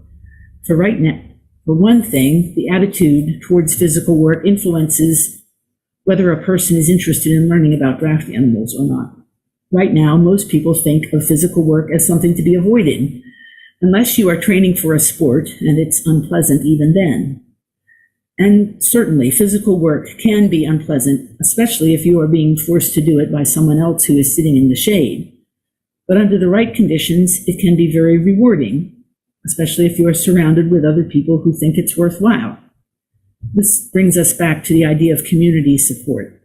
My father grew up on a farm in the 1930s, and he remembered hoeing corn in the sun and feeling resentful when his school friends rode by the field in their cars. Not only do many people resist physical work for themselves, they also look down on others who do physical work, although they don't look down on sports stars or military figures. Anyway, this scornful attitude towards the kinds of work that are fundamentally the most important in sustaining life contributes to human and animal suffering in many subtle ways. In my perfect world, people would work with animals because they enjoyed it and were good at it, not because they had no other choice. And people who were good at working with animals to the benefit of the community would be recognized as heroes and not scorned. Animal welfare and human welfare are linked, physically and, for many of us, metaphysically as well. What we do to the non-human world, we do to ourselves in the long run. In the past 100 years, increasing numbers of humans using increasing amounts of petroleum have arguably done more damage to the Earth's ecosystems than we did in all the previous 200,000 years combined, when we used primarily renewable energy sources. Clearly, we need to change some things, and animal power can be part of the solution, but it won't be easy. It will require consensus and working together. In many places around the world, divisions and polarization are preventing us from working together, but actually, there's still a lot we agree on. Hardly anyone would say animal suffering is a good thing. Almost everyone would say suffering should be diminished if possible. We just don't agree on what's possible yet. So we need more communication between different groups, and that's why organizations like CIMA and conferences like this one are valuable. Again, I thank you for the opportunity to participate in what I hope will be an ongoing discussion.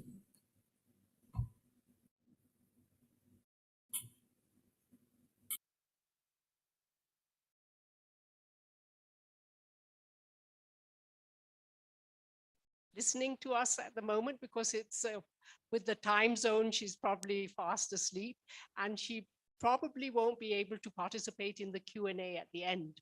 But I would like to say that her topic, what she has said, gives us a lot of food for thought. One thing that comes to mind to me from my perspective as a scholar on Gandhi is that he said that the quality or the health of a society can be assessed by the way this society treats its animals. I think this is very true. And maybe we should reflect on this. But we will now be going on to the second recording. This is the second video by Dr. Klaus Kropp, who's based in Germany, in Lorsch. That's a World Heritage Center with a beautiful cathedral in southern Germany. And his video presentation will be about half an hour. After that, we will go straight on to Dr. Paul Starkey's presentation, offline, in present, in persona. And then the discussion will be open to Q&A by the audience here. So I would ask now the technicians to play the video by Dr. Klaus Kropp. Thank you. Is she on? Oh, thank you. Well, thank you, Barbara, for being online and for sacrificing your sleep. In southern Germany, which includes also an agricultural operation and livestock. And I am also the current president of the International Association of Agricultural Museums. I want to use this little paper within this session as a measure to give you insights in experiences I gained through my own work on site as well as through my work within CIMA and other networks like ALFIM, in which we have a lot of different examples of historic farms, open-air museums that all can contribute to the question whether these open-air museums and living history sites can actually influence the public perception of working animals. And this is what I want to talk about today.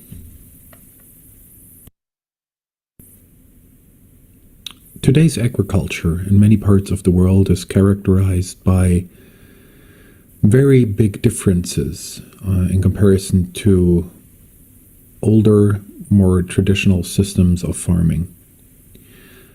One that is worth mentioning is that in many respects, the farming itself is often not taking place anymore within the community itself.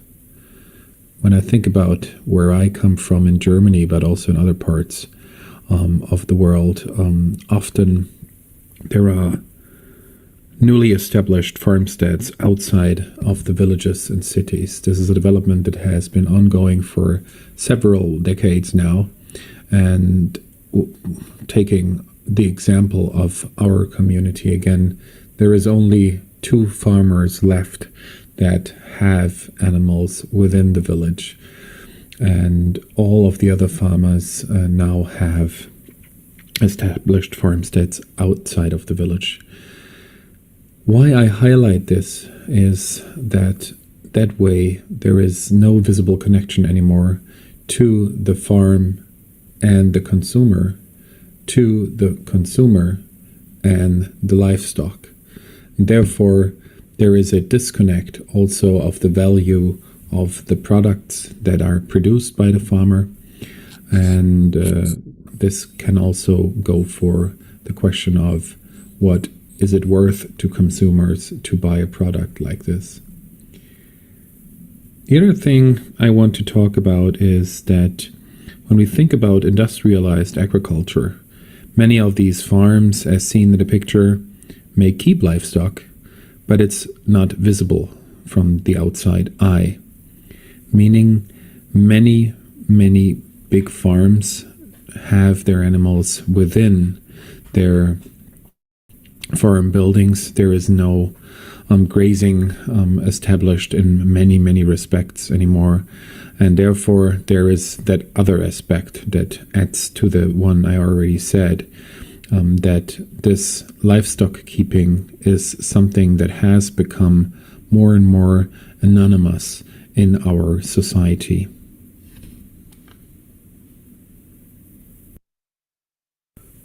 One could now argue that the case of draft animals is different in comparison to livestock keeping. When we think about the number of draft animals around the world that still secure the livelihoods of many people, then we are in the numbers of several 100 million working animals that are also visible within the community. But that doesn't necessarily mean that the connection of the people and the perception of these animals are of a positive kind. What we do experience is that political decision makers often connect the use of draft animals, working animals, be it equids or the use of bovines, as something that is connected to the past. And in order to keep up with so-called Western standards, they are very eager to implement industrialized processes, as well as petroleum-powered agriculture, e.g. tractors, but also others.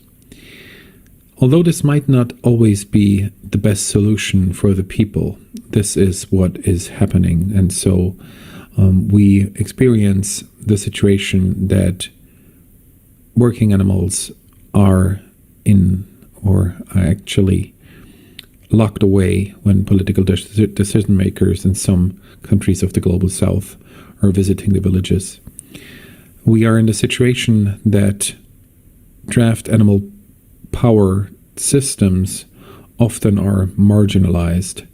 They are often pushed out of the plains into the mountainous areas. There are examples like the depicted ones here, where we see Slovenia, but also Romania in Eastern Europe, where draft animals are still kept, but also and solely in very extreme conditions.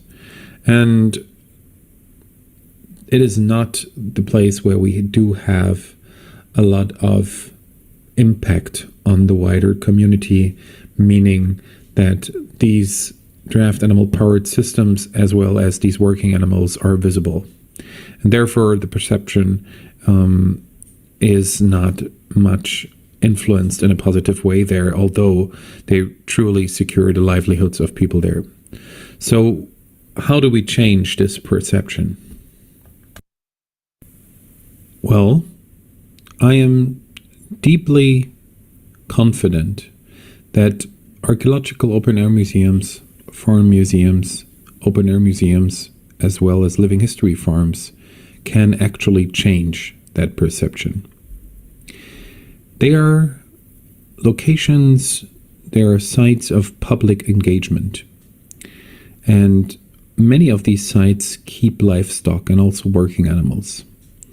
And therefore they have the great chance of creating that missing link of visibility that can actually change that disconnect of people to the production of their food, but also to the use and role and importance of working animals in our society. One of the big problems, though, is that visitors of these sites often are still connecting those practices to a past agricultural system. When there's a living history farm that depicts farm life in the 19th century of Northern America, people see the animals, people see the working animals in the context of the past. That is, of course, something that has to do with the approach in a living history site like this. But management on a high and good level can actually build the bridge we need to tell more than the story of the site, the focus of time frame that the site has. It is just a little step to the moment that we as managers, we as educators on these sites can actually do groundwork in teaching the public. And we have usually the attention of the public when they are on site in a workshop, in a guided tour. We have the power of changing this perception. We can not only talk about the vast and importance of these working animals and livestock in the past, but we can also highlight that they still are securing our livelihoods in so many respects and in so many parts of the world, and that working animals do play a very important role in sustainable agriculture, in small-scale farming system, in regenerative agriculture, and so many other aspects.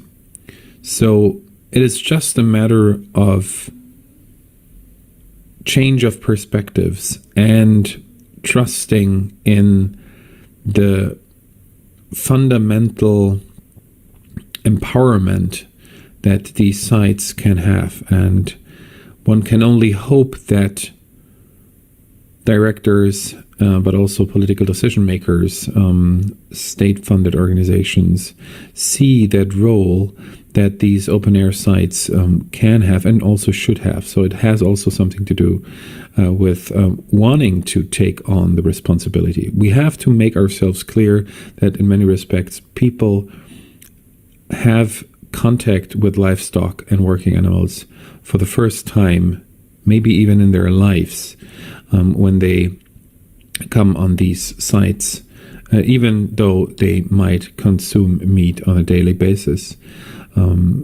This is something we have to make ourselves very clear, that this disconnect is there and that we can only change it if we take up an active role in doing so.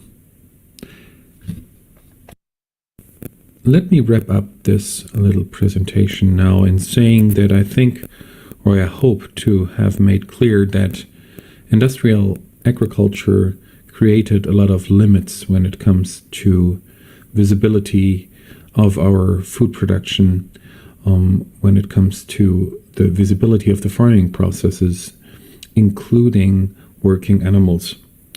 And I also hope that to have shown that open-air museums, living history farms, can actually be or play an active role in changing that perception if they, well, get out of their era corset, so to speak, and actively try to build the bridge from historic context into understanding our present day agriculture, food production, and the way we work our land. Thank you for your attention, and I'm looking forward to the discussion.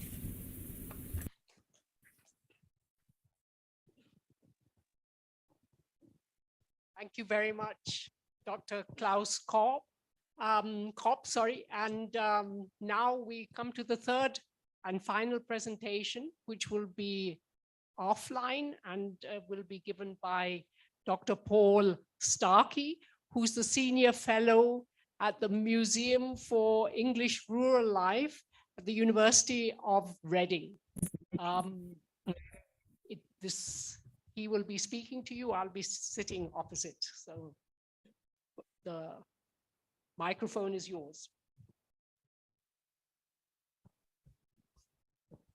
Sorry, thank you very much. Yes, okay, we're going to speed up a little bit now.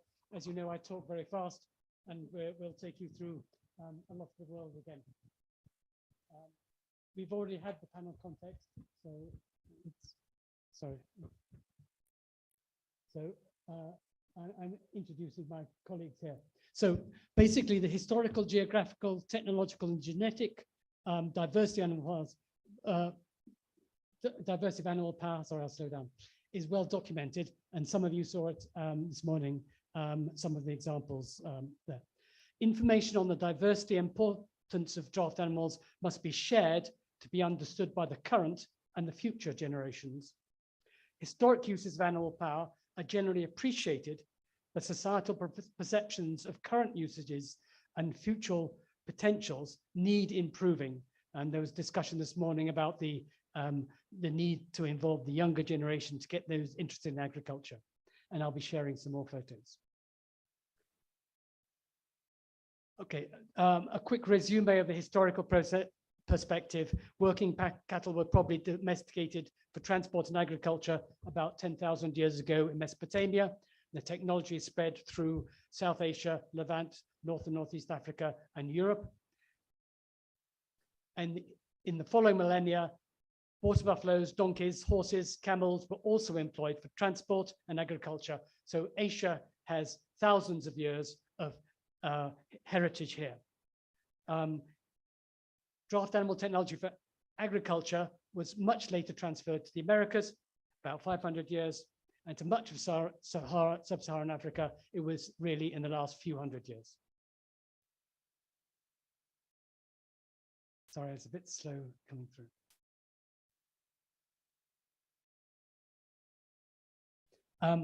We talked very, I'm not going to talk this in any length, but basically they're diverse types of draft animals. Here we have some humped oxen, some humpless oxen, buffalo, horses, mules, donkeys, and it went a bit too quickly that time, but never mind.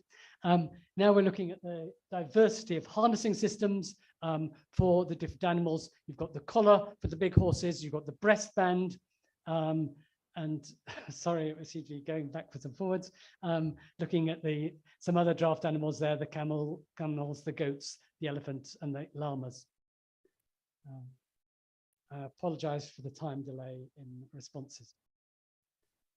So the harnessing systems, if we're getting to it, it's generally collars and breastbands for equids and yokes for oxen. There you have the Indian withers yoke. There are some examples of oxen being with collars, and the one in Germany there is from Klaus Kropp's institution, the person you just heard from online just now. So there are different systems of yoke harnessing. A diversity of operations, we're not going to go through any detail from them, but basically the simple ones of pulling, carrying, packing, carrying, pulling loads. So here you've got the different countries, ploughing, primary tillage, ridging up, again, using different species, different types, leveling and ploughing the fields for rice production, seeding, weeding, and ridging up, and then post-harvest technologies like threshing and milling and crop spraying. So there's a huge range of traditional and modern animal traction implements in the world. Some of those in India and other countries have been well documented, but there's little information on their comparative advantages and disadvantages. And after this morning session, there was some interesting discussion about the traditional implements of India, what materials they're made from, what type of wood they're made from. And some of this has been documented, some of it hasn't been documented. So there are various publications from CIMA, Institute of Agricultural Engineering, Bhopal. They did some, but also they did a little bit of an emphasis on what they considered as the improved implements. They weren't just talking about the traditional implements. They wanted to show their own ones were better. The carts, again, there are some documentation here from India on the range of carts, but as you may be able to read from the title, it also talks about the traditional and the improved ones. And very often the institutional perspective is the traditional ones are old-fashioned, the improved ones are better. They may or may not be, it depends. And there, Museum of English Rural Life, there are many wagons to be seen. So yes, the Museum of English Rural Life, where I come from, has an impressive display of these horse-drawn wagons, and each small area in England, we call them counties. In a large area, you might call them states. For example, there's a different one typical of each state, each area, and they, over the years, become accepted as the norm by their people, even though their standards are slightly different in their decoration. And recording and sharing the diversity of animals, which is also something we've talked about this morning. In many countries, including India, UK, and France, various breeds of cattle were locally selected for their work abilities. Some of the old European draft cattle, including the Charolais, are now popular for meat production. Other breeds were developed for multipurpose uses, including some work. And you may remember in this morning session, someone pointed out the Gur and three other breeds were used to make the Brahman cattle, and now that is the predominant beef breed. So basically, work animal breeds became useful for the meat industry. There at the top, you have got two of the Desi breeds in India, but as you know, there are very, very more of these. There are also many specialized local breeds of horses, donkeys, and other animals with reduced use of work. It is necessary, using reduced work of working animals, it's necessary to record and in some cases to conserve the genetic resources of the cultural heritage. And also in the photos here from that Chad, there are two very different varieties, breeds of cattle, both used in the same country for work. But obviously in India, you've got many more breeds. There are many different ways of harnessing animals, singly or in pairs or in larger teams. And so these are examples of various yokes from different parts of the world, single and double. One's attached to the horns, horn yokes, and one's attached to, go against the withers, the back of the neck. So here are two examples or three examples. There's the Mexican one there, and you can see below in Oaxaca in Mexico, being tied. It's been tied to the horns, large, heavy yoke. In Mali, on this side, you see it's a much lighter yoke. It's against the withers, and below in Guinea, it's a very small yoke. It's tied to the horns, and there you've got the carpenter making them. And it's important we record not just the implements or the yokes, but also how they're used and how they are made. There are two types of yoke here from neighboring countries. One is Portugal, one is Spain. You see the beautiful one from Portugal. I think everyone agree that is an artistic genius. It's beautiful, it's carved, and some of them are painted as well. But if you look ergonomically, what's it like for the animals? It's basically a flat bar with no rounding at all. And it's got angle things coming up. There's actually no consideration for the animal. Whereas the Spanish yoke is much lighter, it's much easier to have, and it fits the animal. And so I would say, yes, Portugal wins on artistic and cultural heritage, but Spain definitely wins on animal welfare. But that's a thought. The implements, animals, techniques, folk art, and traditions must be understood in their environmental, cultural, socioeconomic, ecological, and chronological contexts. So here we've got different examples, and each of them you can see something special that is not necessary for the work. So there's the Portuguese yoke. Again, that's an elaborate work of art. In Mexico there, they've decorated the animal, the donkey. In India, you've got the horns are got red paint and silver on the top of them. In Costa Rica, you've got the cart beautifully painted. In Cuba, you've got the tassels on the mules. In Madagascar, you've got the painting on the cart. And in Bolivia, there you've got flags on the yoke. Again, these are all cultural things, the folk art of it.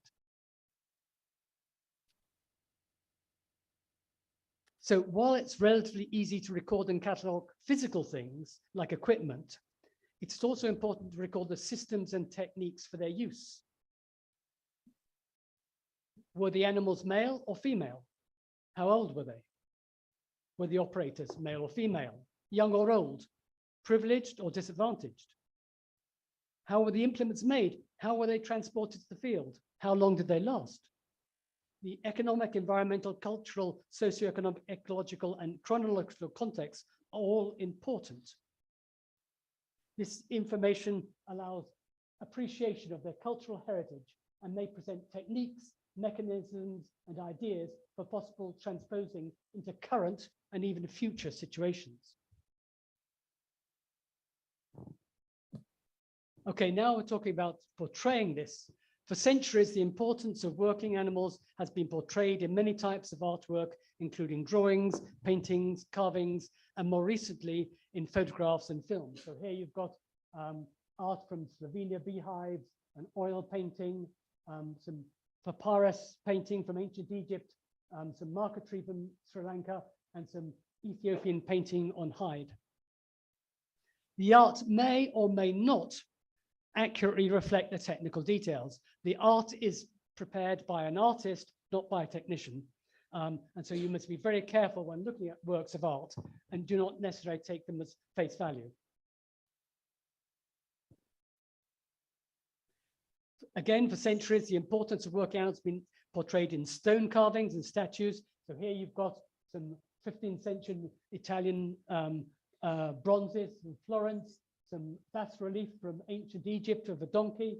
You've got this bas-relief from Roman France, so a Gallo-Roman harvesting, and a statue commemorating the importance of donkeys in South Africa.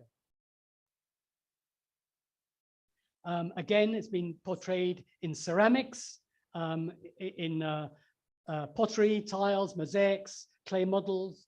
On the far left there, you have tiles in a big railway station in Portugal. In Roman Cyprus there, that portraying working animals in a mosaic. And then you've got various other ceramics.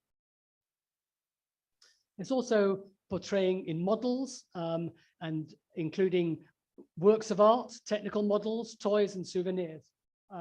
the model from ancient Egypt is a genuine model from ancient Egypt. It was found in a pharaonic tomb. It's about 4,000 years old. It's currently in the British Museum. The others are either souvenirs or works of art from local different countries.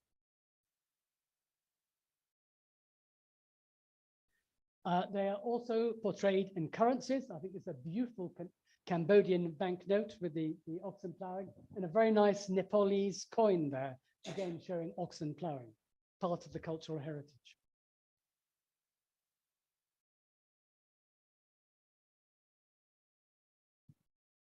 So some more banknotes here from Guinea, from Mozambique, from Ethiopia, and from Rwanda.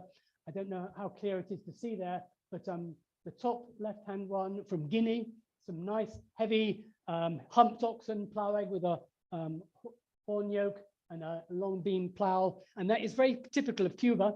It is totally atypical and never seen in Guinea.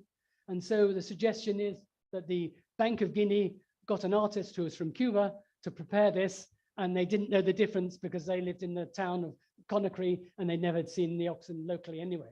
But this is totally. The Ethiopian one on the bottom is very accurate. It looks just like the photos I showed of the Maresha plough.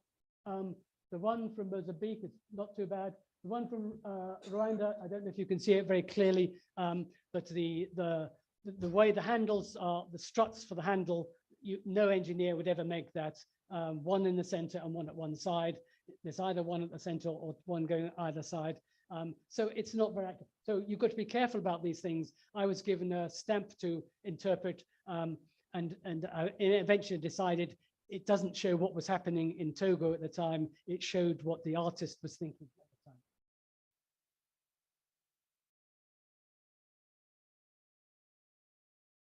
Okay, a few more banknotes there. Some lovely working elephants from Myanmar and from Vietnam. There's a camel from Kenya.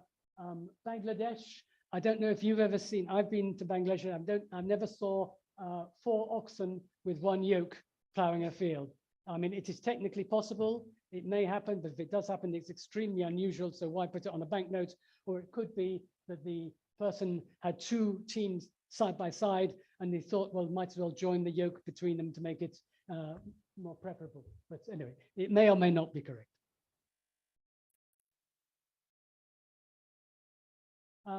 Postage stamps, you can also get a wide variety of postage stamps here. You've got ones, I won't go around them all, but you can see some very nice implements, nice ways of ploughing, commemorating. So again, this is cultural heritage, portraying animal power. Some more stamps, these are all showing animal transport from many countries in the world, Vietnam, Botswana, Switzerland, and Sweden. And these are all, I don't know if you can recognize them. I'm sorry. Does anyone recognize any of those? Yeah, they're all from yesterday. There's a mural which is on one of the walls of the building on the Shulin campus we're at now. The other 3 were all in the exhibition yesterday. So again, this is trying to make it contemporary and showing what is happening here. And so when displaying cultural heritage, if possible, don't just show the thing. So on the right here, there's in my office, those yolks are there. But really, I ought to do what is in the center there, which is showing the individual yolks. And just out of interest, you'll see the top yoke and the middle yoke on the right-hand side. Those are very similar design, but very different in size. A very big one at the top and a smaller one in the middle. And the reason why, it's the same country, Honduras in Central America. But the one at the top, the heavy one, is used for oxen, and one at the bottom is used for goats. So the same type of design, the same country, but different sizes for different animals.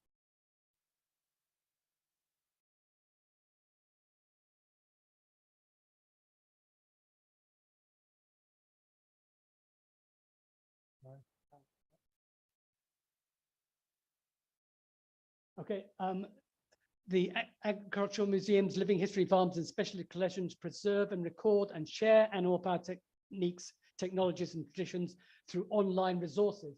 On the right there, that is the CIMA page, where there are many online resources in terms of lectures, series relating to animal power and other things. And on the right there, sorry, the left, right. On the right, it's the Museum of English Rural Life, and you've got various online contributions. You get more details by clicking things online. So open air museums, living history farms, and agricultural shows have an important role in demonstrating and publicizing animal power heritage. So the top there are the 3 from the United States, including the one in the second from the right at the top is sleeping with us now today in the audience. That is Howell Farm. And the one at the bottom here, that is Klaus, who we've just been listening to on the so that's him and his oxen there. So one of the themes of this whole thing is how to improve perceptions. Historic uses of animal power and associated folk art are generally appreciated, and sharing these can be popular as history. People are generally proud of their cultural heritage, as you can see from the currencies and the stamps and the statues and the toys and the works of art and the souvenirs. However, animal power is increasingly perceived as part of history, particularly by young people in urban areas who may not be familiar with current uses. And I think that's very true of India. Present and suggested future uses can be mistaken as backward, and I'm afraid in the academic literature in India, that word appears quite a lot in relation to traditional technologies, and a U-turn back to the Stone Age. Using animal power can be a sustainable and environmentally friendly technology that is still relevant and can still be modern. So sharing animal power information, including museum displays, should aim to improve societal perceptions to allow the continued use of draft animals in appropriate ways. Thank you very much.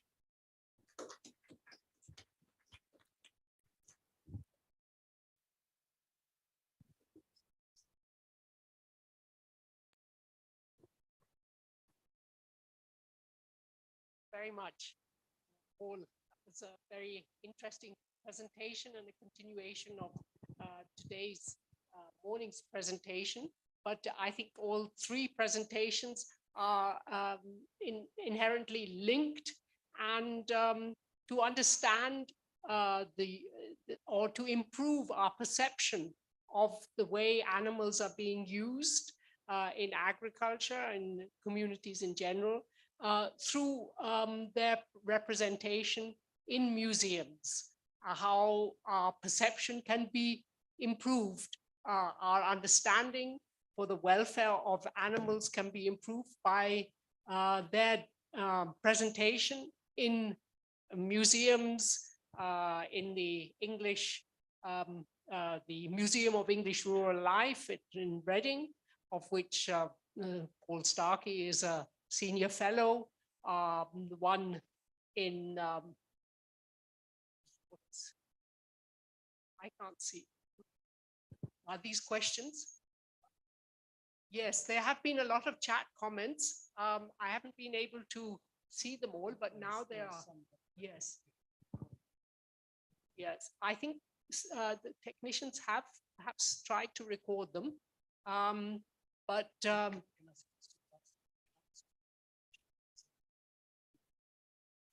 yes. Klaus, are you online? Yes, I am. Yes. Then if you have been following the chat contributions, maybe you could begin by responding to some of them. And if Barbara is still awake, she could also participate. And otherwise, Paul here will do the rest. And the audience who is sitting in our auditorium will also participate in the discussion. And they will probably have questions for you. So please, if you could, have you taken note of any of the questions? Well, it was rather comments, for example, from Ollie Douglas, for example. He's not there anymore. He said he was afraid he had to leave, but I can read out that one. He had written, in relation to Barbara's presentation in particular, wanted to make an observation about different cultural different cultural attitudes to animals' sentience. In the UK and France, the sentience of non-human animals has been recognized in law. In the US, it is not, nor I believe in India. So that is rather a question for the audience, maybe, of how that situation is in India. Any contributions from the audience regarding perception in India? Now, I am Anupam. May I ask a question? Yes, For the please. last presentation, I am calling from Kolkata. I am calling from Kolkata. Yes, Anupam, please go ahead. I see. My question is that just now he showed that four oxen he has found in Bangladesh. In which year? Can you tell me? Actually, this is very rare. Yeah, yes, I think he also thought it was rare. Would you like to comment? I was saying that it was extremely rare, and it's a very strange thing to put on a banknote, but it actually, it was probably drawn from someone looking at a photograph of two animals side by side, and then the artist joined the yolks together, whereas actually there were two pairs, which would be much more likely walking side by side, but the artist changes. So my comment is not, it was really that you can't always trust art to represent the reality of the situation. Okay. Thank you. Thank you. Thank you. Thank you for being so perceptive.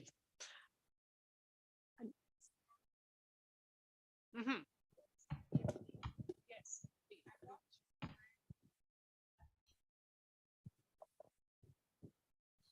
Hello, sorry, I'll sit here. I'm Nitya Ghotke, and I'm trying to answer the question raised by I think about the sentient part of it. I'll take a stab at it. I'm not sure I'm going to be really addressing it completely. I think there are two different aspects to this when you come to a society like India. One is the religious part of it. I see a mention of ahimsa, which is definitely followed in Hindu and Buddhist traditions. And the other part of it is the whole thing, which is the legal part of it, which actually follows the largely SPCA and the rules which came from SPCA, which is from the British Welfare Society, which started maybe 100 years ago. And I don't think the two necessarily go hand in hand or parallelly. And perhaps, I mean, so therefore you have strange things coming up, like, for example, the ban on the slaughter of the beef ban in India is seen as very much something coming from a religious perspective, or even you see a ban on slaughterhouses or the ban on slaughter as such in states like the Buddhist states like Arunachal Pradesh. So there's that aspect of it there, which comes from a religious tradition. While actually when it comes to what's emerging in the livestock sector, say in terms of industrialized livestock, which is industrialized poultry, kept in cage situations, or you have, with regard also to animal welfare, working animals, equines in brick kilns, for example, or you have donkeys being, they come under different organizations. They follow actually, they're being under the legal force of the RSPCA, the SPCA now in India, and the Animal Welfare Board of India. So I think the two are different, and there really isn't a kind of a meeting point there. And therefore, to answer this question would be difficult within that framework, because here in India, animal welfare is seen from these different perspectives. Thank you. Thank you very much. That was quite a comprehensive comment, and maybe we need to look into this more. And yes, Klaus, would you like to add anything? And also regarding, yes, please, Klaus. And yes. Then Barbara can also speak if she is awake. I'm awake. I wanted to just comment on the use of the word sentience. To me, I mean, I don't know what the laws are in different cultures, but to me, sentience means that able to feel or sense, and certainly animals are sentient, and nobody anywhere could argue that animals feel it when you touch them. So I don't know, but I know that people debate the consciousness of animals and whether they're self-aware. And it just seems to me that humans are rather limited in our ability to recognize worth in anything other than ourselves. I mean, we're quick to point out differences in different cultures and say they're not really people.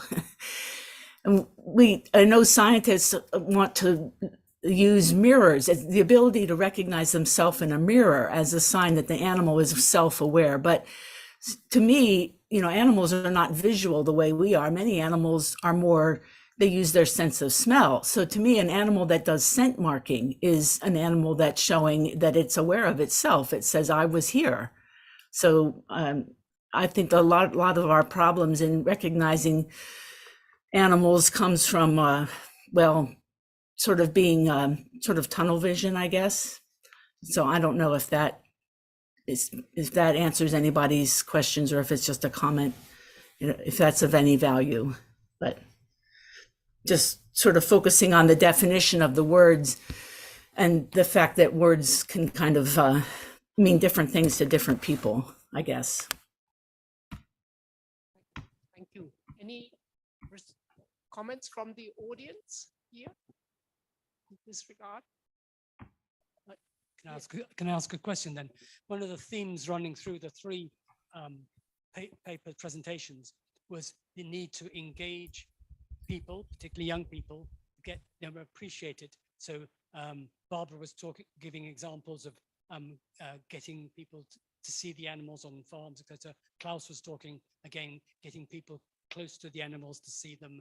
And I was talking about the way they're portrayed throughout cultures and getting people to appreciate them, but also the modern uses. So can anybody in the audience here have some comments relating to how we can do this, how we can get young people to believe that this is something, because we say it's ecologically good and it's good for the environment, and so it can be used in the future. And in some examples, say agroforestry in Europe, there's an increasing amount of animals again, because it's ecologically sustainable and it's good for the environment. So how can we do this?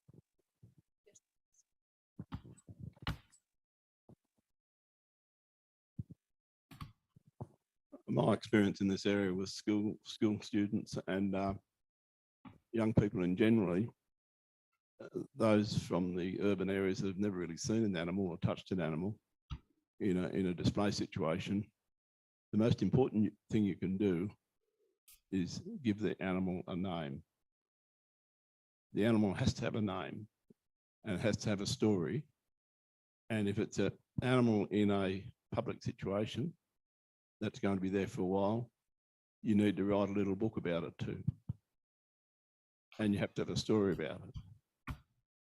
And that means you'll get engagement. At Toko, we had a few different animals. The kids loved they had animals like that at pets anyway on a farm. And they all had a name and we had little books about them and so on. On the other hand, locally where I live, we had a talk about agritourism and a farmer. He had a small farm and he went into agritourism, having accommodation. And the most popular thing about his farm, where he couldn't really engage too much with people on the farm because of insurance and all that sort of stuff, safety. The most important thing that people would come back for was his dog called Buster. So Buster was the star hit for families that came from Sydney up there to stay, and they'd text him back and say, how's Buster going? So that's my contribution.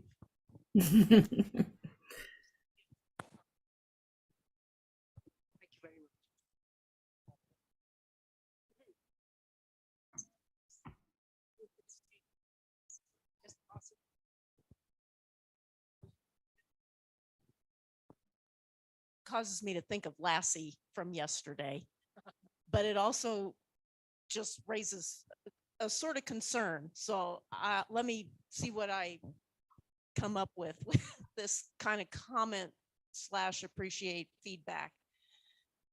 It's anthropomorphism. I can't say it, but we know what it is. and the need to realize, I think the merits of what everybody's talking about is that these animals are partners with humans to complete certain work. And there's this tendency, including in literature, to give animals human agency.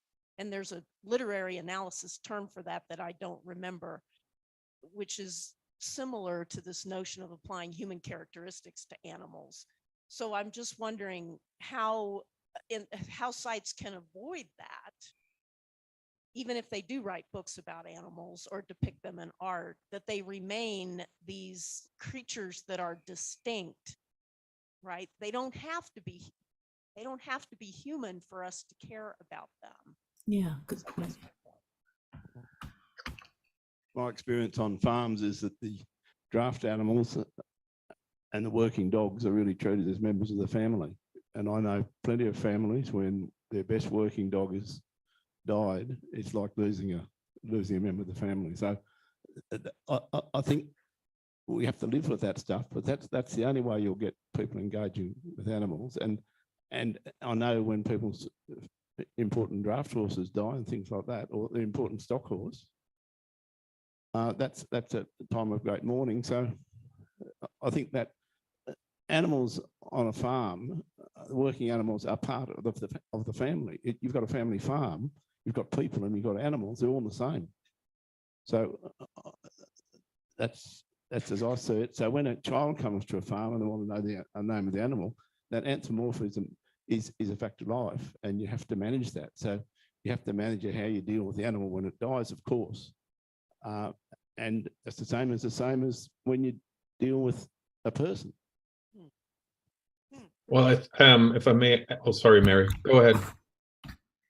The problem with that is that you can't label or give a chicken or a sheep or a pig a name, because, you know, in the course of a season, they're going to be gone. And then Junior's going to come back to the farm.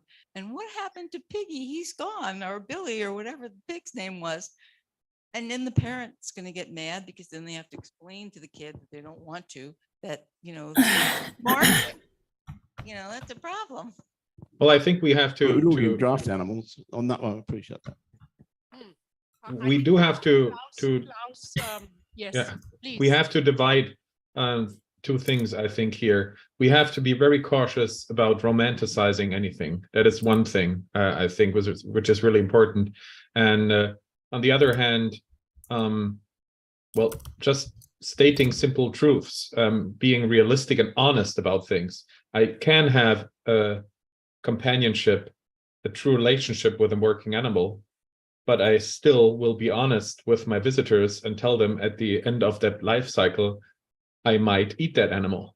And I think in being more honest, people start thinking about this more intensely than when I romanticize it around it. I mean, our draft oxen, as Cosette stated in the chat, some of them made it into stuffed toys. You can buy them in the shop, but still one of them is in the freezer now. And that doesn't took anything away from that working relationship I had to that animal. So I think there is a big danger, because wild animals are also romanticized now. Think about wolf discussions and stuff like this. It's always black and white. And we, in museum context, in agricultural museum context, we have that power, so to speak, to straighten things out a little bit, show these historic perspectives, and gain something for nowadays discussions. I have a question to Klaus regarding the children who visit your open air museum. Do they seem to develop a kind of relationship? I mean, we saw this the two little children in front of there was a toddler in front of the goat or the and the little girl. That they develop such a close relationship that then when they go home, they say, Mommy, I don't want to eat any meat. And they become vegetarians or even vegans. Is this a sort of positive, constructive reaction to children participating in these open air museums and playing with animals? I mean, you can change the perception of many things there. Pete Watson will be able to state that, as well as others in the audience. If you put the hand of a child to a plow, to a walking plow, and let them turn their first furrow walking behind that animal, something changes there. They will never forget that. And coming close to these animals that are usually not visible anymore also changes something. And that little toddler in the picture was my son. And well, they know that these animals play a role in our farming system. They're companions, and sometimes they refuse to eat them if we eat them. And I'm totally okay with that. And this is where the discussion starts. This is the honesty I was referring to. And we do have a good chance of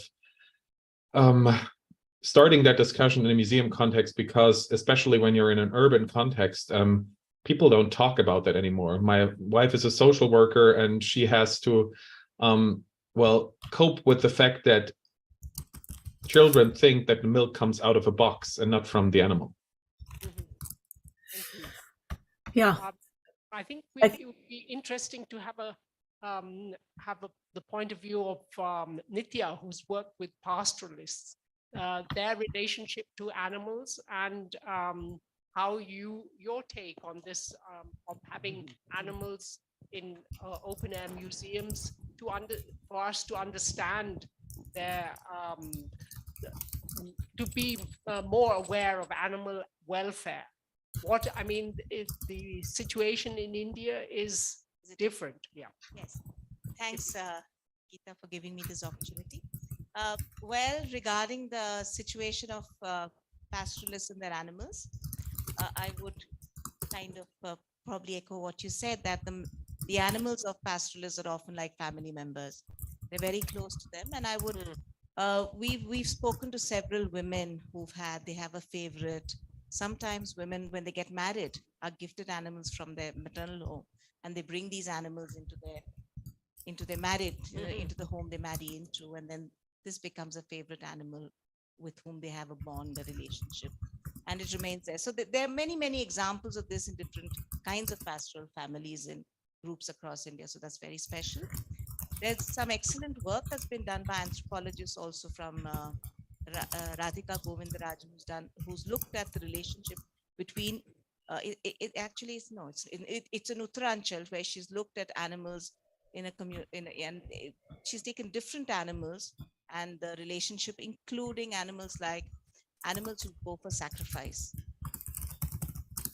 So I mean, we talked about eating, but she's researched this, and actually she found that the women she spoke to in a village in Uttarakhand, the women said that what you give to God has to be very special. So you treat that animal with a lot of love and respect because you give something special to God. So that comes from another worldview. So it's something that she's written about, and it may be interesting if any of you would like to read her book. She's done some really nice, brilliant work looking at society and the relationship to animals. But coming to the next question about museums in India, I mean, all of India is a living museum. You find the cattle on the road anyway. So I don't think we really need, but not that it kind of fosters any feeling of, somebody else said you honk and you, I think this morning, that, what a nuisance, you want to get them out of the way. And I think this form that the Indian government has taken of actually not looking at this carefully has in fact probably raised a certain consciousness of dislike towards animals that are on the street or the road or something like that. So we need to be careful about that as well. And there are, of course, road kills and accidents which happen because these animals stray onto the road. But just a final little point, I didn't want to take too much time, is you asked about your question, Paul, about how does one deal with young people. I'm only saying this because we're working with this and you asked this. Recently, there have been several initiatives by the youth in pastoral communities. You see, pastoralism is, it's an interesting place. The shepherds I largely work with, there are no jobs outside. And there have been even fewer jobs in India. So even after getting an education, they don't find decent jobs to get employment with. While pastoralism, because there's a demand for meat and milk in the country, yields some amount of income. So even if they don't want to be there, it looks like a life without style, it's hard work. Many from the community are forced to stay within pastoralism. So how does one then make it more interesting? And there have been several groups trying to get youth groups within the pastoral community more interested in their in pastoralism and their lives and livelihood. In fact, we're engaging with some of the youth groups from the community itself. And that may be one of the one initiative for the future, which keeps people engaged with animals. So that's my contribution. Thank you. Thank you very much. Anybody else from the audience? Yes.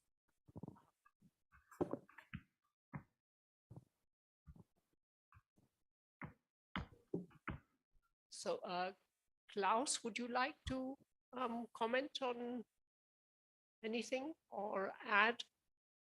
Well, I can just read out what Barb Corson said, because I think it's really important. And maybe that is also a problem we have. Well, I would like to know if that's a problem in India too. She stated, and Barb, allow me to just quote, with increasing urbanization, few people are exposed to natural cycles of birth, growth, and decay. Seeing animals and plants at educational farms and learning that they die is valuable. I couldn't agree more.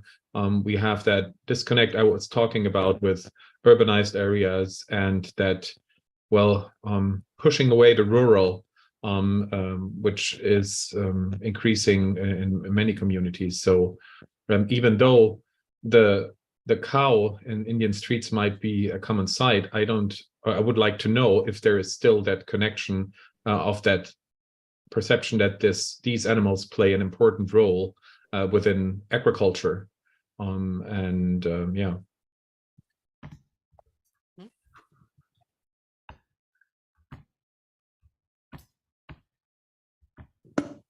I'll feel that.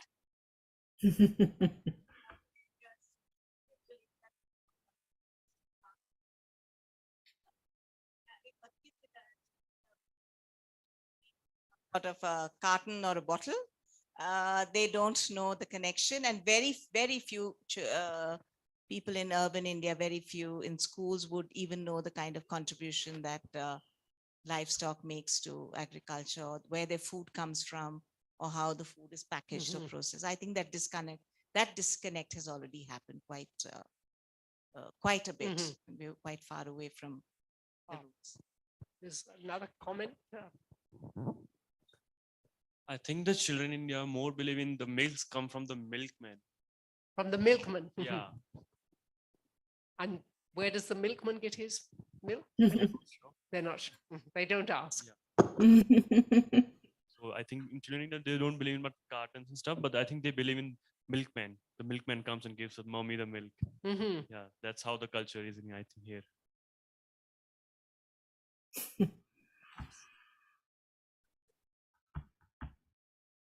Yes.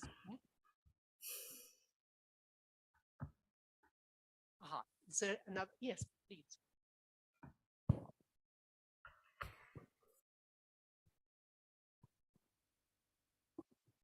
Klaus, I really liked your question about why do we sometimes offer educational experiences in a historical context.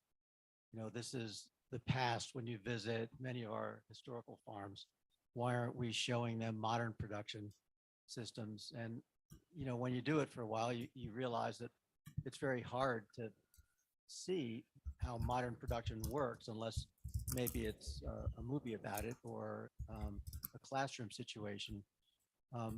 So much of what happens, you know, in modern wheat production is behind the panels of a monstrous combine that runs on a computer. But when you do it at a historical farm or in many places in the world, you can actually see it. It's very immediate. And I think we were saying earlier that 75% of the world's 8 billion people are pretty far removed from agriculture and the source of their food. And in a way that makes it much easier and much more likely that historical farms or educational farms of any kind are going to have a very, very important role going forward. And Mary and I had a chance to see that when Cameron Archer invited us to visit historical farms and modern production systems in Australia several years ago. And what we came away with was an epiphany of sorts. We saw how much the Australian government and farmers and educators invest in experiences given to very, very young children. They want them to see and experience and learn about plant and animal production right from the beginning. And the investment that's made in that ultimately makes them better, more understanding consumers of something that all of us need, and that's food that comes from farms.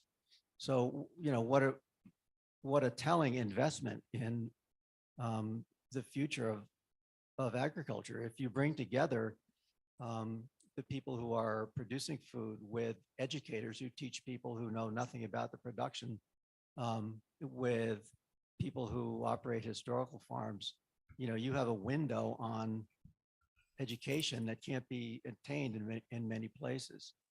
I think of that all the time, how much people in our staff don't want to be a petting zoo. You know, we want to feel like, oh, we're preserving important genetics in the historical breeds that we keep, or the plant seeds, or the history that we preserve, maybe about the construction of, you know, our kitchen along the lines of the architectural presentation. You know, we somehow think of ourselves as being more important than people who give children an opportunity to pet a goat. But where do you start to understand where food and fiber comes from if you don't have that opportunity? What better place than an educational farm or any farm where production is visible and tangible? So I think it really puts the challenge before all of us to do what Barbara Corson was saying, which is give people opportunities to really see beyond, you know, maybe the canary that they have as a family pet or their cat or dog, what life cycles are involved in the real world that are going to be important in their lives. And everyone here in this room is involved in that effort. Thank you. Thank you very much. That was almost a concluding comment, but I would like Paul to pull together the different strands and make a concluding comment. Well, no, that was such a good thing you were saying, Pete, that I think it's very difficult to follow that. So I'll just have a small anecdote, but it's actually true. And it links, I think, the idea of the naming of the animals, the indigenous knowledge, and the fact that the authorities often don't understand this indigenous knowledge. In South Africa, I was invited to go to the north of the country, which is a very dry area where there are a lot of donkeys. And I was asked if I could give advice on donkey contraception because there were too many wild donkeys and they wanted to reduce them. And I won't say what I said, but basically I said, well, I will come along and investigate the topic and then we can discuss options. So the first thing we did, I was with the authorities and we went to, I said, can we stop in the village? Now, first of all, he showed me all these donkeys around, and certainly on the veldt, there were just donkeys everywhere. And he said, there are all these wild donkeys and they're destroying the veldt. So I said, can we go to a village and talk to people? And so I said, we introduced ourselves and I said, look, we're here to talk about donkeys. Ah, yes. I said, there are very many donkeys out there. Yes, sir. And are there any donkeys that don't have a name? Ah, no, sir, they all have a name. So they're not wild donkeys. No, sir, there are donkeys. But why do the authorities think that they're wild? That is simple, sir. There is these Mercedes drive really fast along the roads here. And sometimes I hit one of our donkeys. Now, if a lamp of a Mercedes goes, that is more than 1,000 rand, which is more than 10 donkeys. And so when the police come, they say, whose donkey is this? because then we need to charge them to pay for the repairs. Ah, so this is a wild donkey. This is a wild donkey. It doesn't belong to anything. So anyway, that's a nice story that links indigenous knowledge, real practices, and total lack of understanding of the authorities in some cases. I think one could perhaps tell different anecdotes about cattle being hit by cars in India. I mean, there, I think the situation would be slightly different. But anyway, this is, we open up a longer discussion. I would like to thank our panelists, Dr. Klaus Kopp, Barbara Corson, and especially Dr. Paul Starkey for presenting such stimulating, interesting, and enriching papers, and to the audience for participating so well in the discussion. We've taken longer than we thought, and I think now we have to make room for the next session. So, but thank you very much indeed. And I look forward to this work being taken forward and wish the participants all the very best, the panelists all the very best with their work. Very important work. Thank you very much. Thank you. Thank you.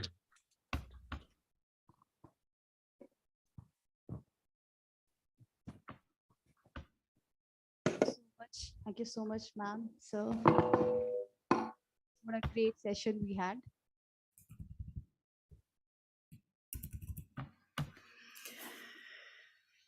Now it's the time. Okay.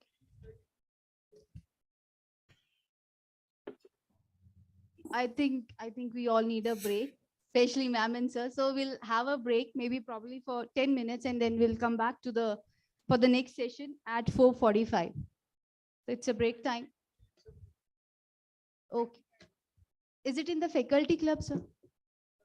Yeah, we'll move towards the faculty club and we'll get back to the conference hall again after 10 minutes.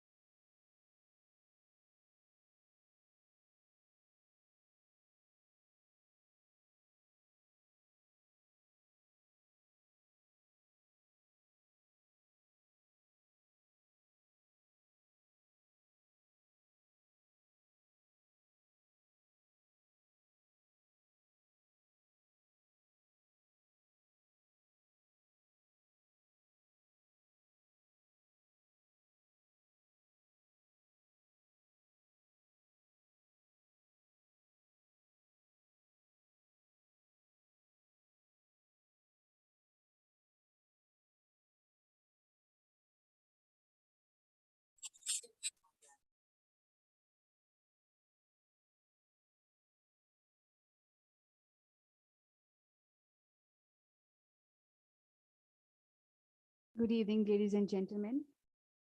We hope you had a rejuvenating tea break. It is now time to continue our conference with the sixth session, aptly titled as Heritage. In this session, we continue our exploration of the rich heritage that surrounds agriculture as a living tradition. We have the privilege of hearing from distinguished experts who will shed light on various aspects of agricultural heritage. For this session, I would like to request Dr. Rohit Goyal sir to please come over the stage and moderate the session for us. Thank you so much.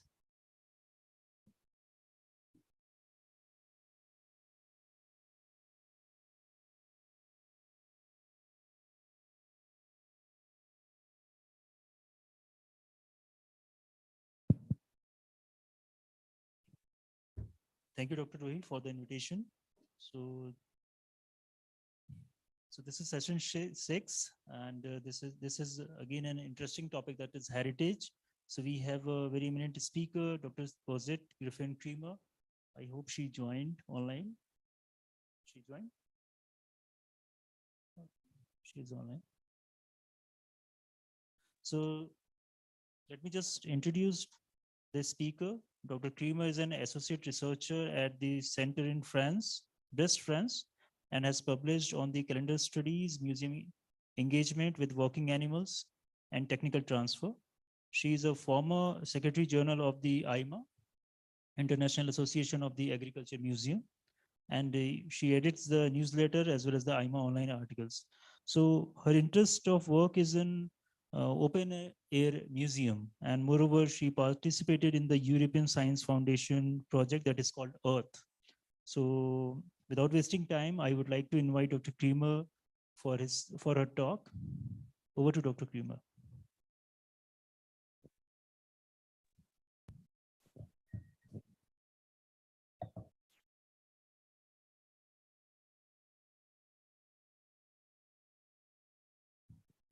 Hello there. Can you hear me?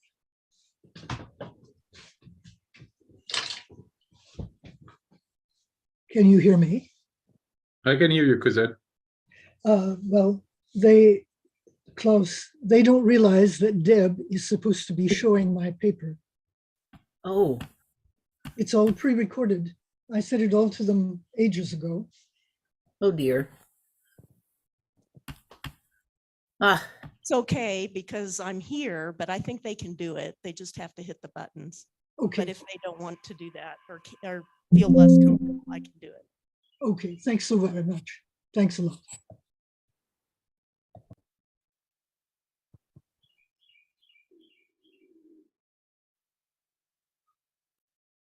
That's beautiful.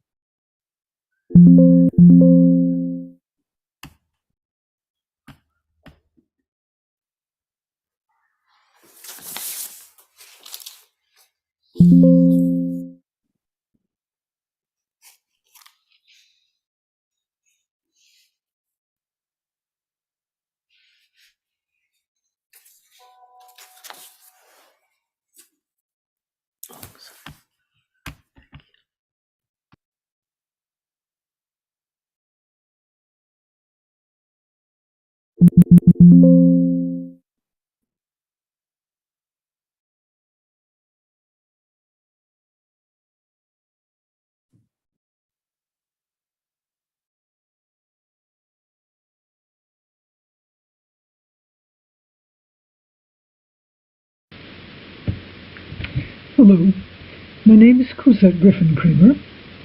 I'm going to talk to you today about how the countryside and farming is brought into an urban context. As you see here, where a town seems to have no automobile traffic and there is straw all over in the streets and on the square.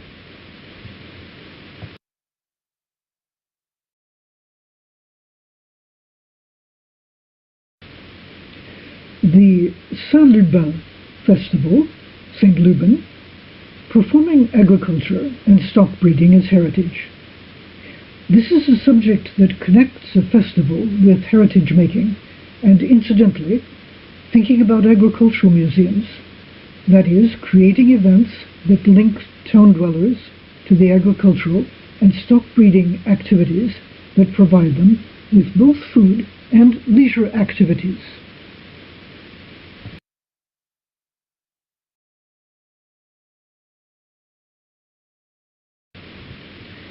The Saint-Lubin, or Saint Lubin Festival, takes place in the town of Rambouillet, halfway between Paris and the UNESCO World Heritage Site of Chartres Cathedral. Towns and cities outside the capital of France sometimes appear to live in the shadow of the City of Light, but this has not prevented local actors from creating their own glow through various events and festivals.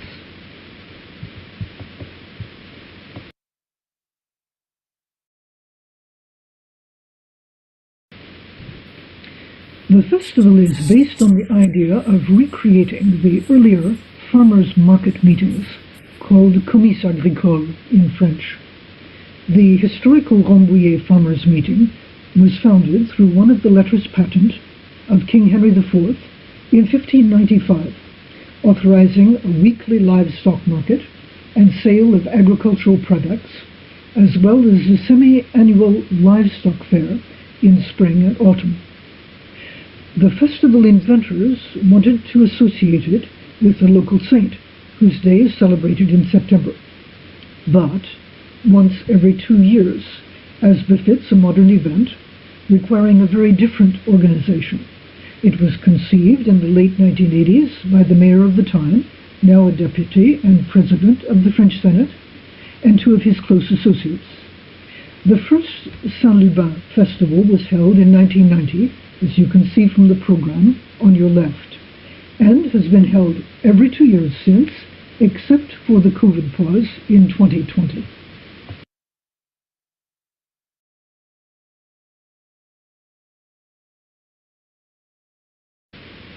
Reference to Saint-Lubin is part of the heritage aspect, associating the festive event with a figure in the church history of France, since Lubin was Bishop of Chartres in the 6th century, and the Rambouillet Catholic Church on the right here is named after him. He and his works are also commemorated in one of the stained glass window panels in Chartres Cathedral.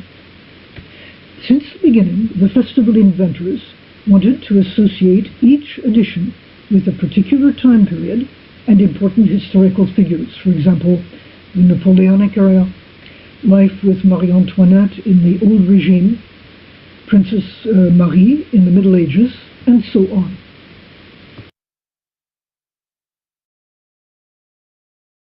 The 2022 festival period theme was the Roaring Twenties, Les Années Folles in French, and the Town Hall now puts out a detailed brochure on the period with notes on aspects of local history linked to the time, for example, the role of the national sheep breeding station, the Bergerie Nationale, in rehabilitating wounded World War I veterans so that they could find work, or the founding in the 1920s of the first family garden allotments in the town. The brochure also portrays famous people of the period, such as the mayor at the time, or French favorite, the American and French entertainer Josephine Baker, inducted into the French Pantheon in 2021 by the current president. However, a special place is kept for the costume or clothing of the time, with longer articles on fashion and related societal details, such as the fact that infants were generally no longer kept in swaddling clothes, but in diapers and child-sized adult clothing. Dressing up in period clothing is highly participated and popular. Local people genuinely have fun making or renting the costumes, and the town hall organizers feel the event is especially successful because of the positive reaction of all participants, the local population, Main Street shopkeepers, stock breeders from the region, and sponsors of all kinds.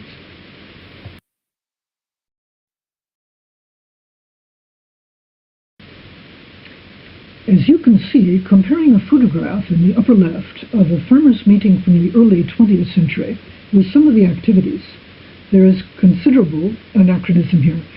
Please notice the straw on the streets, as it has proved to be an attraction in itself.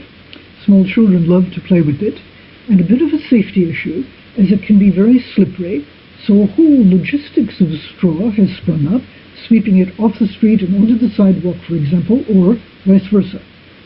There are other logistics involved as well. The humans have a picnic lunch, seated on hay bales at tables in the town hall square, but the animals have to get rid of their own picnic, and sweeping that up is considered essential for the positive image of the event. The various historical eras highlighted in each Saint-Lubin festival also make for sometimes incongruous contrasts with the realities of a farmers' meeting, but everything that contributes to the animated festive atmosphere is grist for the mill, from the smallest of local produce sellers to inviting vintage car owners for the 2022 Roaring Twenties theme.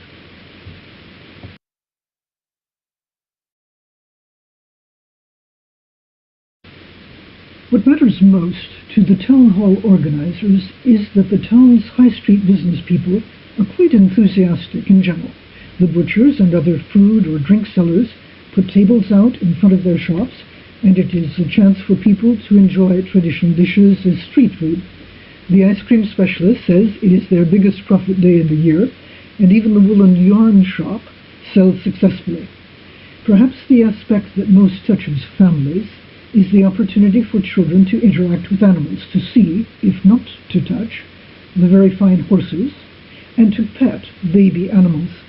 Needless to say, the handlers note all the animals are in a state of considerable stress by the end of the day, although the petting stand organizers are careful to keep them in shifts to let them rest from the happy hands caressing them.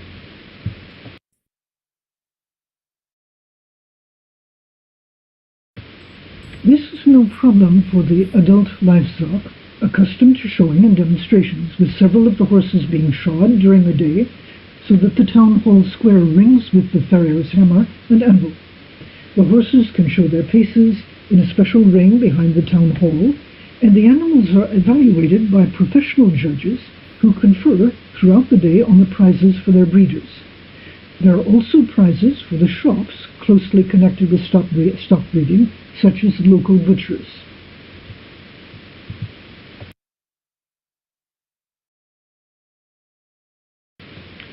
Prizes for the animals include all the equids, that is, the horses and donkeys, while the sheep, cattle, and barnyard animals are there for the children to see, especially to promote the local sheep breeding station or pull the carts used to give rides to the children.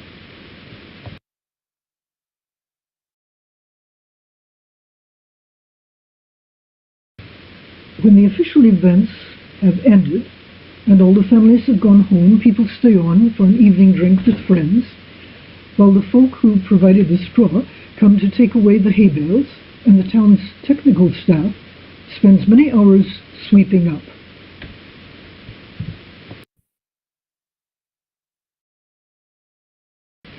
Now on heritage and what is at the heart of heritage, transmission, and sometimes, one hopes, fun. There's no doubt that the organizers pull off Nietzsche's trick of both organizing a festive event and finding people to enjoy it. But what is their formula or recipe? One term recurs regularly in the day's discourse: heritage, that's French patrimoine. And this facsimile of farmers' meetings seems to fit smoothly into the process of patrimony making, termed patrimonialisation in French. As you have seen, there is an appeal to considerable doses of anachronism involved, and this does not go unnoticed in the broader national debate. In fact, the regular intellectual jousting about patrimonialization has given rise to a movement termed de-patrimonialization. Still, both the terms of heritage, patrimoine, and patrimonialization appear to the town's residents to be quite understandable in the context of the Saint-Lubin festival in Rambouillet. A term that can truly be applied to the Saint-Lubin Festival is performing agriculture. In the festival, the usual constraints of farming do not really count, but it can be presented, performed by oxen pulling a hay cart, a horse working a threshing mill, judging fine animals, buying products promoted as locally or sustainably made, and pretending to step outside our current times. That is, combining incongruous aspects successfully. In this case, the Saint-Lubin Festival mirrors some of the activities, quite a few, I think, of open-air agricultural museums and living history sites, if only for a day. We are also looking at a process of heritage making that is implicitly intangible, where the main objective in the Saint-Lubin Festival is reinforcing the connections and the ties that can contribute to bind town and country.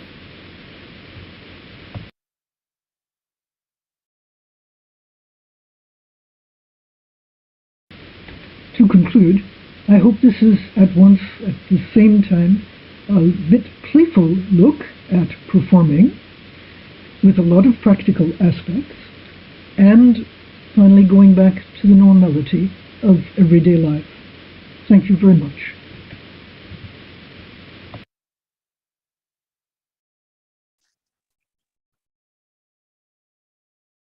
Yeah, thank you, Dr. Kramer, for this wonderful presentation on this age-old festival that the people are used to do.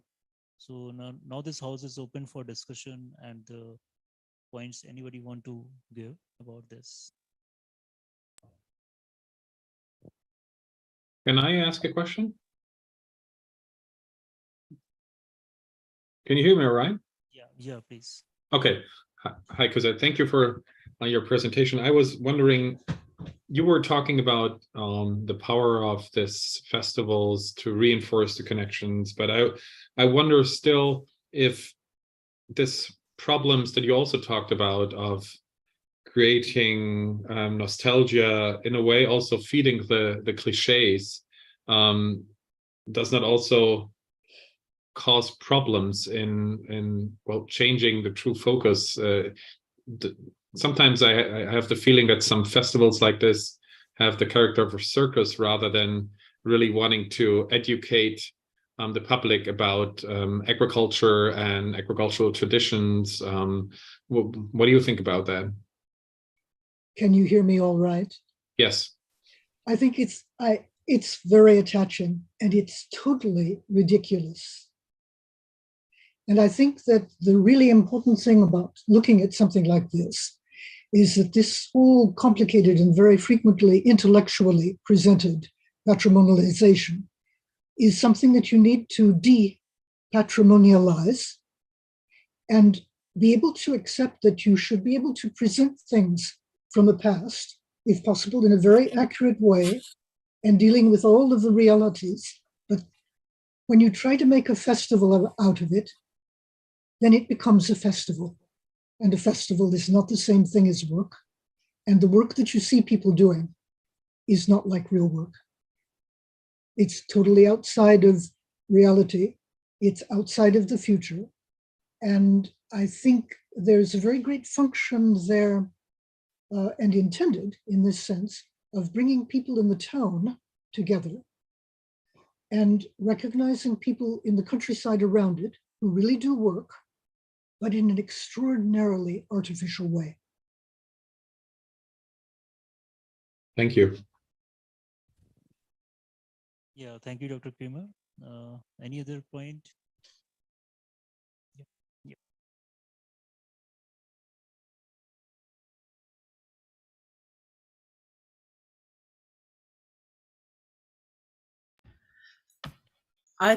I have a question. I was going to ask Cosette how the event is publicized to increase attendance.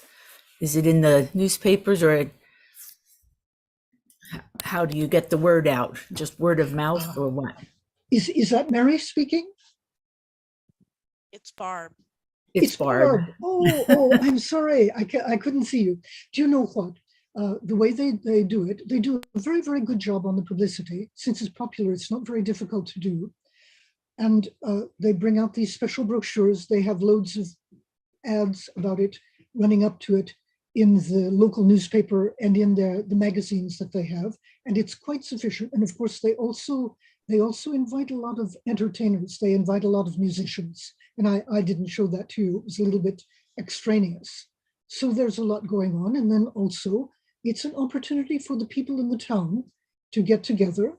And it's something that's quite interesting, is that it really is cross-generational. It really, as several things they have, are mainly for older people or only for children. But this is cross-generational.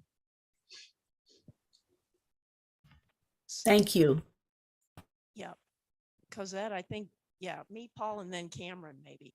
But quickly, is there, so it's a community festival, but is it community focused? So in other words, do the livestock exhibited come from that town?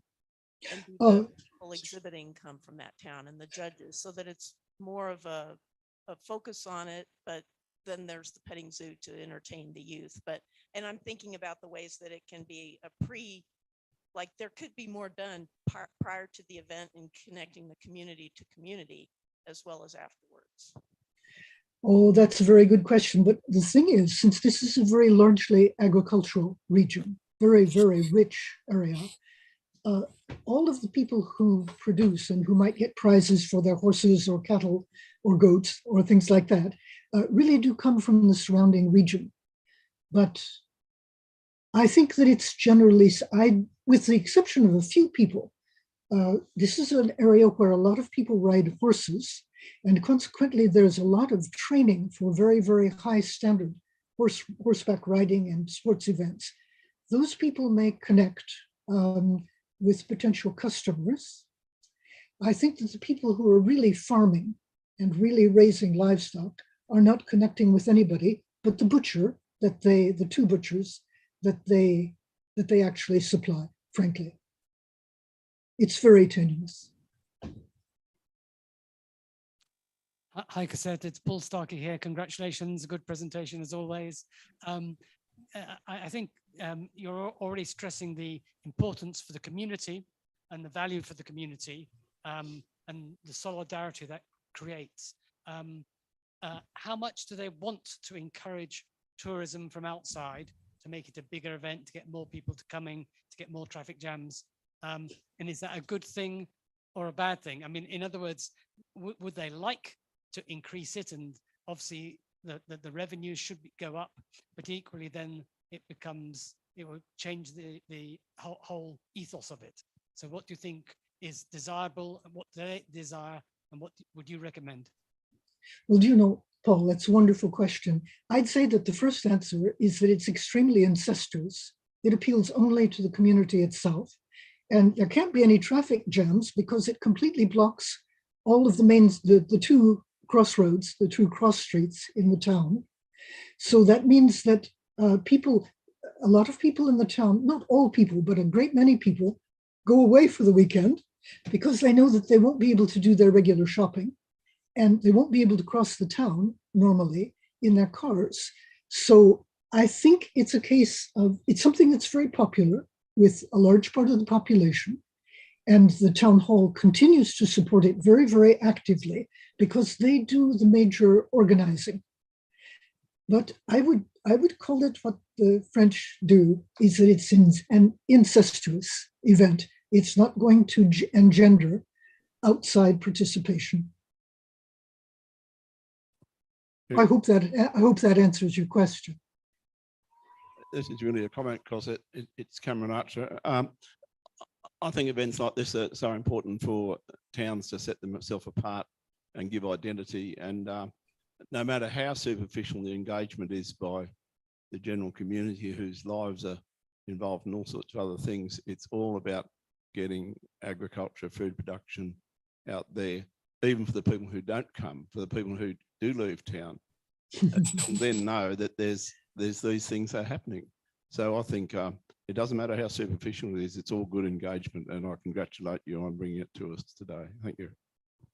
Well, Cameron, I think that one of the most important things is that at the very least, it keeps children in contact with animals. And they have a kind of such an intensive contact with them that, as I said, the animals, they don't have a nervous breakdown, but they get very close to it. So people have to be very, very careful about this. And it comes back to these very fine other discussions about animal welfare. And something that's extremely well done is that they show people how you can best take care of animals. And also they show people the beauty. If you recall, maybe somebody recalls that very old postcard. It used to be in France before 1950, say, but especially before the Second World War, sometimes very, very small, large villages with maybe 300 people attracted cattle and horse fairs with 30,000 animals. And there's something that we need to remember when we talk about heritage, is that when the gentleman yesterday was talking about having more markets, I think he called them mundi, that not only, this used to be the place where you met your future husband or wife, and your mother and father-in-law began negotiating over how much she might cost you, but it was also a wonderful opportunity for people to get together and dance and simply meet other young people. And there is a bit of a facsimile of this. So I think it's very anachronistic. Sometimes it's a bit ridiculous, but as Cameron mentioned, it's really something that brings the community together and really around animals. So that in itself is positive. Thank you. I just thought I'd like to share something from the Indian context in this. Yeah, I just thought I'd like to share something from the Indian context of something similar which happens. So in much more in South India than in North India, you have weekly markets for animals. And they go by different names. They called Santa, Sante, or just Bazaar. And that's where local farmers can sell or purchase new animals. That happens. And around the markets, you also have other products or, associated things. You might get things to harness the animal. You get ropes, you get tethers, you get other stuff. So that happens. Unfortunately, several of these markets had a bit of a problem after COVID, and you couldn't, there was this problem then, but they're kind of reviving. And then they also come under this APMC control, which yesterday Devinder Sharma spoke about. But there's another thing which exists, which is called a yatra, which is an annual festival which happens perhaps once a year, and it could be around one species. So there's even a donkey fair which happens in a place which is not far from where I live. There are horse yatra, there's for camels. The Pushkar is well known as a camel fair. And you have, around one species which happen. And often they are linked perhaps to some religious symbol, maybe some goddess or god who's to be propitiated. And, there are things which happen around that. And the yatras, as you pointed out in your presentation, also become very important events for the community to gather. Marriage alliances are fixed there as well. That's when, families meet each other. It becomes something, a day away from herding animals. So one member of the family or two people will go while one person has to stay behind, of course, take care of animals. But it's also celebration and a lot of fun things which happen. So it's not unusual. It's not unusual. It's quite common also in India with a little, of course, there'll be different context, lots of turmeric being thrown around, lots of, the kind of symbols which represent, the religious things around. Then sometimes you can have people from across religions also participating in these events. So I thought, and they're living museums, actually. They have lovely breeds of animals coming, and it can also be clubbed with as you pointed out, a competition where the best animal wins a prize or something like that. So these also exist here, and I just thought I'd like to point out that.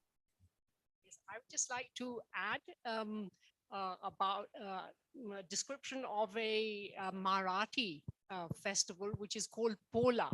And this is a festival, a local festival. It may not be all over Maharashtra, but in where I am living in northwestern Khandesh, which is a quite a sort of rural, rugged area.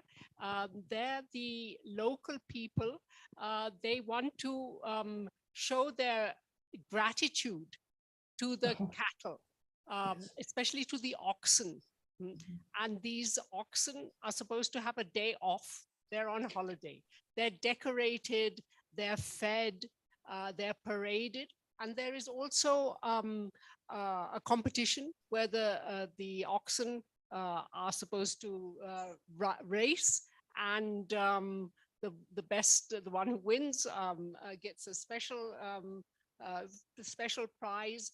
And then there is also, it's a sort of community festival where the local dignitaries show their reverence to the cattle, but also to the cattle holders, the keepers. They give them presents, gifts. It's an exchange of gifts. And then after the end of this festival, which lasts for a few hours and it can continue on into the evening, there'll be a big feast that will be offered to the mainly farmer guests, I mean peasants who come, and they will be feasted on banana leaves. I mean, a really very, very sumptuous feast. And with a lot of singing and dancing, the youth get together, and sometimes you have tribal communities that perform. It was, I mean, this was just recently, and I was really impressed by their acrobatic skills and of course the different dances that are then done. So this is also trying to revive traditions. I'm not sure whether it's a recent Pola, yeah. And then of course in the south one has Pongal. Pongal is also similar, yes. So India has its festivals for the cattle.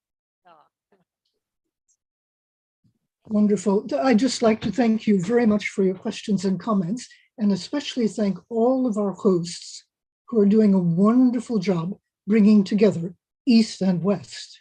I congratulate you.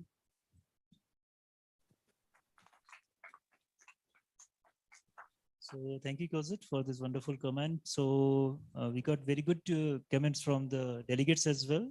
So we know that these practices, community-based practices, are cultural specific. Every country has their own culture, and thereby these practices are getting evolved throughout. So I'm thankful to Dr. Kozit for this wonderful presentation, and thankful to all the participants for raising certain points and giving the special comments. So we have now, moving forward, we have another speaker, but due to some reason he would be joining tomorrow, Dr. Paul. He's a man of RISE. So I hope we have to close this session. Okay, so now we have to close this session for now. So I'm handing over to Dr. Ruhi. Thank you. Thank you so much, sir. So almost we are going to wind up for today, but we have a last talk. And for the next talk, now we invite you to join us at the Open Air Theatre. So ladies and gentlemen, without further ado, let us now make our way to Open Air Theatre to join and enjoy Mr. Nishant Chaube's presentation. Thank you for being a part of this flavorful experience. Thank you so much, everyone. Have a great evening.